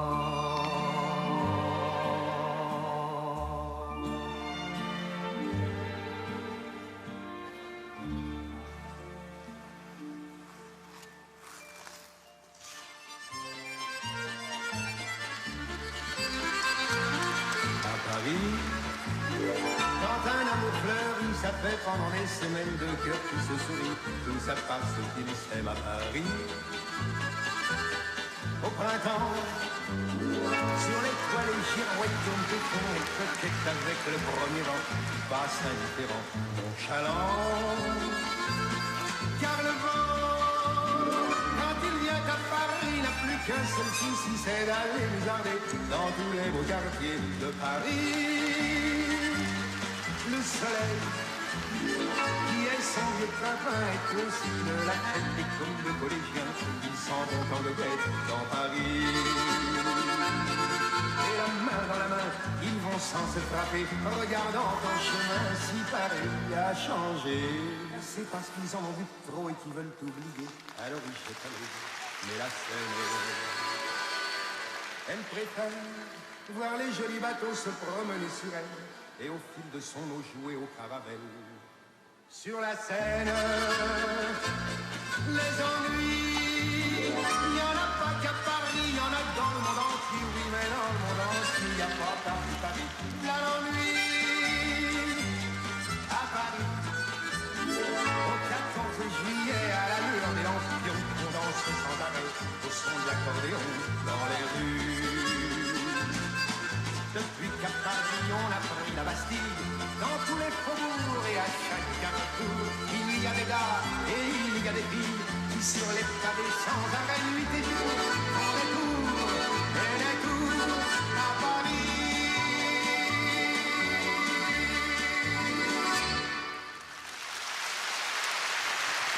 Программа, которая должна была быть призвана, была быть чем-то легким, воздушным, эмоционально подъемным, к сожалению, превратилась в такое суровое испытание для этих спортсменов. Я называю это магнитные бури. У нас сегодня в соревновании спортивных пар реально какая-то магнитка ощущается в другом смысле этого слова. Я не знаю даже, что сказать. Ну, я знаю, что сказать, но, к сожалению, посмотрите, как прекрасно. Цветочек дарит партнерши. Алексей, извиняюсь за такой старт программы. Короткая программа, шикарная. Я прям перехваливал вчера ребят, потому что здорово справились они с ней. Я думал, что наконец-то они выбрались вот из этого состояния срывного, которое их преследовало последние сезоны. Но когда я тебе, Вася, сказал, что не будет поддержки третьей? Во время первой поддержки. Во время первой поддержки. Это было видно. Я очень удивился бы, если бы третья поддержка была бы сделана. Потому что уже первая была так тяжело. Ну, он как дышит. Да, ну, ладно. не готовы просто к произвольной программе, как будто бы ребята. И начали с шикарной подкрутки, 4-й уровень, все хорошо. Но потом только двойной тулуп у Леши, и потом падение с двойного акселя. Падение с тройного сальхова, опять же, у партнерши. Ну, много ошибок. Вот смотрим. Только двойной тулуп. То есть вчера шикарный параллельный тройной, сегодня только двойной. Падение с двойного акселя, казалось бы, с простейшего прыжка. Тройной сальхов уже не получился у Алисы. Тоже закончился он падением. То есть я жду не дождусь, когда же пары наконец с прыжковым контентом справятся сегодня. Очень слабо в произвольной программе пока все это выглядит. Выброс Ридбергер с небольшим касанием рукой льда.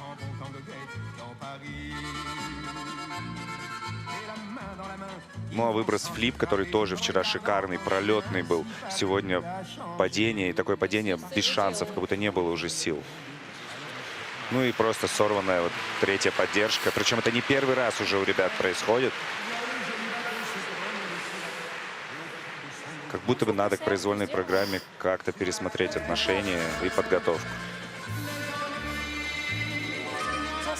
Бывает ситуация, когда какие-то срывы на нервах, но тут вопрос не про нервы был, судя по тому, как ты быстро диагностировал, что спортсмен просто не доедет до окончания произвольной программы, потому что не хватает физики. То есть, ну, просто не успели войти в сезон, получается. Ну, я думаю, Еще что да, работать, потому что работать. вряд ли настолько был нервный день. То есть еще и первый стартовый номер, ну, имеется в виду в этой разминке. То есть особо там себя не успеешь после разминки там съесть психологически. Поэтому я думаю, что боялись катать произвольную программу, боялись устать, может быть, я не знаю. Мало пар на этапах Гран-при, что в юниорском, что во взрослом. Но, может быть, решили, что уж лучше, что называется, здесь сделать какую-то пробу пера. Ну, как пробу пера? Это очень достойная пара по элементам. Если их собрать в кучу, они достойны быть в тройке. Но не получается почему-то, и очень обидно за это. В целом, это очень классная пара. С классными выбросами высокими, с отличной подкруткой 4-го уровня. Все тройку получают, они 4-ку второй день. Да, подкрутка была крутая. Если он может делать так классно и высоко подкрутку, то и с поддержками проблем быть не должно. Поэтому тут дело не в силовой подготовке, это дело именно в физике. Не готовы катать произвольную программу. Вот в чем проблема. Даже финальное вращение не засчитали. За исполнение произвольной программы Алиса Блинникова, Алексей Карпов. И они получают 84 балла. Это даже меньше, чем у Евы Хмельковой и Владислава Антонышева. Они пока занимают предпоследнее место. Ну, даже не последний, смотрите.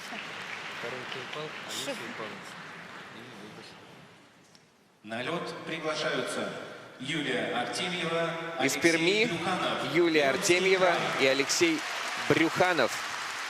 Снова сегодня прозвучит над льдом музыка Балыша Хаваши под названием «Терра Росса. Красная земля». Это очень нежная и элегантная программа.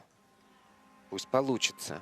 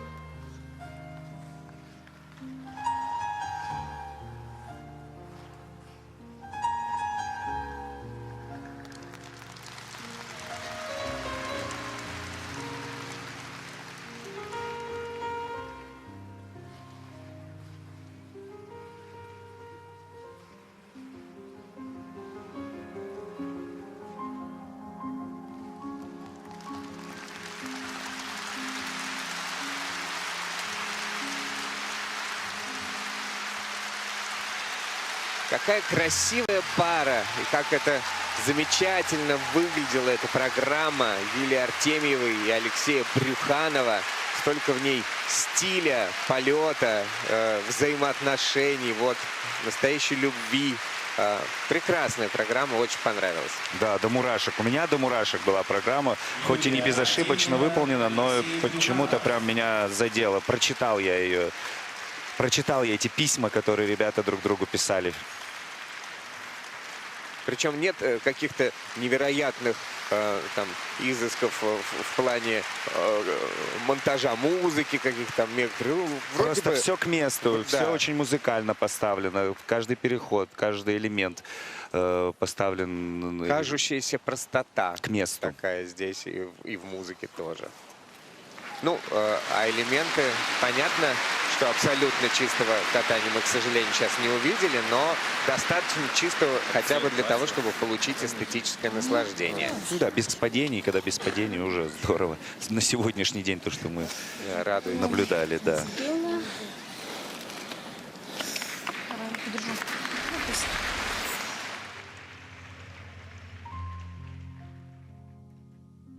Вот пишет письмо и отправляет Леше Юлия.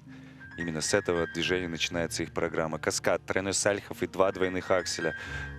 Неплохо ребята выполнили. Юля на втором прыжке поборолась, но тем не менее не отдала этот элемент и сделала еще один двойной аксель. Подкрутка 3-го уровня, ну так она у них и планировалась. А вот тулуп здесь Леша подвел, конечно. Только двойной раскрылся в воздухе и так называемую бабочку исполнил. Прекрасный выброс флип на одну ножку, хорошо. А вот Тодос судьи почему-то посчитали только на базовый уровень. Ну, наверное, высокое положение у партнерши было слишком...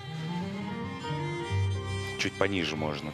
Вот здесь вот ошибочка тоже руками задела лед. Юля при приземлении с выброса Ридбергера, с тройного Ридбергера. И тоже этот элемент будет с ошибкой засчитан, с понижением.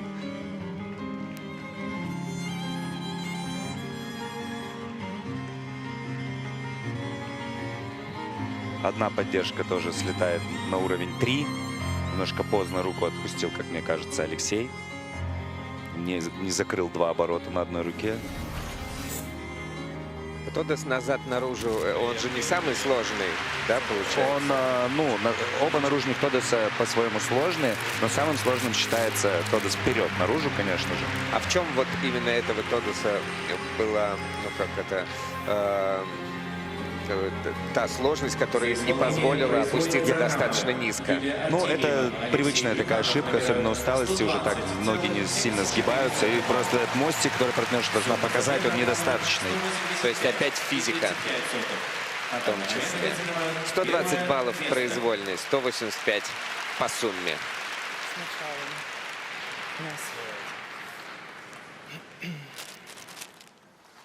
На лед приглашаются Анастасия Музыка Мухартова, Вирджинио Дмитрий Айелла Евгеньев. будто пытается эмоционально отразить картины Ван Гога. И они оживают в катании Анастасии Мухартовой и Дмитрия Евгеньева. Их костюмы — это репродукция «Звездной ночи» Ван Гога. Еще одно творение Дарьи Даниловой, выдающегося модельера в мире фигурного катания.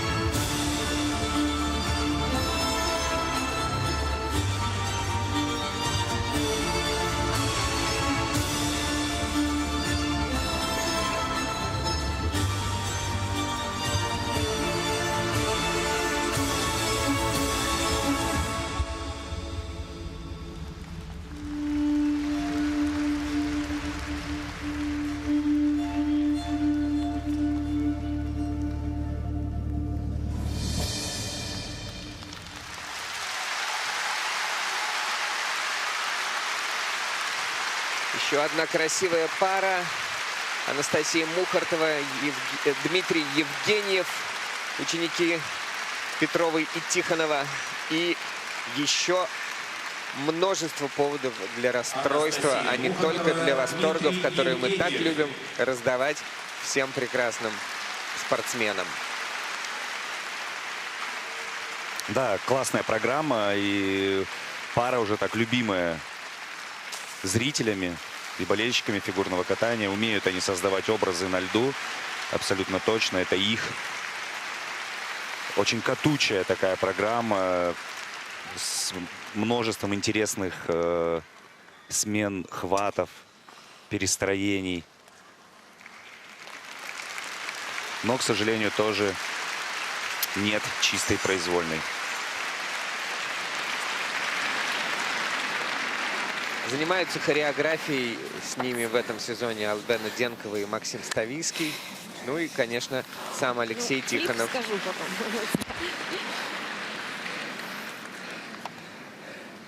Программа про Ван Гога — это инициатива самой Анастасии. Она ее придумала, всю и стилистику, и идею. Очень оригинально.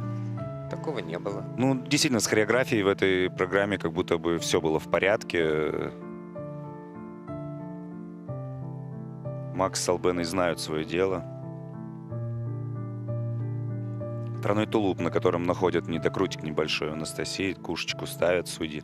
Только одинарный аксель вместо двойного у Насти, опять же. И вот еще один двойной аксель, тоже отмеченный буквой Q, то есть небольшой недокрут и на нем находят. Сальхов был классно выполнен. Выброс, флип совсем не попали. Дима ногами как-то рано, как мне кажется, вскочил, и не получилось у Насти спасти этот элемент. Очень важен ритм в парном катании. Вот здесь вот прям идеально вместе подсели, вместе встали. И здорово выполнила Анастасия этот выброс в конце произвольной программы. Немножко тяжеловато в поддержках, как мне показалось, было Диме, но, тем не менее, все доделывал, считал обороты вовремя, старался отпустить руку, и поэтому получает 4-й уровень за все вращения. Вот он зад наружу был очень хороший в конце 3-го уровня. То есть, в принципе, по технике тоже неплохо, но... 123 балла. Это на 3 балла больше, чем у их ближайших преследователей Артемьева и Брюханова в произвольной программе. Ну, а по сумме двух программ они опережают существенно. 9 баллов. Алексей. На лед приглашаются Елизавета Осокина, Артем Грицаенко. Пермский край. Елизавета Осокина и Артем Грицаенко. Забавно, что сами фигуристы рассказывают в интервью об обоюдном недоверии при первом их знакомстве. Притирка шла, как в лучших романтических комедиях Голливуда. Наверное, об этом можно было бы сделать отдельную программу, пусть пока и короткую. Ну а в произвольной у ребят социальная любовная драма позолоченного века. Танго Роксаны.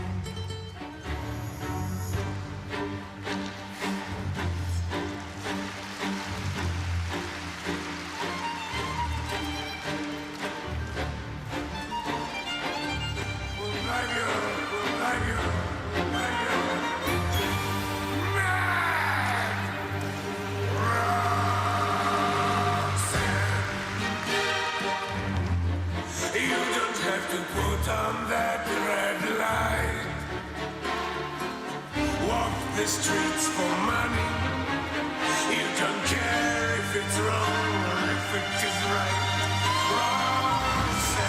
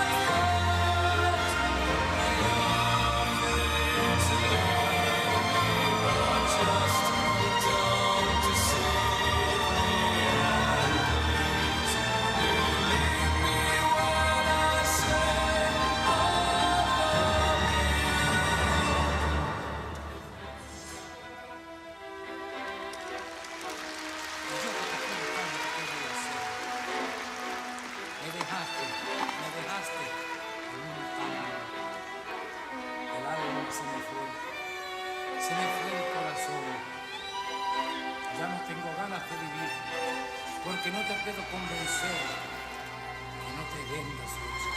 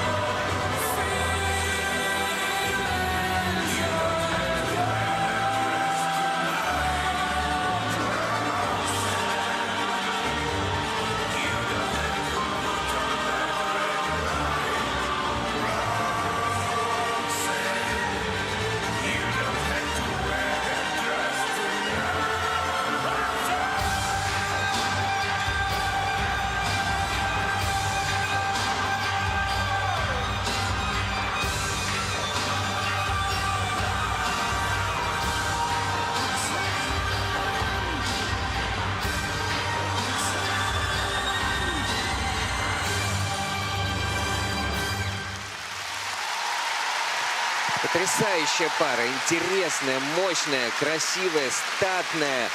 И, ну, я не знаю, ну, может, это передается, вот что-то в воздухе витает. Одно, другое, пятое, десятое. Все, хотя, казалось бы, это уж можно расслабиться и просто уже катать. Потому что уже ничего не происходит уже в этом турнире спортивных пар. Но нет. Такое, главное дело, хорошее настроение у ребят было на разминке. Приветствовал публику. Казалось бы, все в порядке.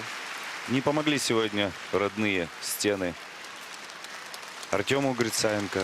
Не справился он с прыжковым контентом от слова совсем сегодня. Ну и, конечно, не понимаю я, что такого нервного было. Соперники сегодня сделали все для того, чтобы не напрягаться. Для того, чтобы не напрягаться. Но, тем не менее, турнир парного катания сегодня, конечно, меня расстроил, скажем так, расстроил. Вчера, как я был заряжен и рад как классными короткими программами, сегодня, конечно, ни одного шикарного проката от пар мы не увидели. Я вот еще пуще того, я обескуражен, потому что мне просто интересно, а где корни этого всего, что происходит. Ну, будем просто держать кулаки, пальцы, крестики, не знаю, Нас, что наверное, угодно, просто чтобы такого не повторилось. Избаловали немножко юниоры, которые здорово катались в своих этапах первых двух. Кстати, и мы как-то от взрослых стали требовать феерии. Что сейчас на первом этапе у нас тут будет технический взрыв.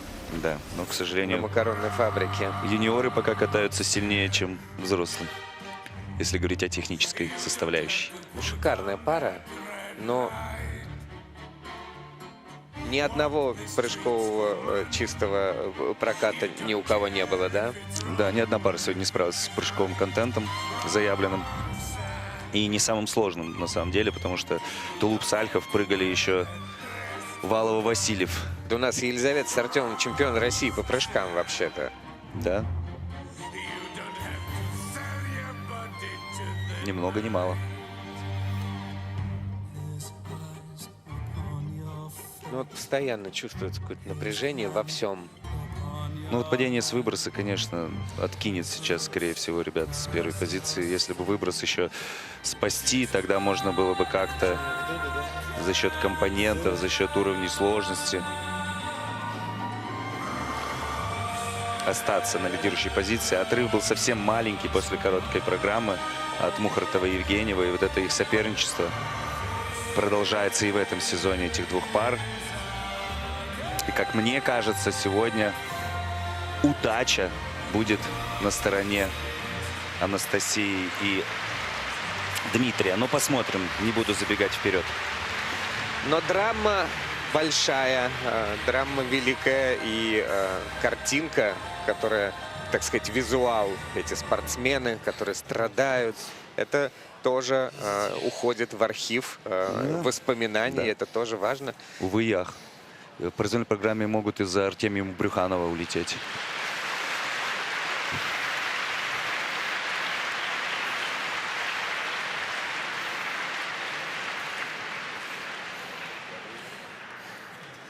Как оно будет по сумме, узнаем совсем скоро.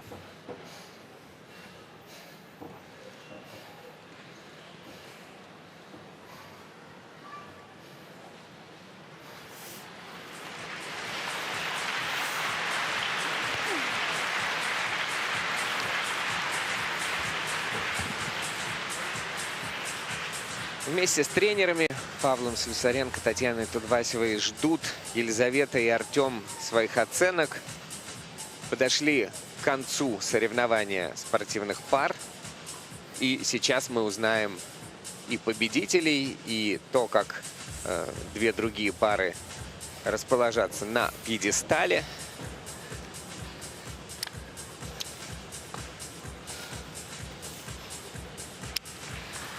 Что-то на самом деле с системой там происходит, потому что, как я вижу, все судьи уже проголосовали, выставили свои оценки, а значит, скоро мы ее увидим.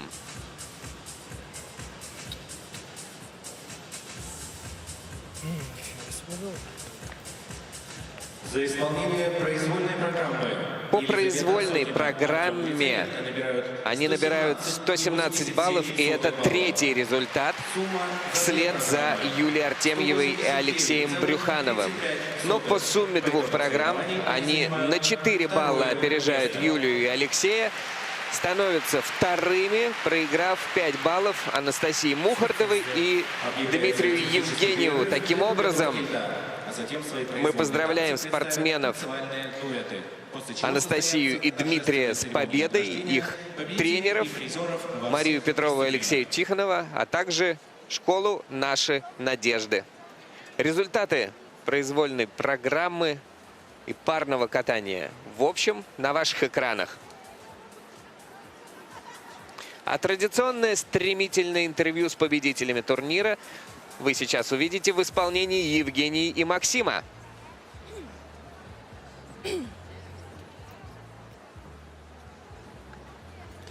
Вот и пары завершили свои произвольные программы, и здесь у нас смена лидеров, потому что после короткой программы совсем чуть-чуть ребята отставали. Ребята, имеется в виду наши прекрасные чемпионы Анастасия Мухартова и Дмитрий Евгеньев. Отставали совсем чуть-чуть от Осокина и Грицаенко, но нивелировали это отставание своей произвольной программой и уверенно победили в этом, не только в этом виде программы, но и вообще в соревнованиях спортивных пар здесь, в Магнитогорске, на первом этапе Гран-при России. Ребят, поздравляем вас с победой, с непростой победой. Было видно, что сегодня каталось достаточно трудно. Не все элементы удались с идеальной чистотой. Расскажите ваши эмоции, что, возможно, вам помешало сегодня абсолютно чисто откатать. Понятное дело, что победители не судят, но мы бы хотели бы обсудить все-таки. Спасибо, Женя. Спасибо, Максим, за поздравления. Сегодня, наверное, у нас были соревнования, кто больше наваляет. Точнее, кто меньше наваляет, тот и победит. Неприятно, что такое осадочек остается у нас после произвольной программы. Тем не менее, мы рады победе. Рады, что Магнитогорск покорился, скажем так, нам. Ну и, конечно, пока выброс Луц это наша ахиллесова пята, которую мы будем стараться исправить, чтобы он получался уже стабильно, хорошо и при любом состоянии. Да, и я хочу отметить, помимо того, что были негативные моменты, мы также ищем плюсы, и они, несомненно, есть. Поэтому, Дима, спасибо тебе большое. Мы сделали небольшой прогресс, шаг вперед. Но сегодня вообще всем парам казалось, что каталось тяжело. Видели ли вы, как выступали ваши соперники? Может быть, это тоже на вас как-то повлияло психологически? Я бы сказала, что не столько тяжело ехалось физически, сколько немножко тело не слушалось. Не было как таковой усталости. То есть дисконнект был между головой и телом? Да. А вот из-за чего? Это ответственность? Сложно сказать. В прошлом году нас немножко накрыло физически из-за небольшой акклиматизации. В этот раз мы учли эту ошибку, приехали пораньше. Но как бы что-то все-таки не учли мы. Вчера я ужасно сильно волновался перед короткой программой. Даже не знаю, с чем это связано. При этом отъехали как будто на одном дыхании, даже без запинки, без задоринки. Вот. А сегодня, наоборот, волнения не было никакого, по крайней мере, у меня. Но вот, видимо, не хватило немножко вот этого всплеска адреналина, чтобы получше доехать. Да, после мемориала Панина мы сделали большой объем работы, и мы уже меньше волновались, что где-то подустанем. Так и было. А сейчас у вас какой план? Немного выдохнуть и потом уже потихонечку вливаться в работу? Или у вас скоро уже старт? Где мы вообще сможем вас увидеть в следующий раз? Сейчас будет небольшой выдох. Мне нужно закрыть все свои пробелы с институтом. И потом вернемся, будем на лед, как следует, будем набирать форму, готовиться к Гран-при в Омске. Да, увидимся в Омске. У нас сейчас как раз будет 3 недельки позаниматься чуть-чуть учебой, закрыть свои долги, побегать по преподавателям. И плюс теперь есть достаточно времени, чтобы уже подготовиться к Омску. Я думаю, что у вас есть прекрасная возможность сейчас передать большой привет вашим преподавателям в институтах и заработать небольшой плюсик на ваших сессиях. Нет, мы будем честно отрабатывать их всеми заданиями и посещениями. Привет передадим маме, папе, Гашуле, Даше, Светозару и Жанночке. А где вы учитесь-то, хоть расскажите? Вы вместе учитесь? Да, в Российском университете спорта. Анастасия еще в бакалавриате учится на тренера. На 5-м курсе. Да. Я на 2-м курсе магистратуры спортивной дипломатии. Будем стараться. То есть на тебя вся надежда? Вот придется все брать в свои руки, чтобы допускали нас на соревнования. Но если что, мы запомнили, с тобой надо дружить. В ближайшие несколько лет у нас будет спортивный дипломат. Будем стараться, да. А пока что бери меня в свои руки и выброс лут. Да. Не могу не спросить про переход в новую школу. Вы теперь тренируетесь в школе Татьяны Навки, нашей Надежды. Расскажите, как там у вас построен тренировочный процесс, чем он отличается от того, что был раньше? В общем и целом. У меня нет, это можешь не упоминать. Вот ты спрашиваешь меня, я хочу сказать: Максим, Женя, приходите к нам, приходите на тренировку, посмотрите, что да как. Все спрашивают, но так мало людей к нам приходит. Приходите, любуйтесь, пожалуйста. Вот Лиза Худопердиева будем очень к нам рады. заглядывала. Да, Лиза приходила, помогала, поэтому мы всех будем очень рады видеть. Тебя, Максим, особенно как золотого специалиста, который нам тоже в свое время очень много помогал. Спасибо большое, Дим, на добром слове. Но не могу еще не спросить. Мне очень понравились программы, честно, и короткая, и произвольная. И, как выясняется, Максим Ставицкий и Албен Денкова с вами работали. Расскажите немножко об этой работе, потому что я очень люблю ребят. И мне очень нравится, как они подходят к делу. И я, правда, наслаждался и короткой, и произвольной этими переходами, нюансами, которые вы на льду воспроизводили. Насколько вам это сложно было по-новому начать кататься? Как ты в такого красавца вырос из Элвиса Пресли? Максим, это был новый опыт для нас именно в плане постановки, потому что впервые с нами работали одновременно 2 человека, которые идеально понимают друг друга, могут что-то показать, что-то придумать. И плюс ко всему, так как обычно всегда у нас были постановщики-мужчины, идут с Настей, что-то делают, сделали, все хорошо. Дима идет, ему неудобно. Все Дима, такие, да, какой Дима плохой. Отвернулся, почесался, повернулся, полпрограммы поставили уже со мной. Да. Ему надо учить. А тут очень легко. Максим пошел к Насте, Албена пошла ко мне. Мы попробовали, сделали. Все очень удобно, все очень хорошо. Ну и плюс уровень этой пары говорит за себя. И, конечно, это для нас, во-первых, большая честь с ними была работать.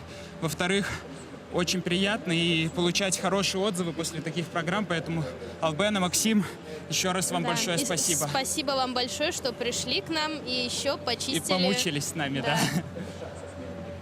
Главное, что в этом есть толк, золото уже есть в вашей копилке. В следующий раз, когда мы сможем вас увидеть, на каких соревнованиях, вообще какой у вас план на сезон? План на сезон — подготовиться хорошо к Гран-при в Омске. Дальше уже к чемпионату России. Ну и дальше не пропускать все основные турниры. Может быть, где-то еще стартанем обкататься, если, например, у нас на катке будут какие-нибудь соревнования. Почему бы и нет? Хорошо, а технические задачи? Вот какой урок из этих соревнований вы для себя вынесли? Работать, еще раз работать?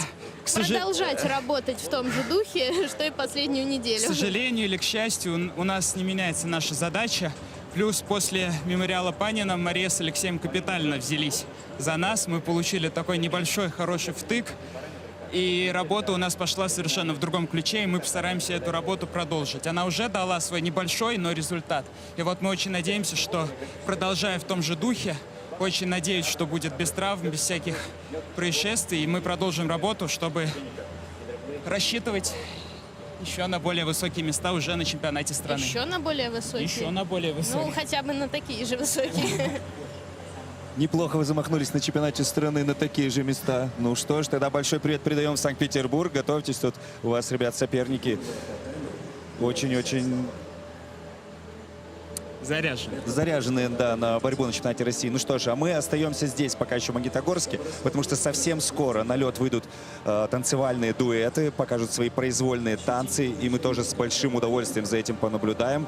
Остаемся мы с вами вместе с Евгенией, а Дмитрия Евгеньева и Анастасию Мухартову мы отпускаем праздновать победу в соревнованиях спортивных пар. Спасибо, друзья, спасибо, Женя, спасибо, Максим. Спасибо большое, спасибо, Магнитогорск.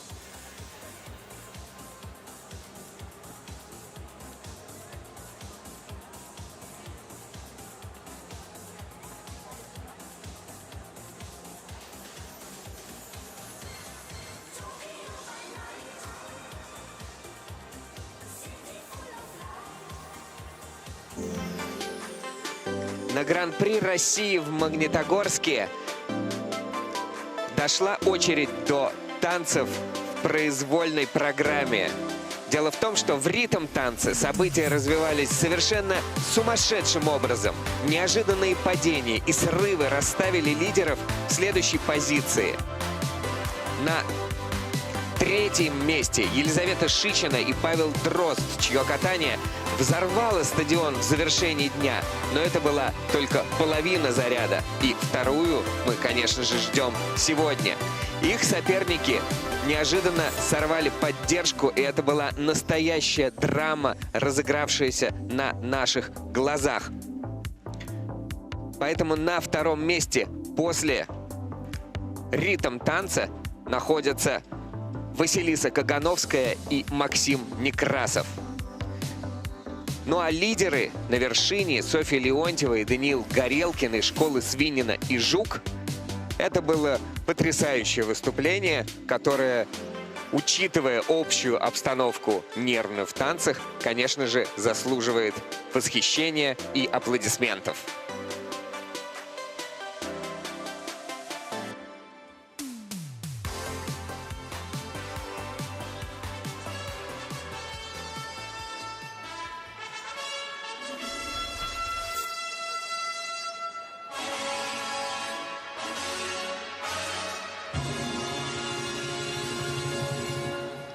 Уважаемые зрители, через несколько минут мы начнем соревнования в произвольном танце. Представляем вам официальных лиц соревнований. Старший судья Лолита Лабунская, Москва.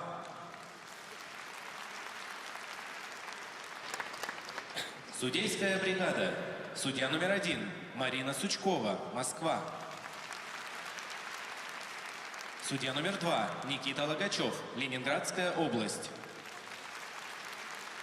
Судья номер 3 Светлана Кандыба, Москва. Судья номер 4 Алексей Двойников, Нижний Новгород. Судья номер 5 Наталья Богуш, Самара. Судья номер 6 Елена Ушакова, Москва. Судья номер 7 Ирина Ильина, Санкт-Петербург. Техническая бригада. Технический контролер Алла Шаховцова, Москва. Технические специалисты Максим Болотин, Москва. Лариса Федосеева, Санкт-Петербург.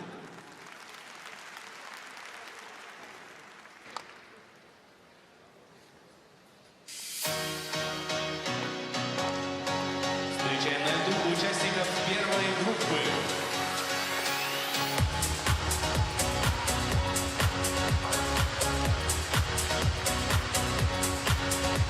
Екатерина Андреева, Дмитрий Блинов, Минск.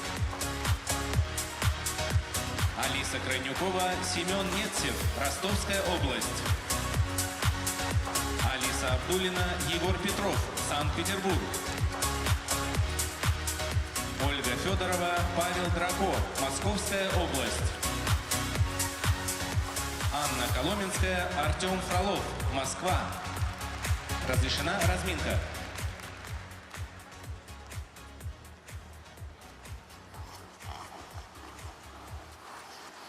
В произвольном танце нас ждет феерия взаимоотношений, феерия драмы, феерия соревнований, потому что то, как развиваются эти соревнования, это абсолютно непредсказуемое дело.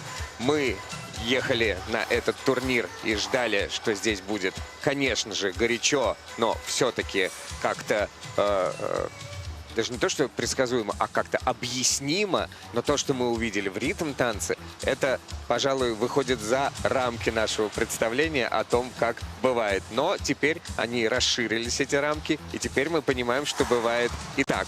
До комментаторской позиции в соревнованиях танцев в произвольной программе я приветствую Елизавету Худоибердиеву, чемпионку России по танцам на льду, Очень рад тебя видеть.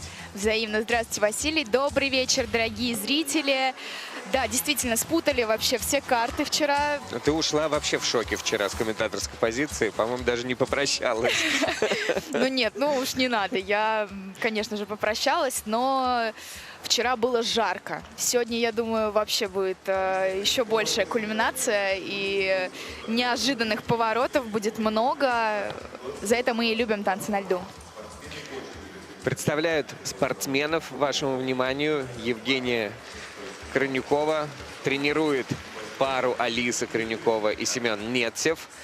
Очень яркая пара, и вчера катались в таком стиле необычном для танцев на льду. Ну, то есть у вас все танцы случаются, но вот как бы выбивали своей хип-хоп стилистикой из всего того, что происходит в более классической манере. Ну, здорово, ребята сделали ставку на молодежные танцы. Это было заметно зрителям, им понравилось. Алиса Абдуллина и Егор Петров из Санкт-Петербурга, где их тренирует Елена Соколова. Тоже очень яркие ребята, но напоминаю вам то, что мы с вами идем от последнего места в ритм танце к первому. И, соответственно, каждая последующая пара все ближе и ближе к пьедесталу. Ольга Федорова и Павел Драко – это спортсмены, занимающийся у Дениса Самохина, и Николай Никонов здесь их представляет на льду. У ребят такой яркий, очень театрализованный, я бы сказала, произвольный танец, который, я уверена, что зарядит на позитивный настрой всю публику, сегодня собравшуюся, я думаю, что многотысячную на трибунах. Но это же кабаре, это же понятно, что его по-другому-то делать, наверное, и нельзя. Там такой материал, такая палитра, с которой можно работать. Анна Коломенская и Артем Фролов. Это первые ученики ну, по списку, но не по значению. Анжелики Крыловой и Людмилы Алексеевой здесь выступают. Да, вчера не все получилось идеально у ребят в ритм-танце. Была ошибка у Анны на секции твизлов. К сожалению, получила она только базовый уровень. Из-за этого и вторая оценка сразу прилично так упала.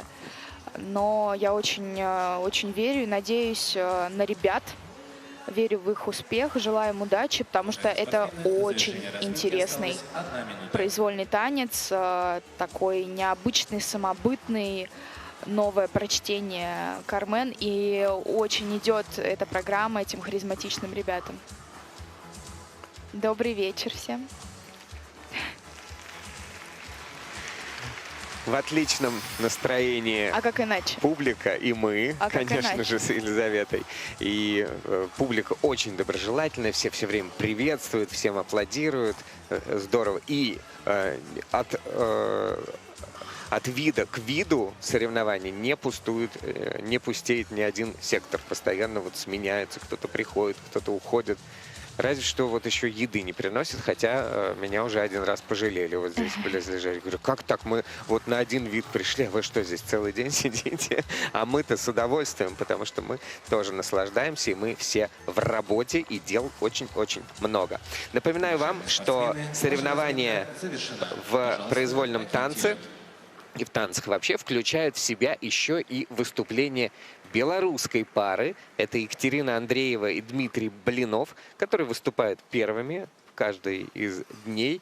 Но их результат, который им выставляют судьи, не идет ни в какой зачет, потому что они здесь просто обкатывают свою программу, просто делятся своим искусством со зрителями.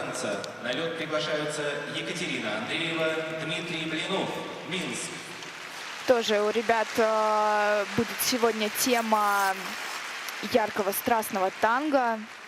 Очень классно поставленная программа, собственно, в стиле аргентинского танго. Надеюсь, что сегодня все удастся так, как запланировано. Поэтому я желаю удачи Кате и Диме. А мы присоединяемся.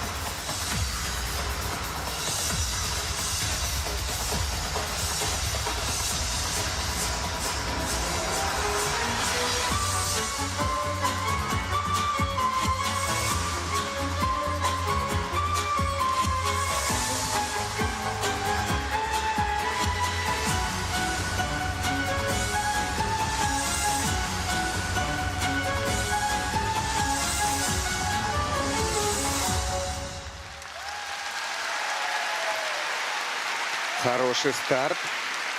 Я, правда, так обратил внимание, что в какой-то момент вздыхала как-то, то ли от волнения, то ли что-то не получилось, но я прямо с удовольствием смотрел на этот танец, и он завораживал, и постоянно все зеленые квадратики в левом верхнем углу горели, значит, все в плюс. Я поздравляю ребят с успешным завершением этого турнира. Для них уже соревнования несколько секунд назад, можно считать, что закончились.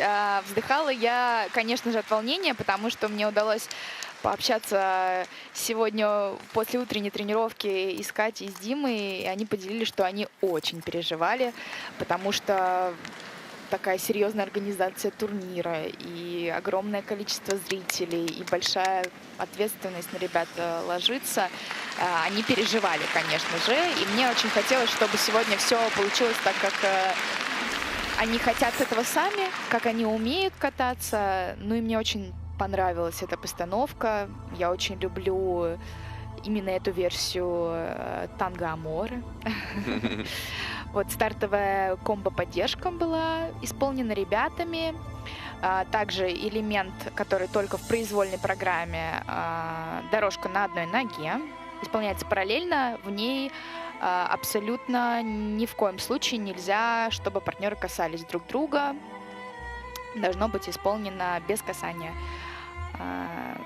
Наоборот, в твизлах у нас происходит во время твизлов в произвольной программе, в секции твизлов, партнеры должны обязательно сделать от 2 шагов. То есть если в ритм-танце там мы вчера следили за тем, чтобы было не больше 1 шага, то в произвольном это может быть исполнено от 2 до 4. На 5-й шаг спортсмены должны войти уже во 2-й свой твизл. Мне очень, правда, мне понравилось. Задало какое-то настроение такое. Я вовлеклась в этот танец. И в образе до самой последней секунды была и Катя, и Дима.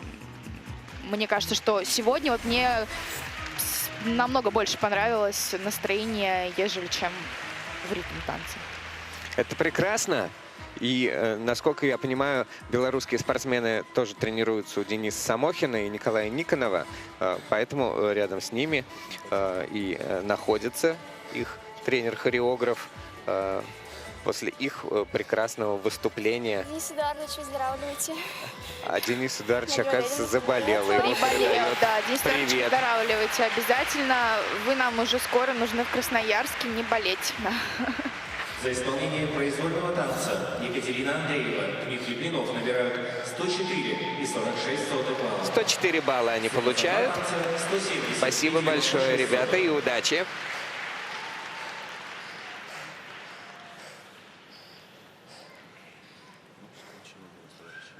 На лед приглашаются Алиса Крыльникова, Официальные соревнования в произвольном танце начинаются с выступления Алисы Крыльниковой и Семена Нетсева. Ребята из Ростова-на-Дону будут сегодня нам рассказывать историю мюзикла, спектакля «Нотр-Дам-де-Пари». Желаю ребятам удачи, чтобы сегодня все получилось, как они хотят.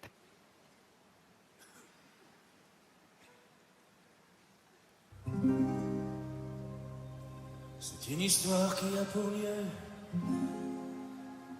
Paris la belle au nom de Dieu et 482 Histoire d'amour et de désir Les artistes anonymes De la sculpture ou de la rime Tenteront de vous la transcrire Pour les siècles à venir Il est venu le temps des cathédrales,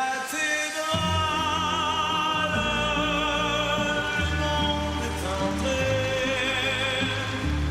dans un nouveau millénaire. L'homme a voulu monter vers les étoiles, écrire son histoire dans le verre ou dans la pierre.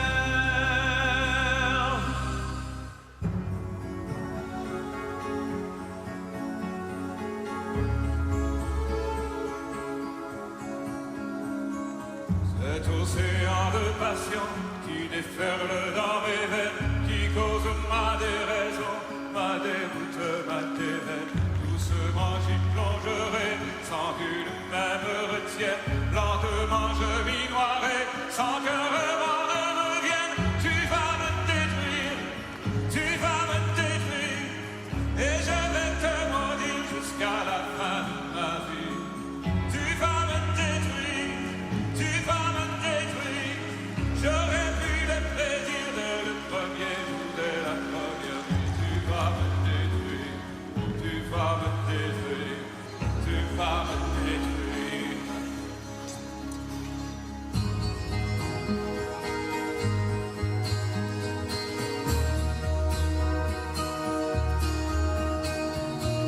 Moi qui me croyais l'hiver, me voici un arbre vert. Moi qui me croyais de fer, contre le feu de la chair, je m'enflamme et me consume pour les yeux d'une étrangère qui en vient plus de mystère que la lumière de la lune. Tu vas me détruire, tu vas me détruire, et je vais te maudire jusqu'à la fin de ma vie. Tu vas me détruire, tu vas me détruire. J'aurais pu le plaisir dès le premier jour, dès la première nuit. Tu vas me détruire, tu vas me détruire, tu vas me détruire. Tu vas me détruire.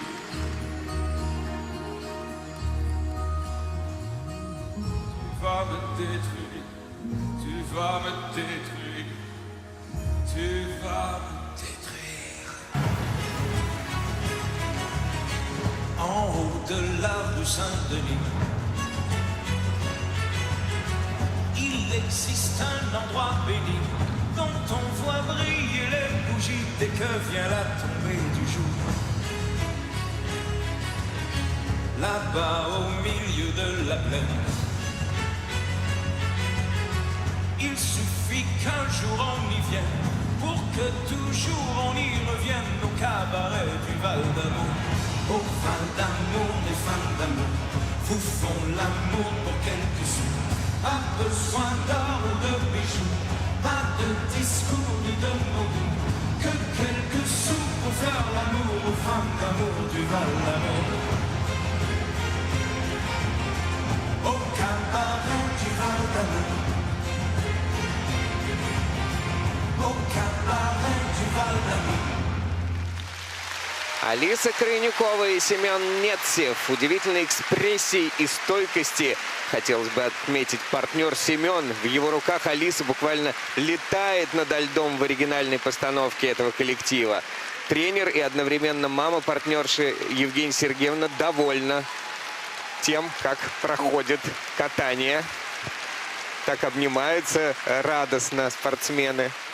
Ну, конечно, для Алисы и для Семена это очень серьезные соревнования. У них есть огромная возможность выступать для такой благодарной публики и получать свои уровни оценки, обратную связь от судей высочайшей квалификации. Я поздравляю ребят с успешным для них завершением этого турнира. В образах Эсмеральды и Квазимода ребята у нас катались. И Семен буквально весь свой произвольный танец, мне кажется, спасал ото всех Алису. Было продемонстрировано очень много интересных, ярких элементов. Какие-то такие забавные очень положения в хореослайде. И очень мне понравилось первое прощательное движение, которое начиналось от борта до борта через весь лед. Такое очень объемное, масштабное. Но оно же не идет как отдельный элемент, это просто хореография. Как-то не идет, Василий. Извините. Учите матчасть. Хореографический элемент. У нас есть несколько хореографических элементов на выбор. Их обязательно должно быть 3 штуки. Либо хореодорожка, Либо хореографическое вращательное движение, либо хореографические ассистирующие прыжки, либо хореографическое слайдинговое движение, так называемое скользящее движение. Вы можете наблюдать во время проката в табличке в верхнем углу, какой элемент зачтен технической бригадой. То есть их огромное множество, и это позволяет наполнять программу разнообразием и делать то, что нравится спортсменам, то, что больше подходит под музыкальное сопровождение. Сейчас демонстрируют нам на повторах серию твизлов, которые были сделаны очень-очень близко. Это на хорошем ходу в центре площадки. Ребята получили 4-й и 3-й уровень, соответственно, для партнерши и партнера. Что-то, какую-то сложную черту не засчитали, я полагаю, у Семена. Но 8-м элементом это смело, друзья. Это прям я жму руку. В произвольном танце они получают 88 баллов, почти 89. И их сумма 146,7. На лед приглашаются Алиса Абдуллина, Егор... Несколько мгновений настоящего аниме в программе Алисы Абдуллиной и Егора Петрова. Фильм «Судзуме. Закрывающие двери». Оттуда саундтрек. Герои этого фильма готовы на все, чтобы остановить чудовище. И никогда не знаешь, из какой двери оно появится.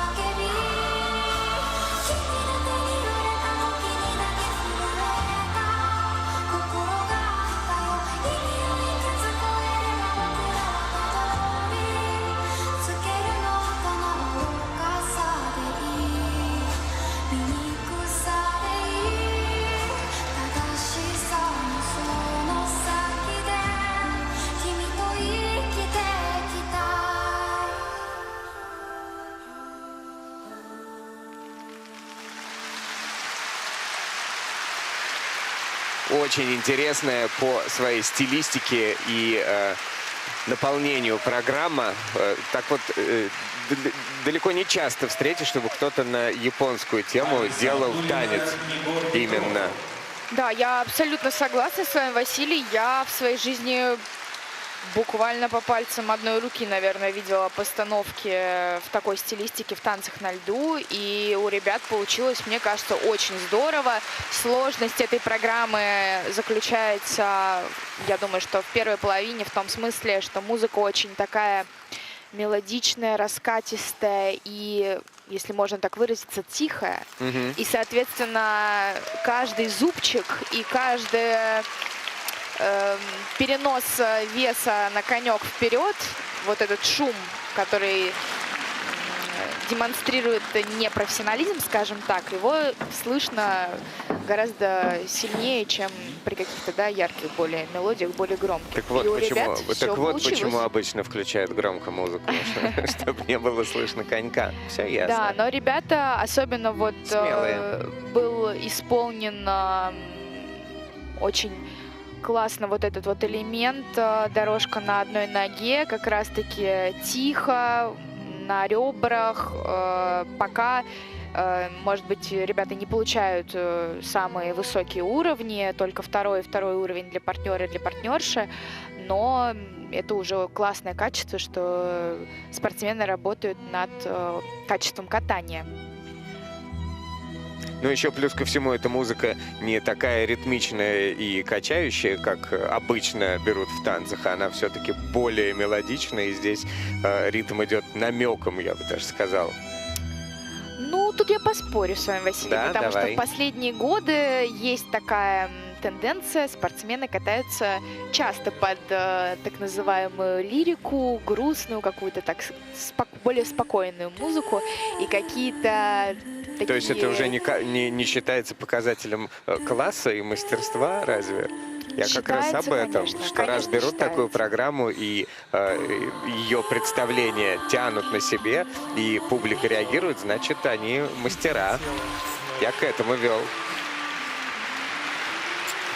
Ну, ребята, мне кажется, довольны тем, как прошли эти соревнования. 95,44 балла. На 7 баллов больше они набирают, чем Алиса с Семеном, и сохраняют свою позицию. На лед приглашаются Ольга Федорова, Павел Драков. Фабрика страстей кабаре под оболочкой праздника и безудержного веселья. Очень музыкальная программа с широким эмоциональным спектром. То, за что вы и любите танцы на льду. Давайте наслаждаться и желаем ребятам удачи. Ольга Федорова и Петр Драко. Meine Damen und Herren, Mesdames et Messieurs, Fräulein Sally Bowles!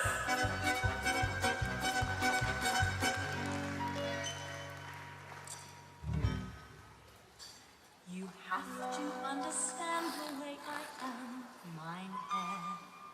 A tiger is a tiger, not a lamb, mein Herr. You'll never turn the vinegar to jam, mein Herr.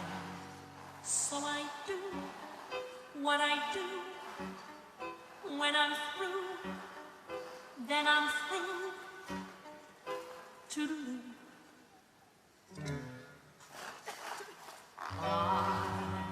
Bye, my lieber Herr. Farewell, my lieber Herr. It was a fine affair, but now it's over. Though I used to care, I need the old man. You're better off without me, my Herr.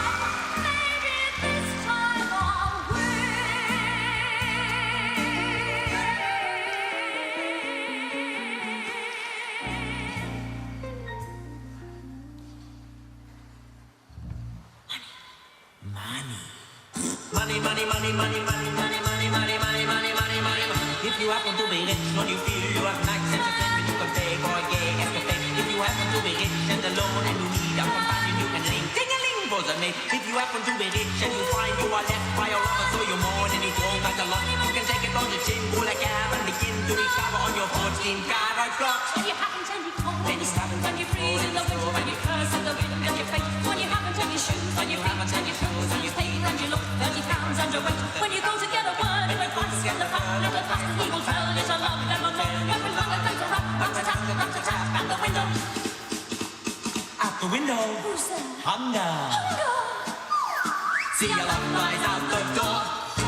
Money makes the world go round, the world go round, the world go round. Money makes the world go round. That clink sound. Oh, money, money, money, money, money, money, money, money. Get a little money, money, money, money. Okay, and the buck from a basket makes the world go on. Ольга Федорова и Павел Драко. Не просто так он стал для вас Василий Петром, потому что сегодня был на льду настоящий актер.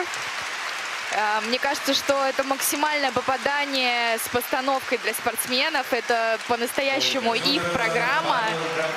Я поздравляю их с этим. И очень-очень здоровский был прокат сегодня сделан ребятами. Павел как будто бы посмотрел вчерашние соревнования и услышал мои комментарии по поводу того, что хочется, чтобы он был чуть более раскрепощенный, чуть более танцевальный. И сегодня просто с первой секунды до последней был в образе. За это я говорю огромное спасибо. Я поймала себя на мысли, что я улыбаюсь весь прокат. И зрители хлопали в такт музыки, свистели, радовались, кричали.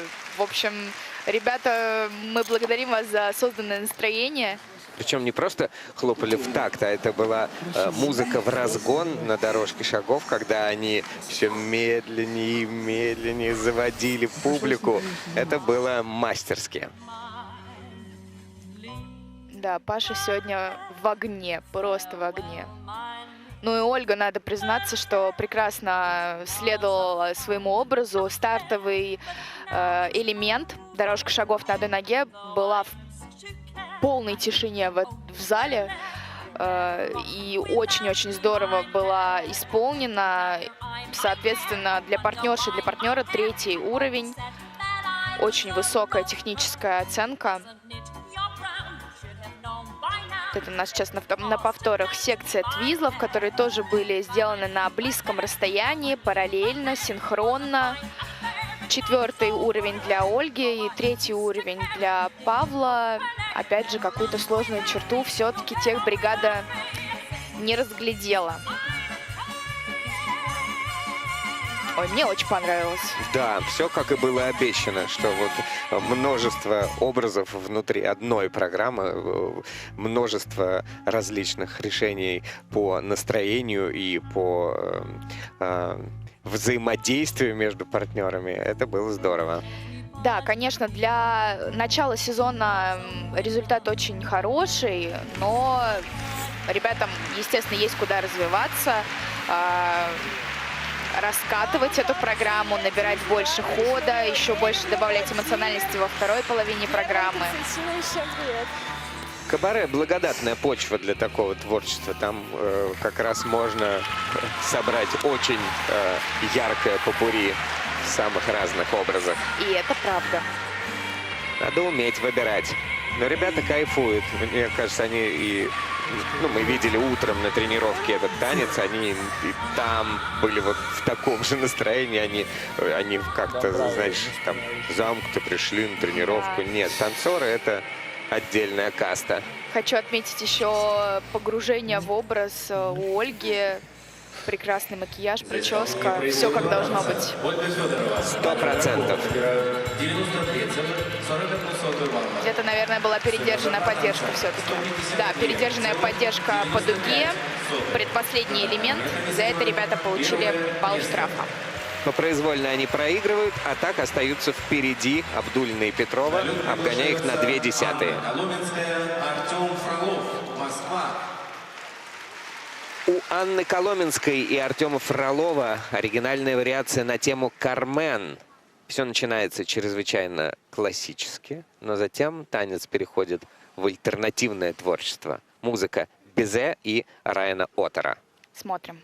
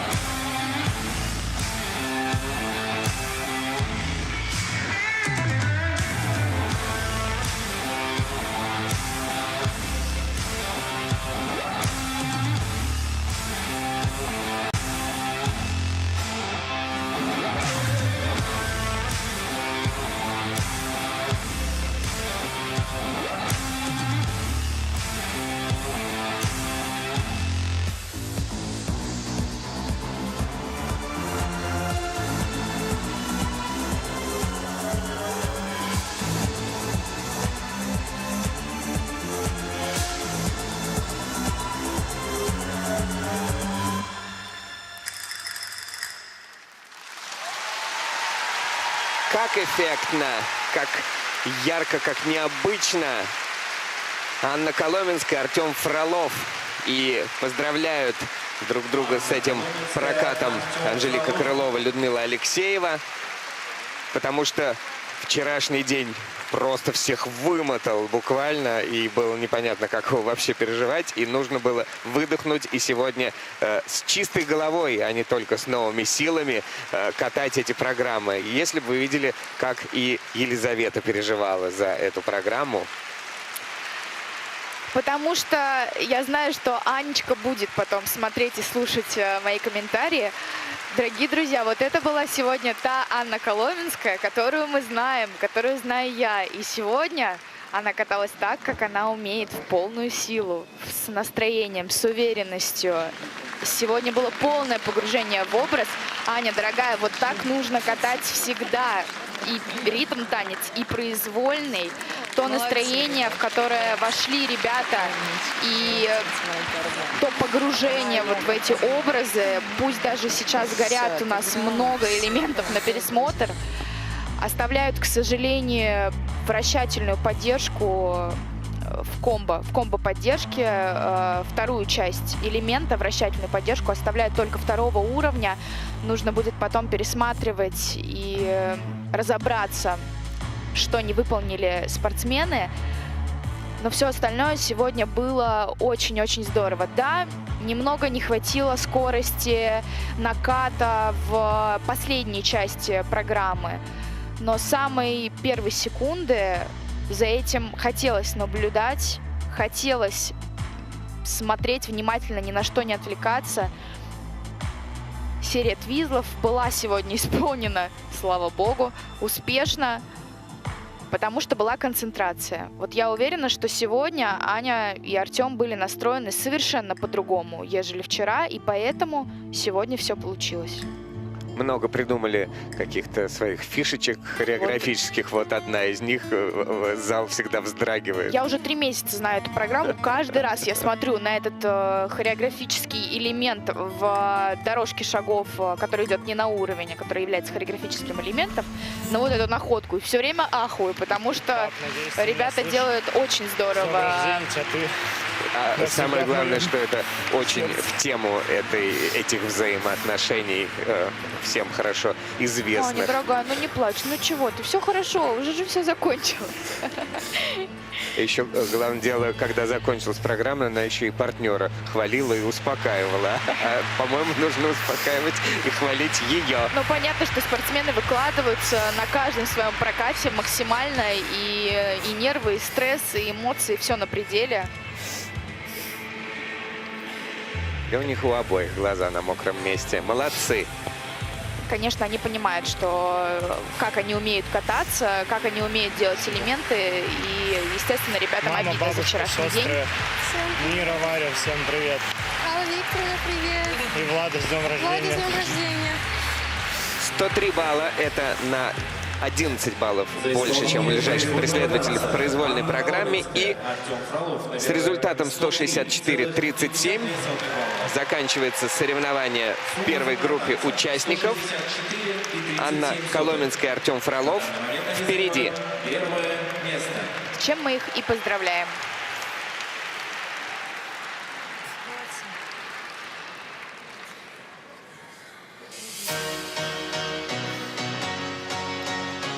Встречаем на льду участников второй группы.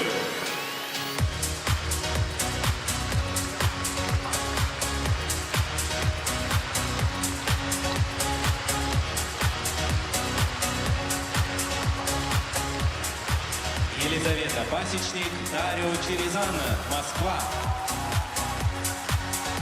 Софья Шевченко, Андрей Ежлов, Москва. Елизавета Шишина, Павел Дрозд, Москва. Василиса Кагановская, Максим Некрасов, Санкт-Петербург. Софья Леонтьева, Даниил Горелкин, Москва. Разминка разрешена.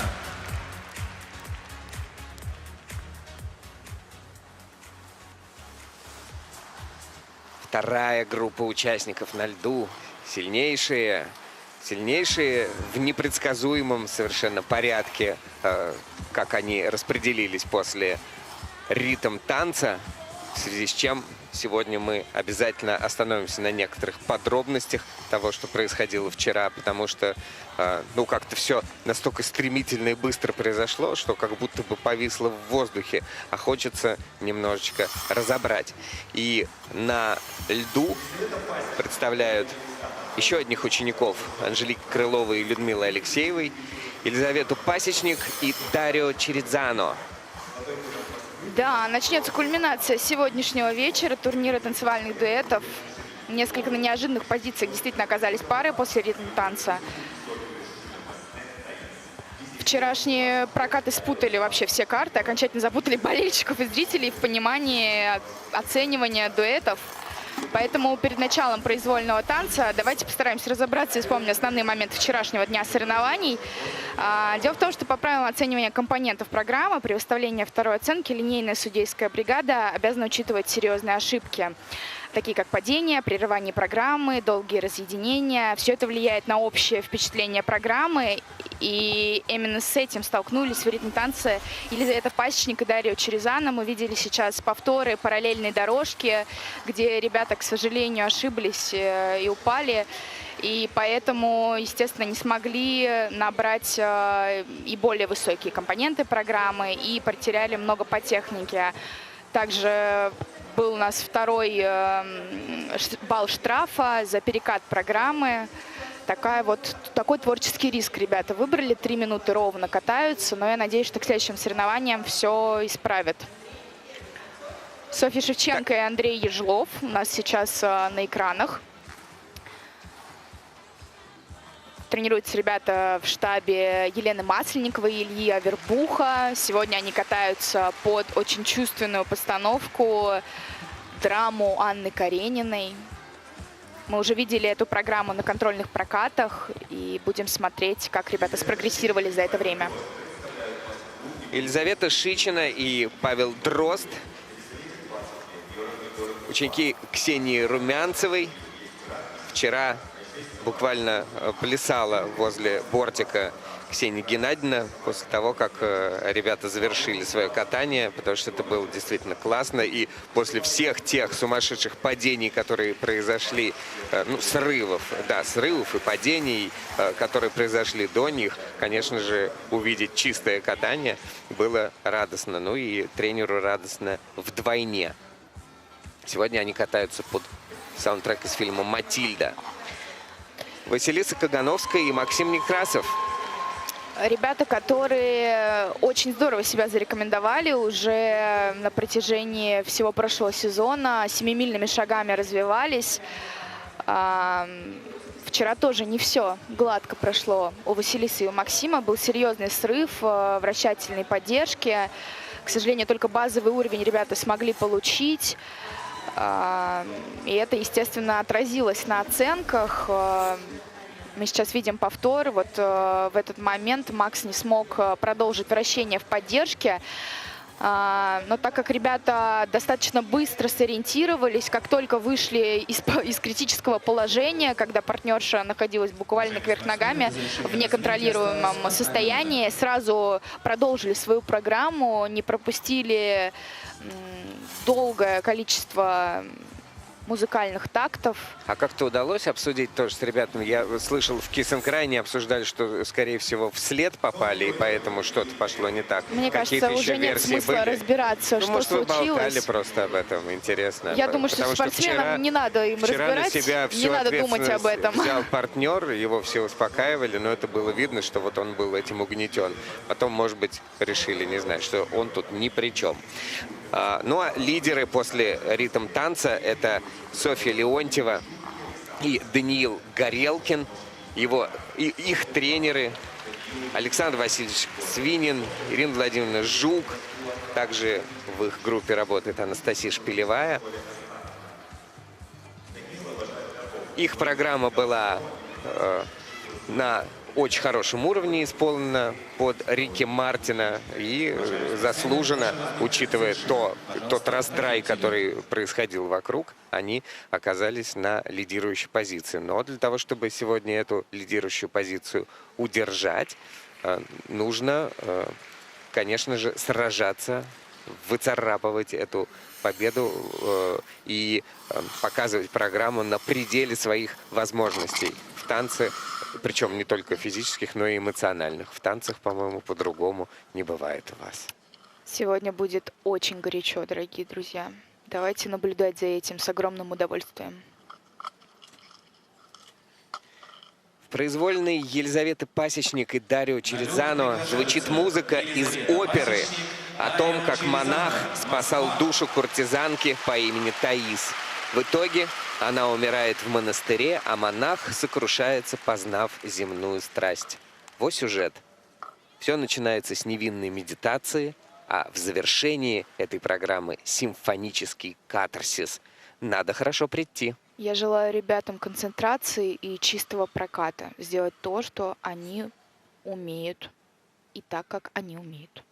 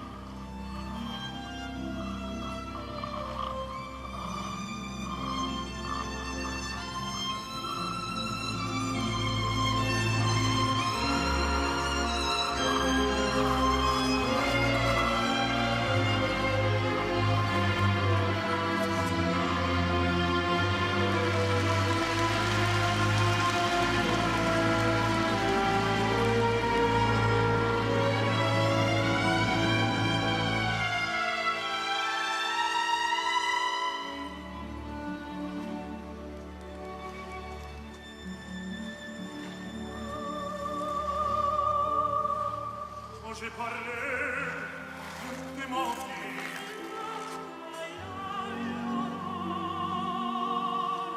Je t'ai menti.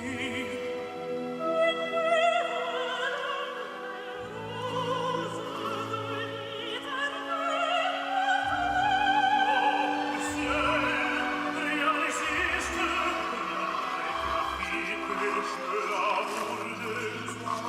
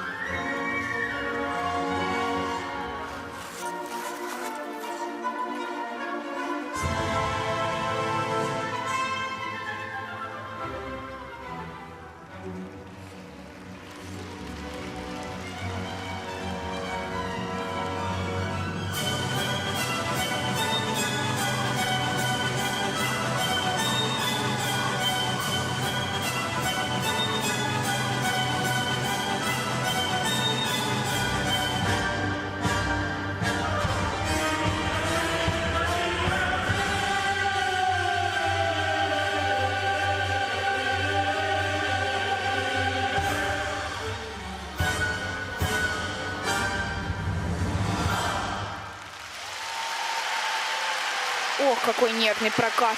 Какой нервный прокат. Очень переживала, мне кажется, Лиза сегодня.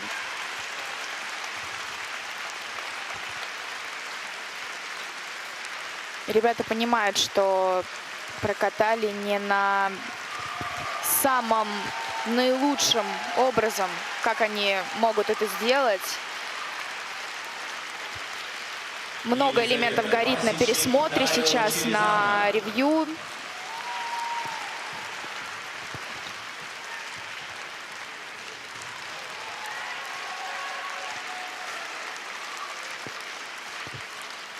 Ну а в каком настроении вообще они катали? Мне показалось, что они, тем не менее, сражались, боролись. Что-то пусть даже не получилось, но это было бы бойцовское настроение.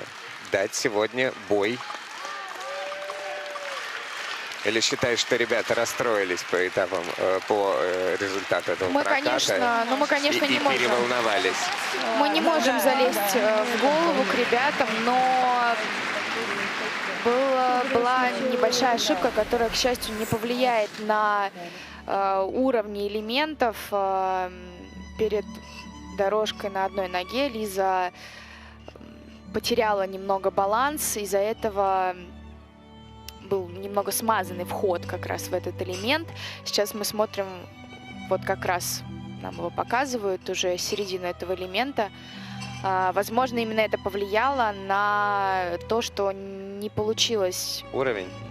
Не получилось достигнуть высокого уровня, только второй и у партнерши, и у партнера. Сейчас вот нам показывают комбо-поддержку, которую ребята доработали. Оба 4-х уровня, и для поддержки по прямой, и для поддержки вращательной. Серия твизлов вот немного, мне кажется, как будто бы тоже из-за неуверенного положения была не параллельно нога у Лизы чуть ниже, у Дарио чуть выше. Но мне понравилась очень концовка этой программы, хореографическая дорожка по кругу. Вот сейчас нам демонстрируют на повторах хореографическое вращательное движение и очень мощная завершающая финальная поза. Выдыхают, мне кажется, все-таки и Анжелика Алексеевна, и Людмила. Но понимают, что все-таки не на полный максимум сделали ребята работу сегодня. С днем рождения! С днем рождения, мальчик! Вот в Кисенкрае можно получить поздравления с днем рождения.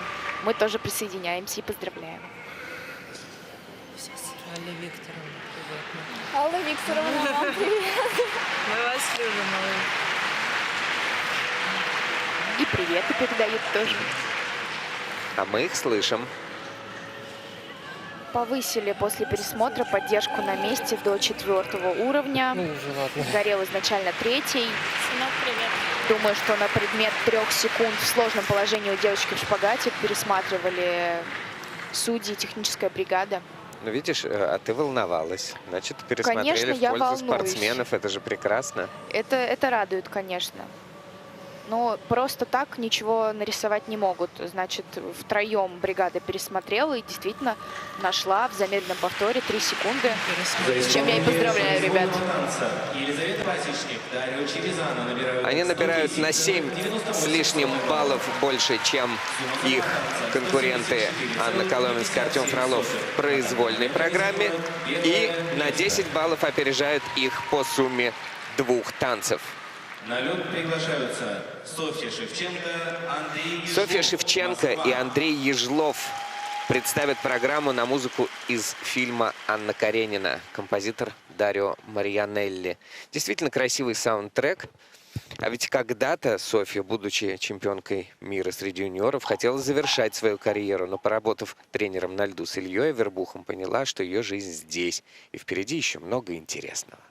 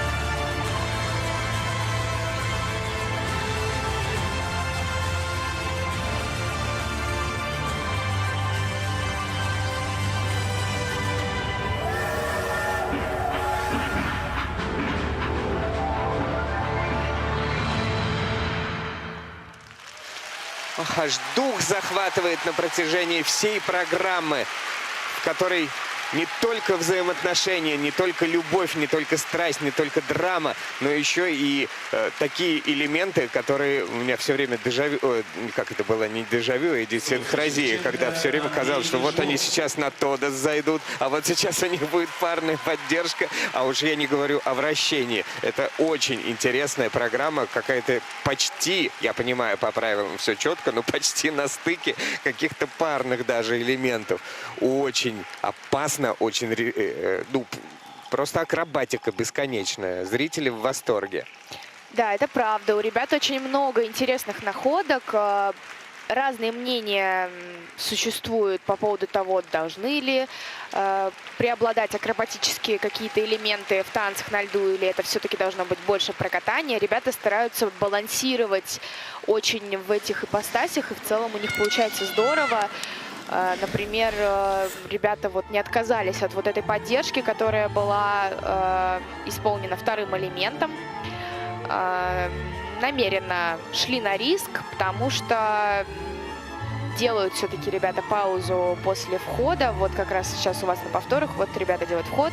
И дальше все-таки это есть пауза перед подъемом наверх, но намеренно ребята знают, что не будут им ставить 4-й уровень за эту поддержку, потому что так видят, гнут свою линию. Я надеюсь, что найдется какой-то выход и применение для этого входа в поддержку. Уж извините за такой речевой оборот. Ошибся Андрей на Твизлах, но стоял до конца, как вообще зубами держался, чтобы не подставить ногу, не упасть. Была также заминка на поддержке по прямой дуге.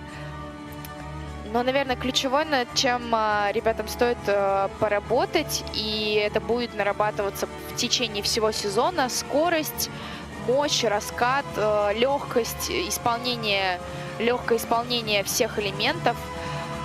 Я вот фанат вот этого скользящего движения под гул поезда. Очень классная творческая находка.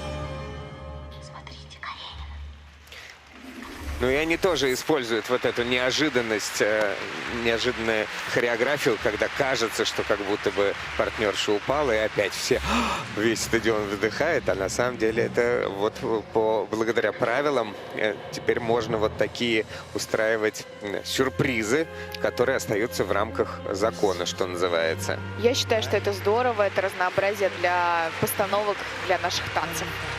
Но как именитые хореографы и мастеровитые сразу схватились за эту возможность и нас ищиплют наши нервы. Понимают, вот чуть-чуть ты приоткрываешь какую-то дверцу, сразу туда творчество и талант врывается. А давайте так, а давайте попробуем вот так. А где он, этот предел? А может быть вот так? А технические контролеры говорят, и специалисты, секундочку, нет, так вы уже вывалитесь, и так у вас сейчас будут сплошные дедакшн. Ну, в том числе, вот вчера в ритм танца, когда засчитали падение спортсменам, когда он слишком долго находилась на льду, на коленях, тоже, ну, попытались пощупать вот то направление и ошиблись. Сделали выводы, сделают по-другому. Это интересное свойство вот этих вот талантливых людей и стремящихся к совершенству, это все время идти в какой-то лимит, все время испытывать, а где он. Исполнение произвольного танца. Софья Шевченко, Андрей Ишлов набирают 95,28. Это 4-е место по произвольной программе. А по сумме 2 программ это 3-е место сейчас, а впереди еще 3 пары. На лед приглашаются Елизавета Шичина, Павел Дрозд, Москва. Елизавета Шичина и Павел Дрозд в своем ритмическом танце накануне довели не только зрителей, но даже собственного тренера до экстаза. Настолько это было удачное выступление. Музыка Марко Белтрами из фильма «Матильда». Музыка хорошая. Ну а ребята вообще классные.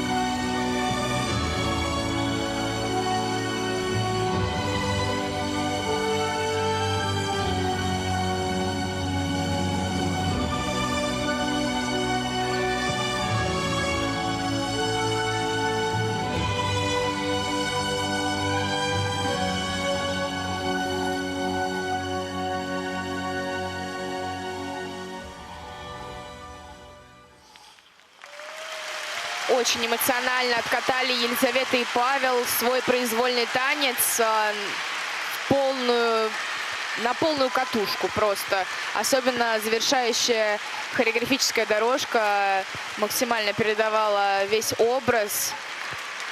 Ребята, конечно, понимают, что сейчас начинается самый нерв и не хотят упускать свою возможность бороться за медали. Вот, к сожалению, меня очень-очень настораживает загоревшийся красным хореографический элемент скользящий. Я полагаю, что бригада будет рассматривать его, пересматривать на предмет секунд для подтверждения элемента. Вот видишь, в прошлый раз ты переживала, и все закончилось хорошо. Даже повысили. И сейчас уже погасла красная лампочка в протоколе. Фух, и слава ничего богу. никуда не девалось. 4-й уровень на месте остался. Просто технические специалисты и судьи, они тоже люди. Им надо повнимательнее посмотреть, проверить, чтобы не было никаких ошибок. Там перепроверяется все столько раз, Василий, вы даже себе не представляете, какая это огромная работа, концентрация у техбригады и у судейского корпуса точно так же. Я очень рада, что у ребят остался в ячейке гореть хореографический скользящий элемент, потому что иначе это была бы огромная потеря баллов. Секция твизлов. Немного первый твизл получился не так синхронно, как хотелось бы, и не так близко, как, например, вторая серия твизлов и третья. Соответственно, ребята иногда очень прилично исполняют и делают гораздо ближе. Вот как раз вот это скользящее движение, о котором мы говорили.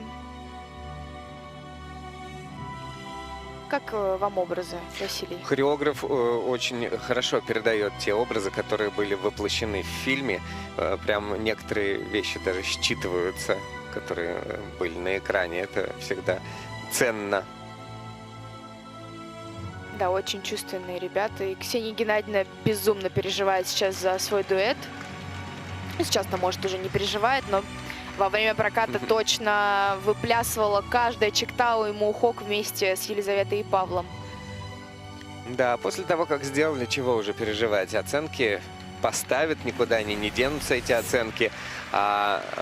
Все, что ребята могли на этот момент, они уже сделали.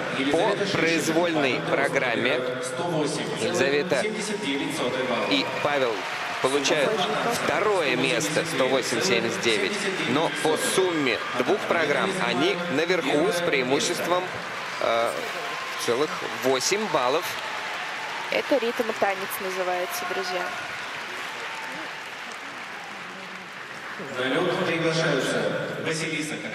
Продолжается драматическая история выступлений Василисы Кагановской и Максима Некрасова на магнитогорском этапе Гран-при. Большего удивления и разочарования от срыва вчерашней поддержки трудно было себе представить, но мастерство и мощь их катания трудно переоценить. Трек «Дождь» из альбома «Музыка для погодных явлений» Эцио Боссо, когда музыка помогает жить. Я желаю удачи ребятам и чистого проката.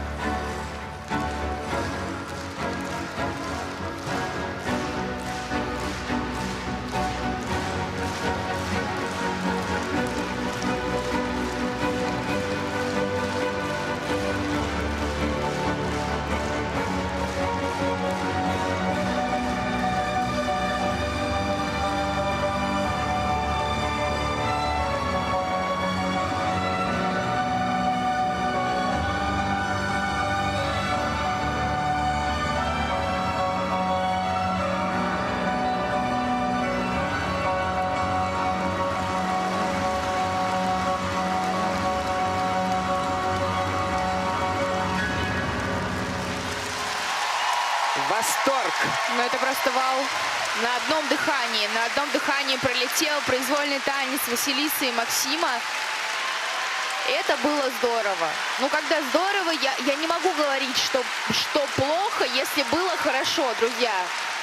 Да ты говоришь, что хорошо было. Зачем Но ты это так привыкла говорить, все плохо? Скажи только хорошее. Сколько в этой паре стиля, сколько взаимоотношений, сколько чувства. Как это все сделано элегантно и тонко. Ее постановщиками в каждом элементе, в каждом подходе. Это же все настолько оригинально, но вплоть до таких каких-то примитивных вещей. Все танцуют дорожку на судей. Они, по-моему, единственные, кто танцует дорожку от судей. То есть даже в этом они переворачивают представление о том, как произвольная программа должна строиться. Это же здорово! Потрясающе! Я очень рада, что получилось, что ребята не перенервничали, что просто шаг за шагом ехали на огромной скорости, не потеряли. Вы можете. Вот. Правильно говорит Анжелика Алексеевна. Конечно, они могут.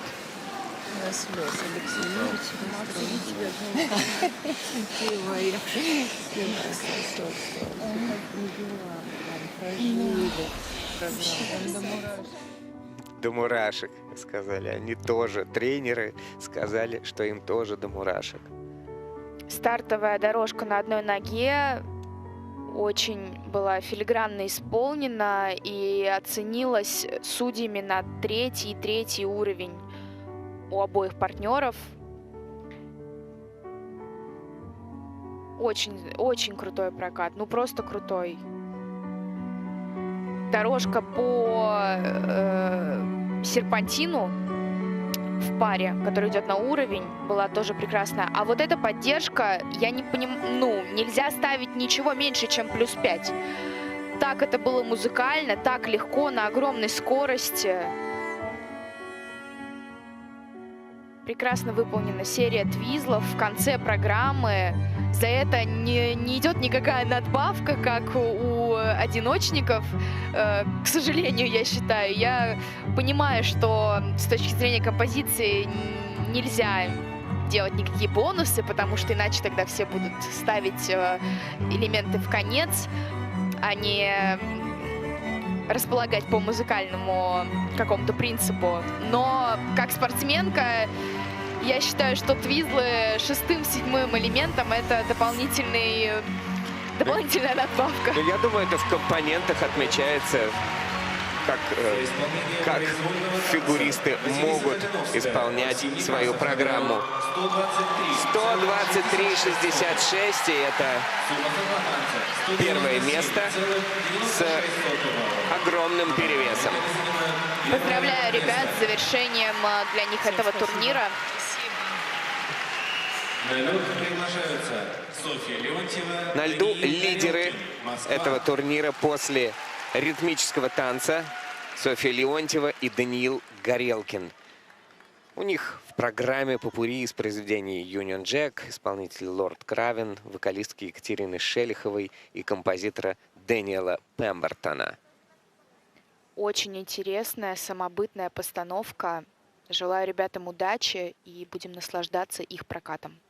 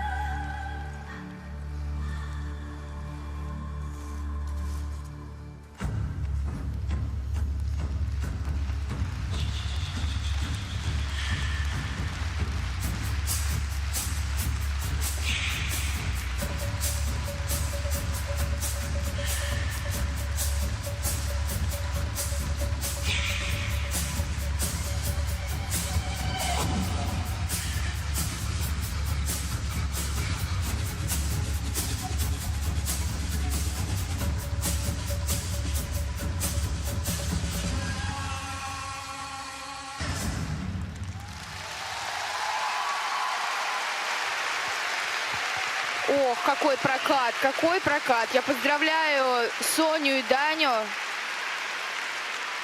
Они огромные молодцы. Это очень сложная программа не столько даже, наверное, с технической какой-то точки зрения, сколько с физической. Потому что здесь столько акробатических каких-то находок, элементов. Хореодорожка, которая длилась, мне кажется, 25-20 точно секунд. Они ее отрабатывали на каждый акцент, на каждый такт было исполнено какое-то четкое движение, будь то подъем, колесо. И, конечно, физически это очень тяжелая программа. Ребята не идут простым путем, ищут новые образы, максимально несвойственные, не присущие танцам на льду и вообще в целом фигурному катанию. За это я очень люблю эту пару и очень люблю тренерский штаб Ирины Жук и Александра Свинина.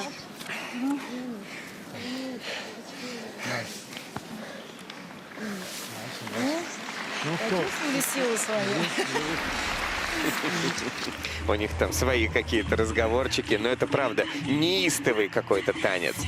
Но, тем не менее, весь же он состоит из элементов, которые у нас еще сейчас будут оценены и пересматриваются судьями. Начали ребята свою программу, вот нам сейчас показывают второй элемент, синхронные твизлы. Очень здорово были исполнены, так же, как и дорожка на одной ноге. И вот как раз начало вот этой хореографической дорожки шагов. Очень много всевозможных фишек, каких-то разных положений. Я являюсь фанаткой этой программы, абсолютно точно. Но мне кажется, что ребята могут быть сегодня точно с собой довольны, потому что на контрольных прокатах программа была еще совсем сырая, и сейчас это было гораздо и гораздо лучше. Конечно, они откатали не на максимум возможностей этой постановки, но свой максимум они точно сегодня выполнили, с собой могут быть довольны 100%. Ну и судя по реакции, это Они очень так рады, оно конечно, и есть. Конечно. В такой обстановке собраться, нигде не ошибиться, ничего не сорвать, не споткнуться. Я, ребят, поздравляю с успешным турниром, несмотря ни на что, какое сейчас место не будет. Все уровни судьи им подтвердили, которые изначально выставили. И остается сформулировать финальную оценку. И в произвольной программе это 116 баллов. Второе место с отставанием в 7 баллов от Василисы Кагановской и Максима Некрасова. А значит, что по сумме двух программ они проигрывают 6 баллов и становятся вторыми. Елизавета Шичина, Павел Дрозд третий, а на вершине Василиса Кагановская и Максим Некрасов. Оставайтесь с нами, чтобы поздравить лучших спортсменов этого Я турнира. благодарю Елизавету Худайбердиеву за этот потрясающий вечер танцев, даже целых 2. И прощаемся с вами на этой высокой ноте с придыханием. Огромное вам спасибо, дорогие зрители. Ваши верные Елизавета и Василий. Спасибо большое, дорогие зрители. Любите танцы на льду. Ну и, конечно, увидимся на следующей неделе. И услышимся. И в завершении сегодняшнего головокружительного дня чемпионское интервью в исполнении Евгении и Максима. А затем церемония награждения.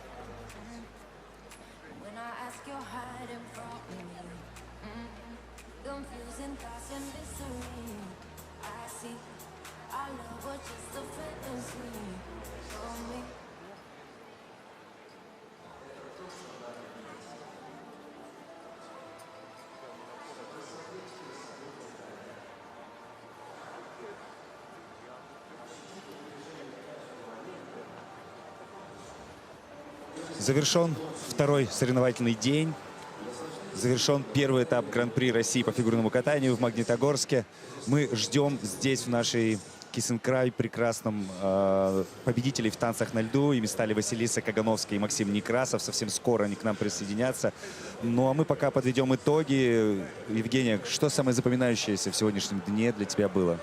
Ой, самое запоминающееся, наверное, все-таки, ну вот с плохого, да, наверное, парное катание, у которого, к сожалению, ни одного чистого проката. Но это я пессимистка на самом деле, всегда только на самое плохое обращаю внимание, потому что по-спортивному всегда есть к чему стремиться. Просто невероятно мне понравились ребята, Василиса с Максимом, вот они как раз-таки вбегают к нам в кадр.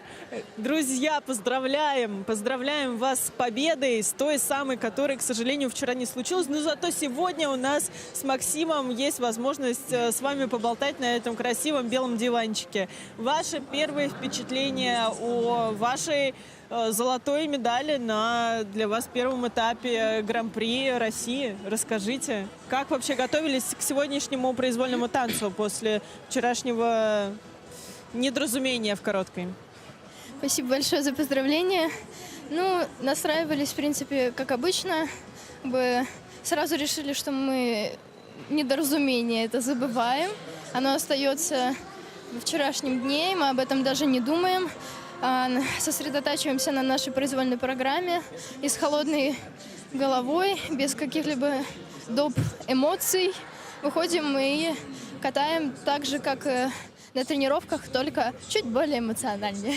Да, отдельное спасибо всем людям, зрителям, болельщикам, фанатам, которые меня вчера поддерживали. Мне очень приятно. Вчера был такой неприятный такой казус, потому что над поддержкой мы это много работали все лето, как и в произвольной над поддержкой, которая под коньком рука. Вчера мне было чересчур обидно за эту поддержку, но раз 7 я пересмотрел и понял, что забываю и дальше работаю. Максим, Василиса, вы пересматривали этот момент, пересматривали свой ритмический танец? Может быть, успел разобрать? Вчера ты мне еще не смог объяснить, что же произошло. Может быть, сегодня уже выдохнув, расскажешь, что же случилось с вами? Ну, произошло прям необычно. Такой момент, что конек попал в след. То есть такой прям сильно, я даже не понял, как он туда попал. Когда он у меня попал, у меня получилось, что корпус пошел дальше вращать в поддержку, а ноги остались на месте. Ну и тут надо было решать быстро этот вопрос. Как спасать Васю оттуда, потому что ноги остановились напрочь. Я не хотела вообще пересматривать этот момент, но мне попалось 300 видео в ТикТоке с этим. Поэтому у меня не было выбора. Так что да, пересмотрели. У вас очень яркий произвольный танец, который, я уверена, останется в памяти наших зрителей очень-очень надолго. И мы рады, что у нас будет много еще возможностей по ходу сезона его лицезреть. Автор идеи, кто выбирал музыку, костюмы, все настолько у вас сошлось. Вот расскажите про создание именно этого произвольного танца. Музыку предложил Алексей Юрьевич Горшков. Он настаивал, я бы даже сказала, на этой музыке, хотя Анжелика Алексеевна предлагала другой вариант. И я, если честно, тоже сначала сомневалась, но он выстоял. Он переубедил нас всех, что мы должны кататься именно под эту музыку. Вот. Постановщик программы Бенуа Ришо. Костюмы. Тоже Бенуа Ришо, то есть под его чутким руководством он нам скинул то, как он хочет, чтобы мы выглядели в этой программе, и мы уже разрабатывали, как это сделать, именно фигурно-катательный вариант, чтобы было все удобно и красиво. Вот. А Бенуа приезжал в Москву к вам или вы летали к нему на постановку? Он к нам приехал.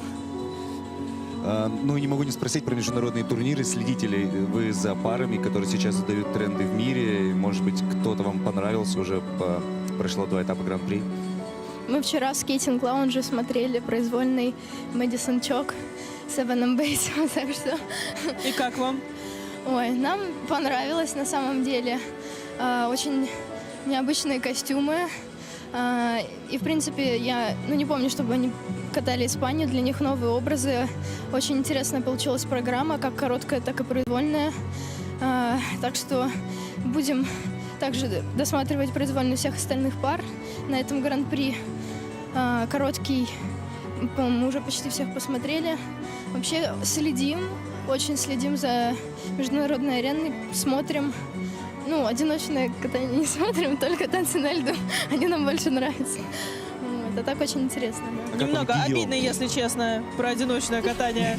Как вам Гийом с новой партнершей? Сейчас очень многие прям пророчат им, если не медаль, то золото Олимпийских игр. Успели ли посмотреть их произвольный танец? Мне, честно говоря, произвольный танец очень понравился. Ну, это шедевр, я не знаю, что еще сказать. Они очень классные. Это, ну, как бы, когда смотришь, не замечаешь вообще, что вокруг тебя происходит. Программа пролетает за 10 секунд по ощущениям. Просто не замечаешь ни времени, ничего, потому что это очень профессионально, красиво. Ну, короче, они просто очень крутые. Есть на кого равняться. Ну и также Мэдисон с Иваном тоже очень нравится. Ну, в принципе, весь топ это то, на кого мы сейчас стремимся, смотрим и улучшаемся. Ребят, ваши планы на сезон, где еще зрители могут вас увидеть? Максим, может быть, ты хочешь что-то добавить? Через неделю. Через неделю мы увидим вас на Красноярске. следующем этапе. Друзья, приходите болеть за наших ребят. Им очень важна ваша поддержка. Поэтому приходите, покупайте билеты, смотрите трансляции на Первом канале и точно не прогадаете. Ну, а мы прощаемся с вами. Увидимся совсем скоро, через неделю. А вы продолжайте смотреть фигурное катание, ведь совсем скоро будет самое важное для наших спортсменов. Это награждение медалями. Каждый получит то, что он заслужил. До свидания. Смотрите фигурное катание на Первом канале.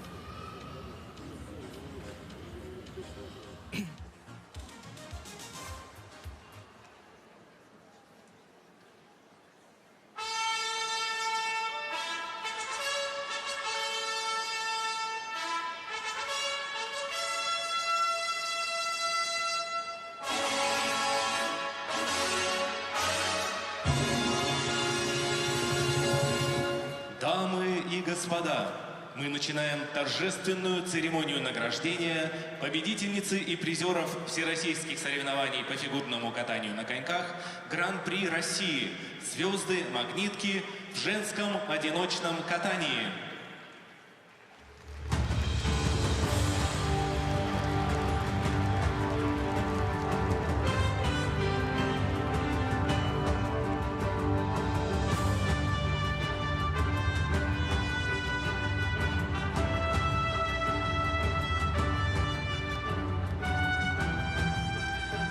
Победительницей турнира стала Аделия Петросян, Москва.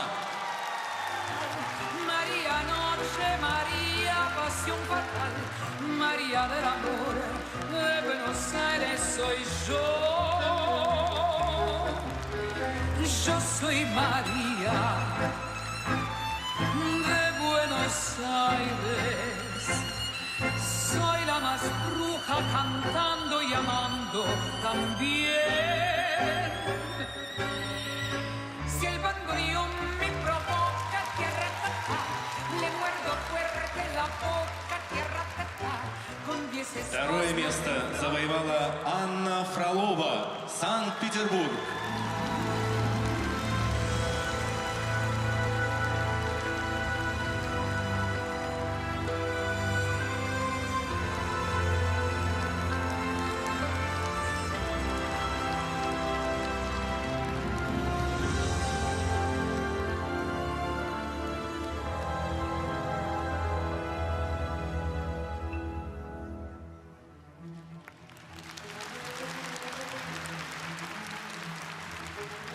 Третье место завоевала Дина Хуснутдинова, Республика Татарстан.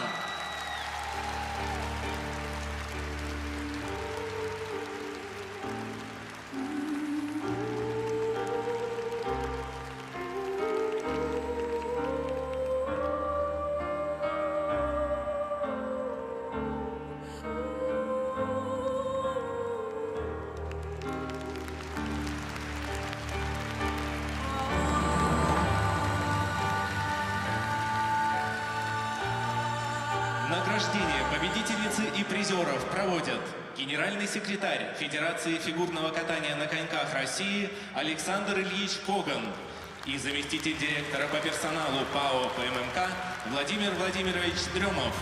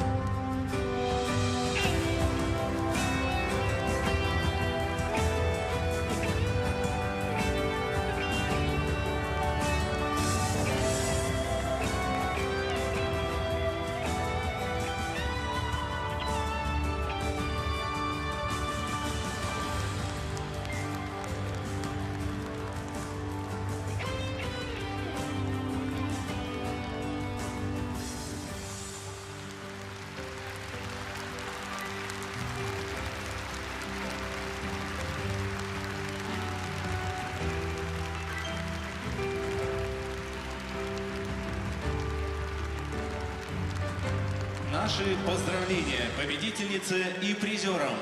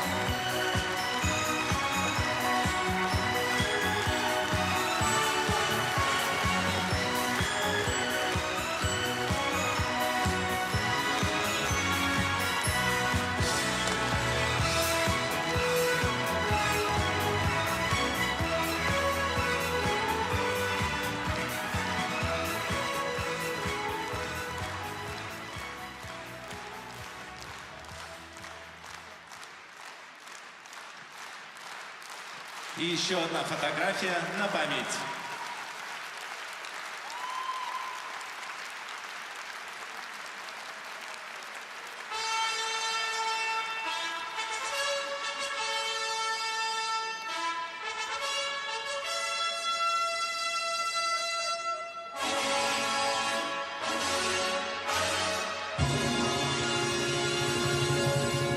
Дамы и господа, мы начинаем торжественную церемонию награждения победителя и призеров всероссийских соревнований по фигурному катанию на коньках Гран-при России «Звезды-магнитки» в мужском одиночном катании.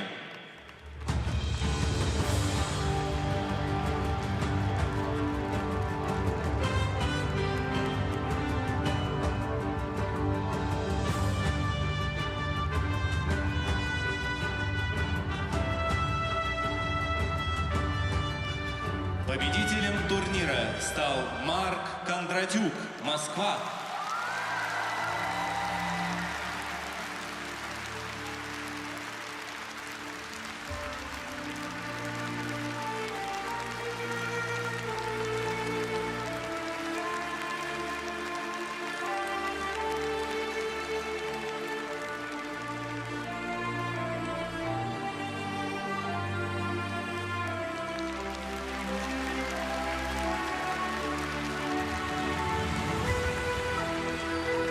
Второе место занял Григорий Федоров, Москва.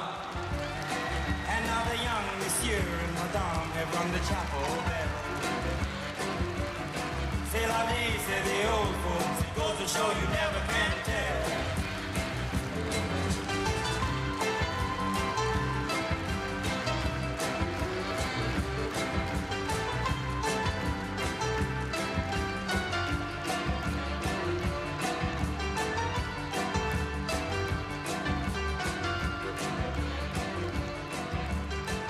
Третье место завоевал Николай Угожаев, Санкт-Петербург.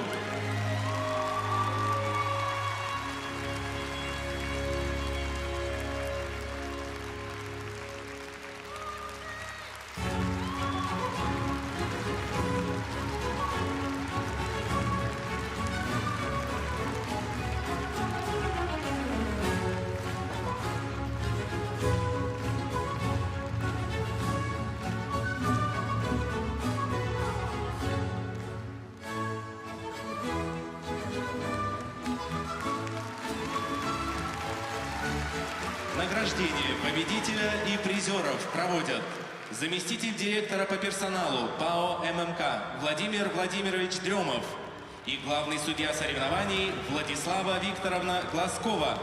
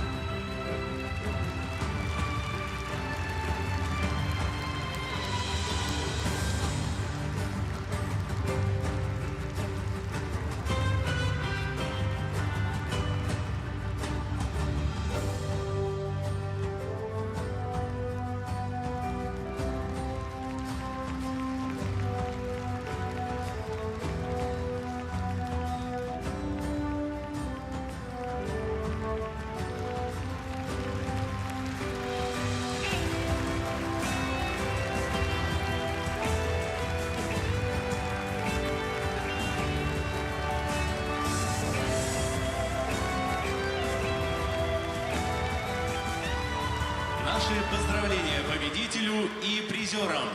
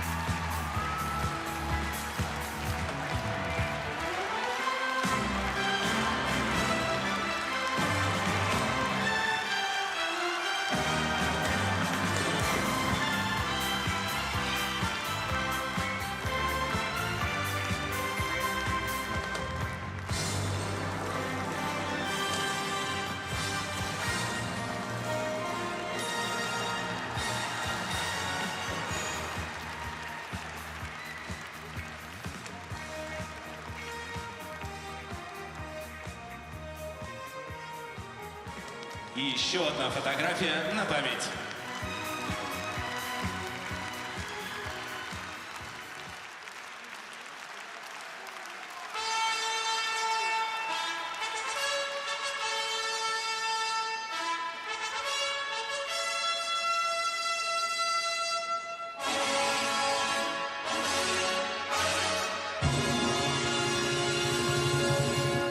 Дамы и господа, мы начинаем торжественную церемонию награждения победителей и призеров всероссийских соревнований по фигурному катанию на коньках Гран-при России «Звезды-магнитки» в парном катании.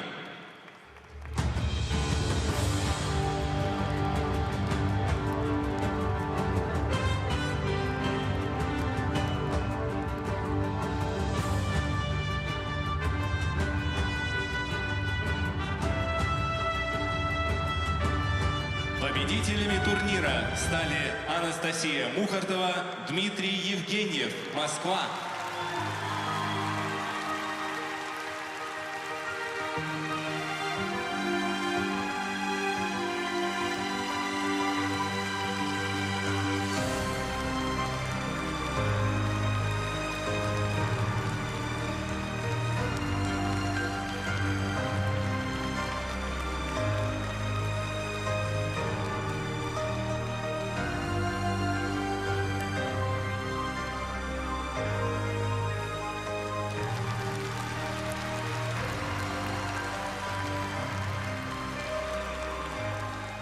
Второе место занимают Елизавета Осокина, Артем Грицаенко. Пермский край, Республика Татарстан.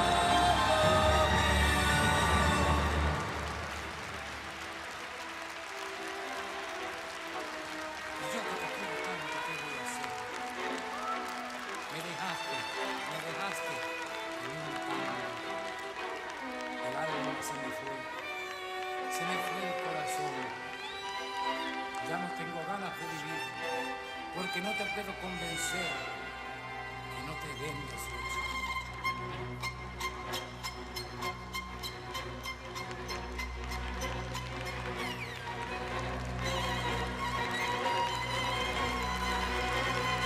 Третье место занимают Юлия Артемьева, Алексей Брюханов. Пермский край.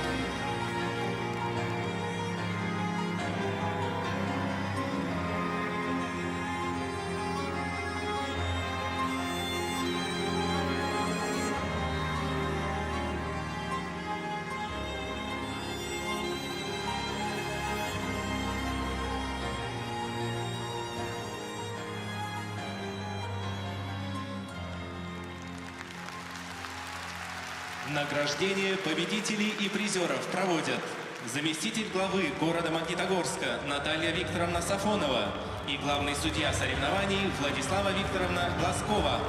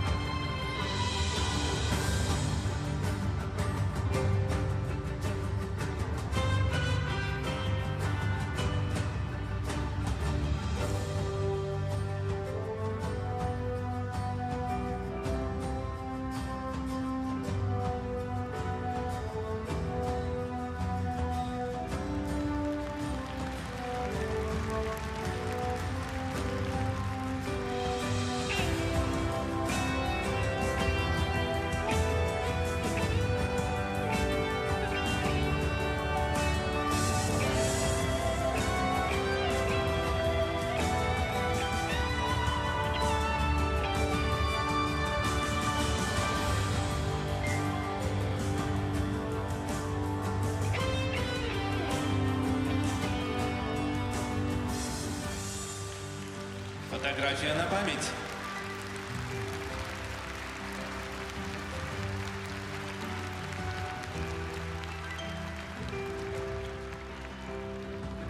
Наши поздравления победителям и призерам.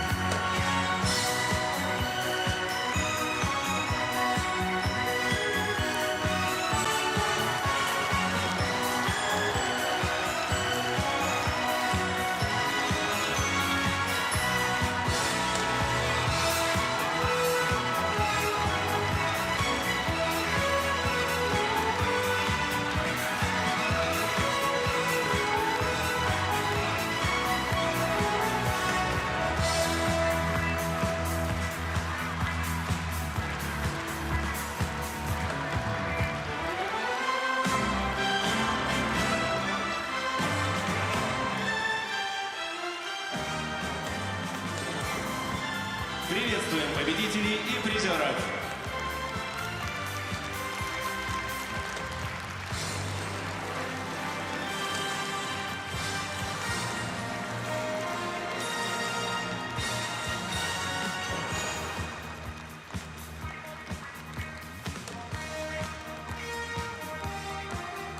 И еще одно фото.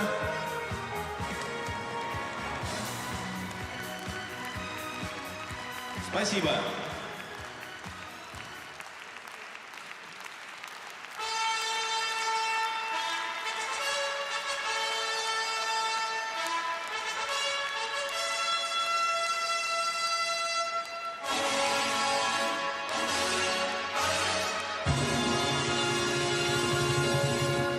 Дамы и господа, мы начинаем торжественную церемонию награждения победителей и призеров всероссийских соревнований по фигурному катанию на коньках Гран-при России «Звезды-магнитки» в танцах на льду.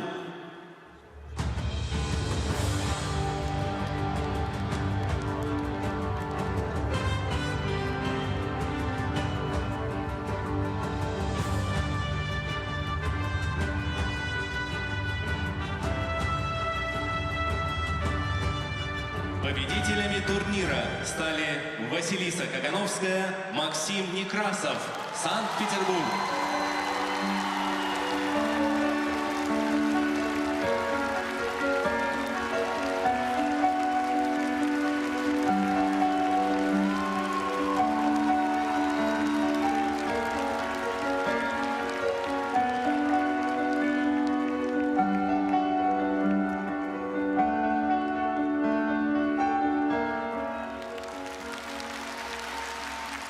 Второе место заняли Софья Леонтьева, Даниил Горелкин, Москва.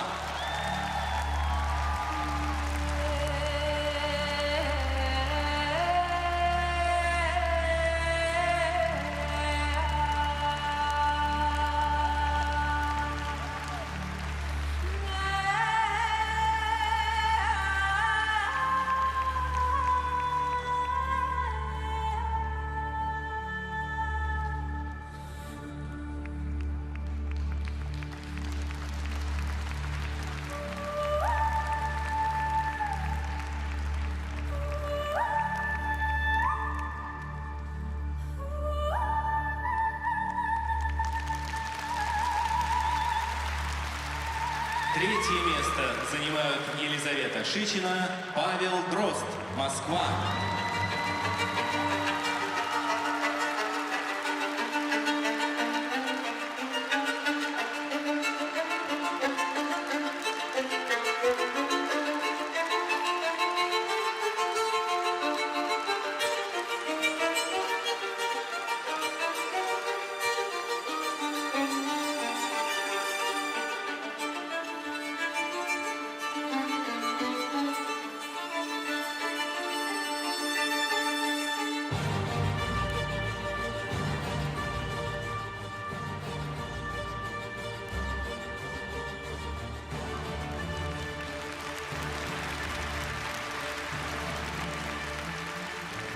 Награждение победителей и призеров проводят генеральный секретарь Федерации фигурного катания на коньках России Александр Ильич Коган и заместитель главы города Магнитогорска Наталья Викторовна Сафонова.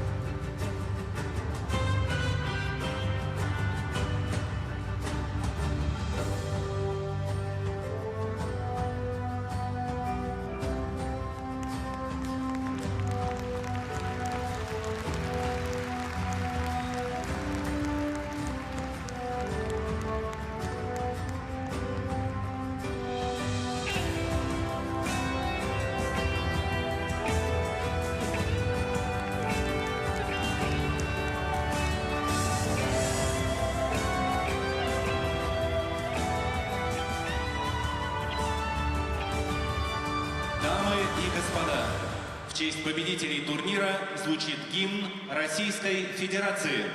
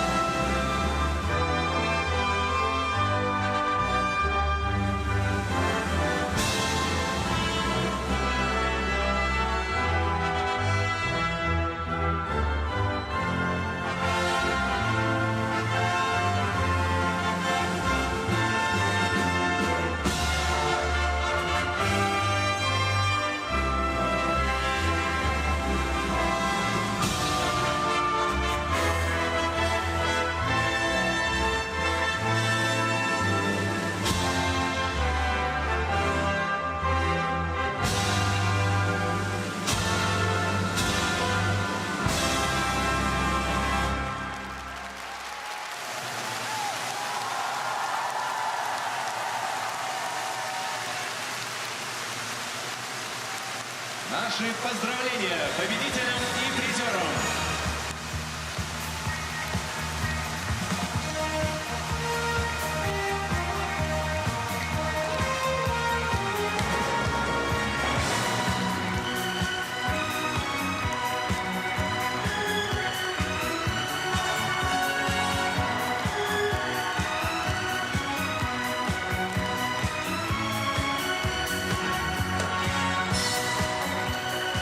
Золотой снег в честь победителей.